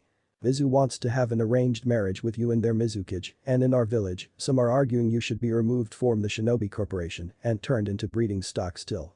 Naruto's face turned stone-like, instantly making Fasha and 18 step away in caution. Tell those assholes this, if you think that having quantity against me will work, you have another thing coming, since all of Kyuubi's chakra was absorbed by me and Fasha, and we know how to use it as Ursuna tell them to come get me themselves or piss off. Jiraiya frowned since he was the one who told the elders about what he did and hoped to scare Naruto into sacrificing himself like weapons should do. Also Jiraiya, you better not have messed with my celestial seal. Naruto said, narrowing his eyes at Jiraiya, who flinched and sweated nervously. Naruto-kun, we managed to get Karen Uzumaki back and are training her along with Taiya and Kin, who managed to defect from Odo and are already at Jounin levels now thanks to my tutelage, along with Nico and Kakashi. Tsunade smiled, seeing his happy grin before it turned into a frown. Naruto turned to Asuma, Tsunade, Fasha, and 18. You guys come with me to Suna with me, I am going to show these bastards who the fucking Kurosenku is on this planet. He said coldly, with Asuma and the others except Jiraiya having nasty grins on their faces before sunshining toward the gates. Oh boy, if Suna tries to piss him off he'll go, how should you say it? Out with a bang. Anko cackled madly before following Naruto's team, leaving Jiraiya, who is gritting his teeth, and vanished toward the summoning realm to speak with the toads. Order of Suna. Naruto and the others were traveling at a fast rate through the trees, with 18 flying beside them. Kurenai-senpai, you sense anyone nearby? Kurenai scanned the area with her senses. I sense 4 cage level chakras heading our way, one of them has reserves matching the Nibi. She informed the others, much to Naruto's irritation, and sighed. Hisam and Itachi bringing back up again, huh? He muttered before ordering the orders to speed up, soon reaching the deserts of Suna and sped across with the gate in view. 5 minutes later, Suna Gate. Naruto and his team walked up to the gate with Suna Anbu landing in front of them. Naruto Kurai, I have business to discuss with your council, Naruto said neutrally, with the Anbu nodding and escorting them to the council room with Fasha and 18 keeping their senses open in case of foul player. Later in council room. Naruto and his team walked through inside to see the council and elders arguing and stopped to see Naruto entering, and one shinobi leaped at Naruto to kill him for taking their weapon away. Shinra Tensei. The man cried out in pain as Naruto blasted him away into a wall using his gravity jutsu and walked forward calmly. Keep your dog on a leash, Elder Ibizo. Naruto stated with annoyance. What do you want, Kurai? Chio demanded, since he was the one who allowed Gaara to sleep. Who is the little traitor who sold out his own brother and sister just to please his own father? He demanded coldly, giving each of them a stare so cold and piercing it made them feel like they were in front of a biju. Why did you take away our weapon? One demanded, only for his head to explode, splashing blood on the wall due to Naruto using his gravity powers to crush his head, shocking everyone including Chio. Gaara Tauto is my surrogate little brother, ninja. Next one who calls him a weapon will be killed on the spot, regardless of who you are. Naruto replied emotionlessly, making even Chio wince. Even, my grandson wasn't this cold, Chio thought sadly. We wanted to know how you were able to allow Gaara-chan to sleep, Naruto-san. Chio said politely, with the elders and council looking at her in shock. I simply used one of my personal Fuin jutsu that is stronger than the Shiki Fuin to reinforce, strengthen the seal, and also get rid of the evil priest controlling Shukaku to allow Gaara to sleep. Whoever was the one who put that disgusting seal on my little brother is a disgrace as a ninja and a disgrace to other Fuin jutsu users out there. Naruto said, twirling a tri-prong kunai on his one finger. The village is more important than my personal feelings. Kankuro sneered, only for a fist from 18 to smash into his jaw, nearly breaking it. Chio was extremely surprised at the blonde android's speed and power, but what shocked her was she felt no chakra in that blow, or either in her body at all. Amazing, she thought. Maybe I should rip out your soul just like I did Orochimaru and feed you to the Shinigami. Naruto said in a dark, gleeful tone that sent shivers down the spine of Chio, who felt scared in his presence and others. I am going to offer you 2 options. Naruto said blankly. 1, you leave to Mariheim and Gaara Tauto alone, and I won't use my Hiraishin or Bijuadama to completely destroy you. Almost all the shinobi paled hearing that. 2, you capture them. I will inform the fire daimyo of you councilmen, except the elders overstepping your boundaries, ending with Suna being financially crippled for many years to come. His voice turned icy at this. 3, you sign a peace treaty with us which will allow your village to get resources for food, water, and other things, and work together on some missions, meaning I won't hurt both their feelings when I decide to retaliate. Either way you won't get them. He said, throwing a scroll to Chio, who smiled and nodded. We'll sign with option 3, Gaki. She said playfully, making Naruto gain a tick mark. This Gaki can kick your ass with his hands tied behind his back, Onibaba. Naruto said, giving her the bird, which she returned, making the other Jounin and Anbu of Suna snicker and snort in laughter at the mighty Chio getting one-upped. Suddenly explosions rocked the whole place, causing everyone to go on alert. Chio-sama. 4 people wearing robes with red clouds are attacking the village looking for Gara-sama. A Chunin shouted, making Naruto and Fasha narrow their eyes before running outside looking for the threat. "So you brought the fake Madara one up, did you, Itachi-san?" Naruto said casually before narrowing his eyes, seeing Itachi, Kisame, Kakuzu, and someone named Tobi who is glaring at him through his mask. "Brat doesn't look like much." Kakuzu sneered, only to gasp in pain as he felt himself pierced 3 times by Naruto, who only moved his foot, making their eyes widen. "You took out 3 of my hearts in one move," Kakuzu exclaimed in shock, fear, and respect, making the 3 other Akatsuki members look with narrowed eyes. "Where is the Ichibi, Naruto?" Itachi said emotionlessly. "Safe where you can't find him and not treated like a simple pawn like you," Naruto said coldly, his eyes showing nothing to the Uchiha prodigy, who frowned before motioning to Kisame, who grinned and charged at Naruto, bringing his sword down on him, only for it to be sidestepped and backhanded back to the others. "Ranton. Laser circus." Fasha shouted before firing a barrage of supercharged lightning and water beams at the Akatsuki, who jumped into different directions. Kakuzu engaged Naruto in Taijutsu with him missing and being forced on the defense, while Naruto was striking his chakra points using the Shinjaiken and was staying close to him while battling the wind and lightning mask with Asuma, while Fasha, Kurenai, 18, and Anko are battling Itachi, Kisame, and Tobi. Naruto dodged a massive blast of wind and lightning from the masks who merged, getting an idea. "Asuma. Fire and wind combo." He shouted at the Sarutobi, who nodded before both formed the dragon sign. "Pain. Kiryu and no jutsu. Futen. Rinkuden." Asuma exhaled a stream of orange dragon flames, while Naruto fired multiple massive air bullets that collided with the fire, turning them into speeding bullets of fire and wind soaring toward the masks, who fired their own combination only for Asuma and Naruto's combo to blast through it, instantly destroying the masks, making Kakuzu sweat, and before he had a chance to flee. "Rasen Renden." Naruto shouted as he instantly appeared above the Taki Nukenin and drilled the 2 spheres into him, shredding his body apart since Naruto's chakra held bits of wind and lightning chakra, causing a huge explosion to erupt, and as soon as it cleared, Kakuzu wasn't even recognizable. Naruto saw Kisame try and sneak behind him, only for his sword Samehada to get kicked out of his hand, shocking him before Naruto grabbed it and almost beheaded the tailless-tailed beast, who glared at the clicking sword, who let off a orange glow, refilling its new master's energy. "Damn you." Kisame scowled before vanishing in a swirl of water to escape back to base, with Itachi leaving in a flock of crows, leaving a quiet Tobi. "Not going to speak, Obito?" Naruto sneered, getting shocked looks from everyone except Fasha, while the masked man named Obito chuckled darkly behind his mask. "So you figured out who I am, huh?" Obito mused with amusement in his Sharingan eye spinning. "Yes, it's quite clever of you to pose as Madara using his voice." Naruto commended the long-thought-dead Uchiha, and suddenly his eyes morphed into the Ion no Mangekyo. He found out he can switch between the Rinnegan and the Sharingan. "Pow!" Obito exclaimed in anger. "Me and Fasha Haim absorbed Kyuubi's and Madara's chakra, allowing our not to match that of Madara's, which in turn gave us his eyes, good no?" Naruto asked in dark amusement, making Anko's loins burn with lust at his dark persona. "I will get the Bijuu and there's nothing you can do about it." Obito spat, only for Naruto to throw in. "They cornered him." "You ow." Obito cried out in pain as he was nailed in the face by another acorn, making him Kurenai and the other Jounin try to hold in their laughter, only to fall to the ground laughing as Obito was hit in the face by a barrage of acorns till he teleported away to safety. Tenkuro was boiling with rage and sheer malice at this damn tree hugger, ruining his father's plans for Suna to become the strongest.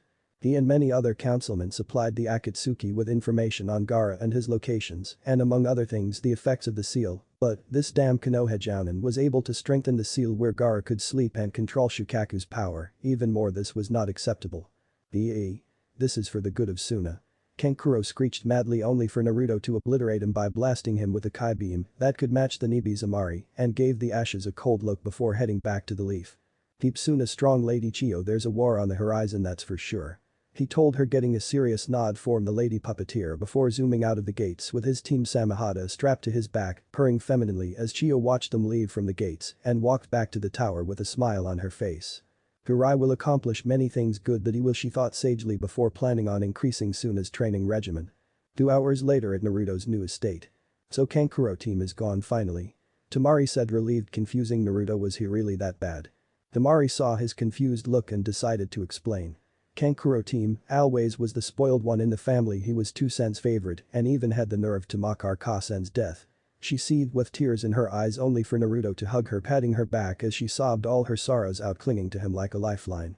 "Please don't leave us," she whispered with Naruto hugging both her and Gaara.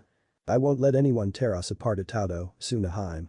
He whispered as his eyes flashed into the Sharingan and looked at the smiling faces of Gaara and Temari. But 18. So being a shinobi is a tough life huh?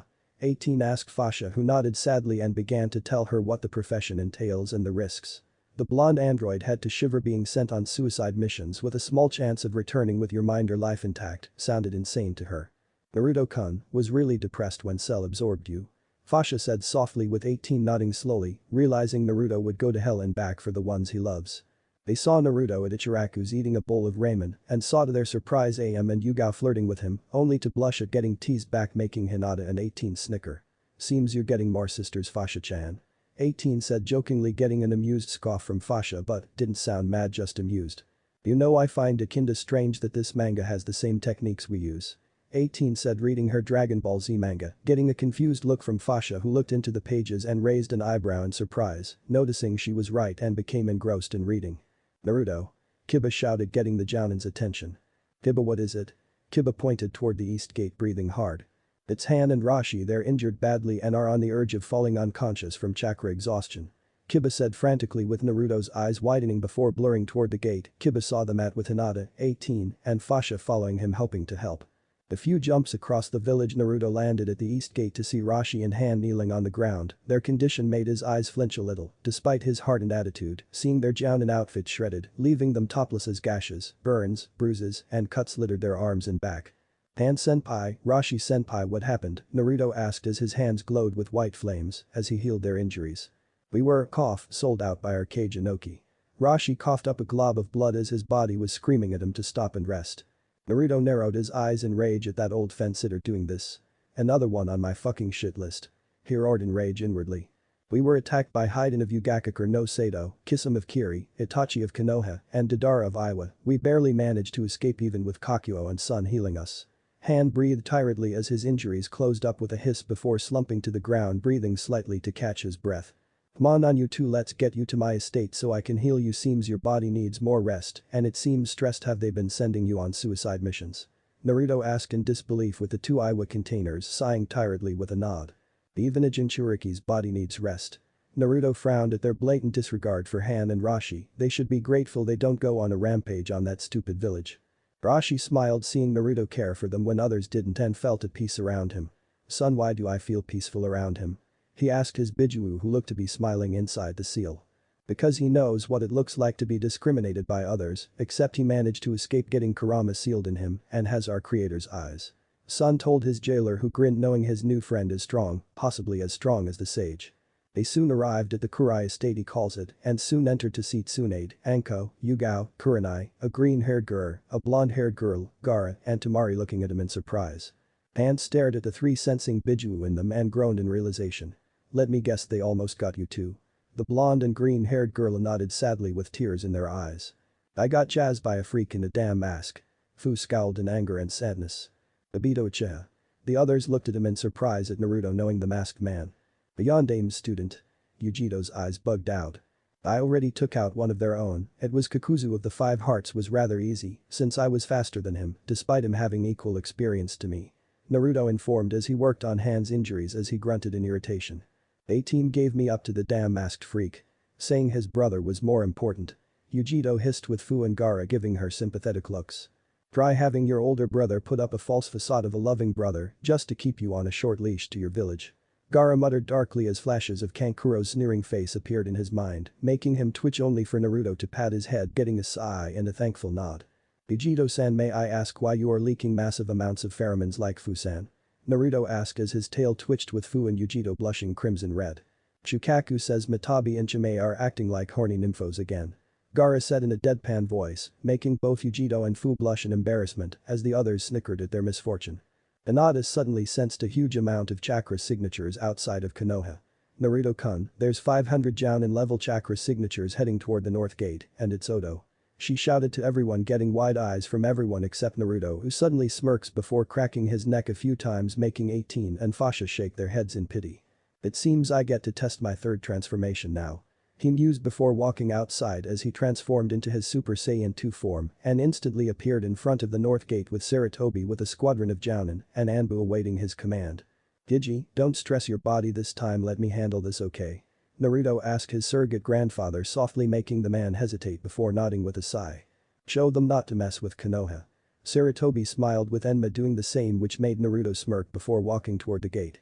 Don't have to tell me twice, Gigi, he chuckled inwardly before his eyes hardened into a feral emerald teal color, preparing to show the world the might of a Saiyan. He sees the Odo army being led by a fish-like man named Amachi who had an arrogant grin on his face. You have two choices: stay here and fight you die, or take your pieces of trash and leave. Naruto said coldly, flaring his kai, causing the wind to increase in intensity, only to bisect a cursed Mark Jounin in half, trying to backstab him. I warned you, now I get to show you my next level. He took a deep breath before increasing his power output, causing the earth to shake and sky to darken, lightning to strike randomly as he is surrounded by a golden glow. Ah. He yelled as black and white sparks arced off his body as his power was now roaring, causing everything to shake, making a few panic as his power seemed to surpass a Bijuu's, and watched in disbelief as his hair seemed to lengthen. Ah. This is to go even further beyond. He screamed and increased his power tenfold, causing everyone's eyes to widen in disbelief, even Matabi, Chimei, Sun, and Kakuo to have round eyes filled with shock, awe, and respect. Holy Rakuto, brother, are you seeing this boy's power? Kakuo talked to his sisters and brothers through their telepathy link, getting dumbfounded nods from everyone including Shukaku. If this is the third level of his transformations, how strong will he be when he reaches the fourth? Shukaku asked, getting shivers from the others at Naruto's power increasing beyond this. For Kami's sake, it's beyond that of the kyuubis and is still rising. Naruto remembers all the hate and scorn he got over a lie, the love from his mates and family, and the despair at losing 18 to Cell, and felt a weight lifted off him as veins bulged in his arms, neck and head and let out a bone-chilling roar. Haya. The golden aura blazed higher, piercing the heavens and blinded everyone as it was brighter than the sun. Hinata uncovered her eyes seeing the light die down and gained a massive blush on her face as she took in his new form. His hair grew to the length of Raditz's, his eyes glowing with power, and his eyebrows gone and a serious look etched on his face. It's been a while since I used this form, since I haven't been able to find such numbers to test it out on. He said in a powerful voice that held boredom, making Fu, Yujito, Tsunade, 18, Fasha, Shizune, Anko, Kurenai, Yugao, Hana, and Tsume feel their loins burn with lust and want seeing his new form and feels their love for him increase even higher. The FFT, it's just a fucking light show. One sneered before charging at Naruto with a sword in mid-swing at his midsection, only for Naruto to immediately disarm him and decapitate him using his own weapon all in 1 second. They all just stared wide-eyed at the timing, speed, and skill he used to kill him, even Sarutobi and Enma were surprised. My Kami, Naruto-kun, I've never seen such skill, not even with my senseis. He thought in shock before the Odo army roared in rage and all charged him, planning on killing him, only for a cruel smirk to spread on Naruto's face. Naruto instantly dashed into the oncoming horde, much to their shock and disbelief, till it morphed into awe as he began decimating their forces using only taijutsu and weapons alone, dodging, countering, slashing, stabbing, and severing, causing death all around. He makes Kurabi look like an amateur, even he needs his blades against higher numbers, she shouted in shock, awe, admiration, and respect at the skill displayed by Naruto, who is staying true to his Saiyan heritage, fighting using his fists and weapons. Show me your dances. Naruto roared in excitement and bloodlust as he punched a group of cursed soldiers through trees, killing them from the impact before launching a widespread jutsuga, killing 2 more groups as Amachi continues to watch in shock and anger as his army is decimated by this man, no god before him. Shoten. Crystal Dragon. A female voice shouted, causing Naruto to look to his right, only for a pink crystal dragon to barrel into him, and much to everyone's shock, he grabbed it by the jaws as it pushed him back, slowly making him grunt in annoyance. So they have a Shoten user, huh? If I'm correct, she's Gurren. He thought before punching the dragon, causing it to explode into pieces, much to their sheer shock again. How powerful is Naruto? He is definitely mate material. Fu purred as her eyes turned green with a slit, showing her instincts fueled by her tailed beast are reacting to his power, with a grinning Yujito doing the same as her eyes glowed amber gold. Get to know him first, then you're good. Fasha shrugged with the girls nodding and watched him continue to battle the Odo army. You killed Orochimaru-sama. Gurren yelled angrily as she engaged him using dual kunes, showing her skills were clearly Anbo level and was getting angrier at him, blocking her with no effort while killing her comrades around her brutally with efficiency. Orochimaru-san was the reason why the bloodline haters knew of your bloodline, Gurren-chan. He spoke, ducking under a kick and shot a Jaiken strike to the man's heart, killing him before slapping a Anbo level tag on Shi body and kicked it into the others. Boom. Tsunade whistles in amazement. Madara would be proud at Naruto's way of fighting, and when I say proud I mean the way a father would be. She said, nodding with Sarutobi nodding in agreement. Naruto is displaying tactics like a hardworking Nara would do. Urin looked conflicted remembering her past and remembered seeing the villagers looking at Orochimaru in fear and suspicion until it finally clicked making her cry out in tears as she realized she was just a toy to that snake. "Please kill me." She whispered pleadingly to Naruto whose eyes softened. "If you want you can serve me but unlike Hebe I won't use you for my own gain." He said truthfully before chopping her in the neck as she smiled with tears in her eyes and picked her up and took her to Tsunade who nodded and took her to the estate to heal. Naruto's eyes hardened once more before turning to Amachi and his army or what's left of it and saw the madman on top of what appears to be a giant water blob. "Say hello to Omibozu." He cackled insanely only for everyone to freeze as Naruto's aura turned completely black and his eyes the Iron no Mangekyou glowing ominously as Tensa's Angetsu became covered in black Jutsuga-like flames. "I will show you despair and the futileness of your actions to hurt my village," he said coldly as the aura seemed to intensify. "What is this? It's like I'm being crushed." Rashi thought in awe and shock with the others struggling to even stand. "This is my newest Jutsuga," Naruto whispered echoing in the wind making their eyes widen in fear and alarm as he raised his blade toward the sky. "Feel Tensai's never-ending blade." He smirked cruel enough to make Madara extremely proud of him. "Mugetsu, moonless sky," he whispered slashing downward, causing the ground to fissure and depart as a massive black wave engulfed the entire army, covering their screams forever in its endless black energy. "Like Kami," Kakashi whispered in shock, slight fear, and awe seeing what could be described as a SSS rank Kenjutsu technique and watched the light return and what they saw made everyone even Fasha go wide-eyed.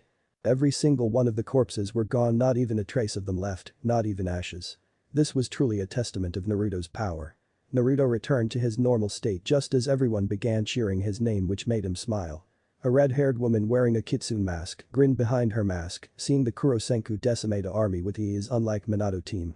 "You've piqued my interest, Seru-kun," she whispered lustfully as her eyes glowed scarlet red behind her mask. "Who is this woman that is interested in Naruto?" End. Chapter 5 Kitsune and Monkey. Naruto who was walking back toward the others stopped confusing everyone till they spotted him locking eyes with a female Anbu wearing a kitsune mask and Sarutobi's eyes widened, knowing who that Anbu was. "Kushina," he whispered, and everyone who heard her name had wide eyes. Fasha raised an eyebrow. "So this is the second Jinchuriki of the kyuubi, seems Naruto-kun's caught her interest." Sarutobi shook his head in dry amusement at Naruto, attracting the dangerous women especially Kushina Uzumaki. Naruto continued to stare down the redhead who was smirking at him in a vulpine fashion. "So you're the Jinchuriki who had Kurama sealed in as his second vessel?" He quirked an eyebrow seeing her giggle. "Why yes, I am the vessel to that furball and he's still sealed in my gut. The one Minato team sealed away was just the yang portion, though Kurama still managed to regain it years later, and to think you and that girl absorbed his chakra along with Madara's, that's been lingering in the Shinomori for years, and now you have his Kekkei Genkai and knowledge of jutsus." She gave him a look of lust as the vixen inside her kept yelling to mate with the man before her. Naruto just chuckled crossing his arms. "And just what has gotten you interested in me, Kushi-chan?" Kushina tilted her head in a cute way pondering the question. "I want to know more about you. The way you dealt with your life's problems interested me. Most would have gone mad from having a bad childhood like you with no parents like me, but you just strived on and I feel a kindred spirit with you." Naruto looked into her eyes and saw the same thing he holds in his loneliness, bitterness, anger, sorrow and longing to know who his family is. His scouter suddenly clicked on surprising him before narrowing his eyes when it pointed back toward the gate only to see a group of shinobi wearing Yuzu headbands. This surprised him, Kushina and many others before jumping toward the gates landing a few feet away from the Yuzu nins. "State your business in Konoha," Naruto said emotionlessly but his eyes bored into all of them daring to make a move. Rohi Uzumaki stepped forward and raised an eyebrow seeing the fissure lining the ground behind Naruto. "We've come from Yuzushi's Ogakur no Sato with proposal of an alliance." Naruto raised a golden eyebrow and looked over the scroll presented to him carefully and saw everything was in order before giving the scroll back. "Follow us, we'll escort you to Hokage-sama and no funny business or you will get a close-up inspection of Tensa," he warned with a cold tone that shook even Kushina. Note to self, do not piss Naruto-kun off. She whistled and escorted them through the battlefield and soon reached the others who looked surprised seeing the other red-headed women. "Naruto-kun, who are these kunoichi behind you and Kitsune?" Sarutobi asked eyeing them carefully and saw the Yuzu signs on their headbands getting a raised eyebrow. "It seems the Whirlpool village has been rebuilt secretly and the Yuzukage wishes to extend an alliance and rebuild the bridges that were burned because of our dear council's actions," Naruto said in a dark venomous tone, glaring daggers into the skulls of the still remaining civilian council, making several of them shake and pale, getting strange looks from the Yuzu shinobi and Kushina. "He just keeps surprising me every time," she smiled along with the Yuzu kunoichi secretly. Sarutobi rubbed his chin and thought. Fine, but who is your Kage by the way? Everyone turned toward them interested, especially Naruto. Nido Uzumaki, it seemed she had quite the amount of Kyuubi's chakra left in her system and used some invented seal by her to boost her already inhuman life force to the point where she can't age anymore. Miya Uzumaki breathed out in awe and admiration, getting stunned looks from everyone again at Nido Uzumaki being alive and being ageless of all things. Naruto crossed his arms. If take it there's something else. He spoke with curiosity, getting smirks. Very perceptive boy. Momoya Uzumaki said with a smirk, only getting a raised eyebrow. Same to you girly. He shot back with a smirk, getting a fuming look from Momoyo. The others just sweat dropped at the indignation on their Taijutsu specialist's face. Momo-chan piped down already. Miya scolded, getting a pout from Momoyo, who glared at Naruto, who just rolled his eyes. Let me guess, she's a handful isn't she? He asked, mirth in his voice, getting deadpan looks in return. Too true. Miya, Roha, Yuru and Yum said in unison, making Momoyo fall to the ground whining like a little child. Meanies. She pointed out comically, only getting amused looks from everyone. Mido-sama wishes to meet you in person, especially after you freed her from the Edo Tensei. This made everyone's eyes fly open in shock and surprise, though Naruto sighed. So that's the effect of my white chakra, huh? He mumbled in thought. So your chakra seems to have healing properties along with revival ones. We might need to perform tests and see what more there is to your chakra. Tsunade smirked predatorily with perverted intentions and Shizune blushed. Kushina gave Tsunade a mock glare with some jealousy. Play nice, Tsunade-sensei. Karen scolded playfully, making several wonder what she meant by that and shivered seeing the smirk on her face. Naruto simply grinned. Hope you have a strong enough bed, Tsunade-chan. He walked away waving over his shoulder, causing many to blush. Naruto-sama, wait for us. Yujito, Fu and an awake Gurin yelled, running after him, latching onto his arms, lovingly getting an exasperated sigh, leaving several jealous women and men behind. Naruto, get ready for a guarding mission to Yuki no Kuni in the morning, with Kakashi, Genma, teammate and Ten. Sarutobi yelled out, causing Naruto to come toward a screeching halt along with others. I have to spend a whole week with Yamanaka Ino. He grounded out, getting a slow nod before he let out a pissed off roar. Fuck. He ranted crazily, talking about threatening to blow something or someone up before stomping off toward his compound, hair flying up, showing his pissed off visage. Sarutobi slapped his face, knowing he just stepped on a landmine. Anko, Kitsune, Nico, Torugo with Naruto come tomorrow to guard the actress so he won't end up blowing an entire country to smithereens. Hi Sandame-sama. They replied and shunshined away to go talk with Naruto to get to know him better and see how good he is. Uzumaki Namika's compound. So you're going to have to bear a whole week with a fangirl of the annoying lady Uchiha. Gaara said dryly, getting a suffering look in return. That girl is going to literally drive me up the wall on this mission, wailing and moaning about her dead Sasu-kun. I think I just mentally threw up at doing that. Naruto grimaced. Gaara smiled. At least you'll have Temari Nichin and your other girls with you to make it more bearable. Naruto grinned at that and rubbed Gaara with a fond brotherly look. Thanks Atauto, you really know how to cheer your Aniki up. Gaara smiled widely just as Temari walked in with a smile, seeing the sight before her. May you rot in hell and get ass raped, Kankuro team. She mentally cheered, not knowing what she thought was actually happening, and many were laughing their asses off. Oh hey Mary-chan, everything alright in the village? He smiled when she began talking animatedly with stars in her eyes about how beautiful the sights were and the high-quality ninja tools. It made Gaara chuckle a bit. Temari's expression then turned serious. Naru-kun, what will we do about the mission tomorrow? Yuki no Kuni is extremely cold, so we might need to pack warm cloths, but lightweight ones to still keep your mobility. I'd say check in with Dustin or Tenten's dad Akari at the Iron Shield, along with some extra equipment. Temari nodded, writing that down on a list before she posed a question. Naruto-kun, could you teach me and Gaara-kun Taijutsu? I nearly got killed or captured on a B-rank mission one day years ago in Suna against a Taijutsu specialist that managed to disable my fan jutsu and wouldn't be alive if Gaara-kun didn't help. Gaara rubbed his head bashfully with a pink tinge on his face. One-san, you're embarrassing me. He mumbled, getting good-natured laughter from Fasha and the other girls who just walked. Fasha clapped him on the back. Oh, lighten up Atauto-kun, it's natural to feel embarrassment. Naruto snorted. Says one who walks around the house butt-ass naked. He mumbled, getting a blushing glare from Fasha and just gave her a very innocent grin, making the others snicker at Fasha, getting teased, making her pout before everyone joined in on the laughter. So Naruto Taicho, we and the girls came over to find out more about you and stuff since you'll be leading us during our time in Yuki no Kuni. Yugao said professionally with half interest and curiosity, and Kushina looked forward to this as well. Naruto motioned them to the kitchen and got everyone some snacks, but when Naruto was about to eat some ramen and dango, he immediately slapped two hands reaching to his food, matching hungry glares with them. no one touches my dango and Raymond. He forced out glaring as his hair instantly spiked up going into his SSJ3 form, matching their hungry glares with intense male pride protection. No one had the balls or guts to steal his favorite food away from him unless they want to face a pissed off Saiyan in close combat, and you do not engage a Saiyan in hand-to-hand. Many heads had been planted into the ground, and more brutal ways of taijutsu have killed many Nukenin, ninja and bandits. Come on Monkey-kun, there's plenty to go around. Anko leered at the plate of dango in his hands, causing his eyes to tighten a lot, giving her a look that could scare the shit out of Manda. Touch my ramen and dango, I guarantee me, and you are going to have problems right here and now. He said coldly, and the temperature dropped severely as the three food lovers glared at each other, hackles raised dangerously, and Naruto saw Anko's finger twitch before unsheathing his blade tense in a quick draw motion as a viper and ninjato came toward him. Yet he sliced the reptile into pieces while deflecting the strike to his chest away and jumped up with a plate of dango and bowl of ramen in his arms with a smug smirk. Sorry, but the monkey always outsmarts the fox and snake. The toe girls fumed at him and jumped over the table at him only to miss as he jumped to the side, letting them crash headfirst into the wall, and nearly laughed his ass off when they struggled comically trying to get free, yelling out several threats, making it all the more funnier.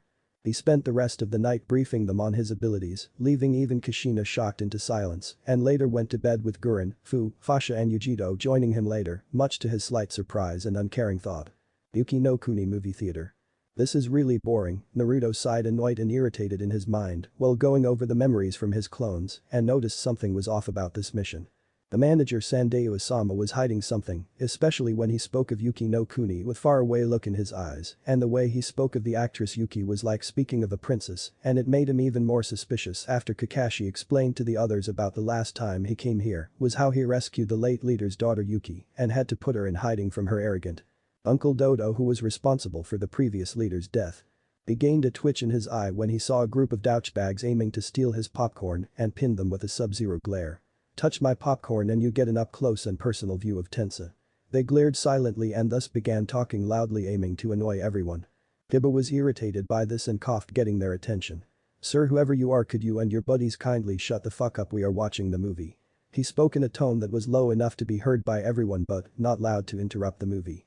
His response was getting spit in his face, causing the others to narrow their eyes, while Lino laughed arrogantly with glee at seeing the dog boy shown his place, only to freeze seeing Naruto pin her with a glare.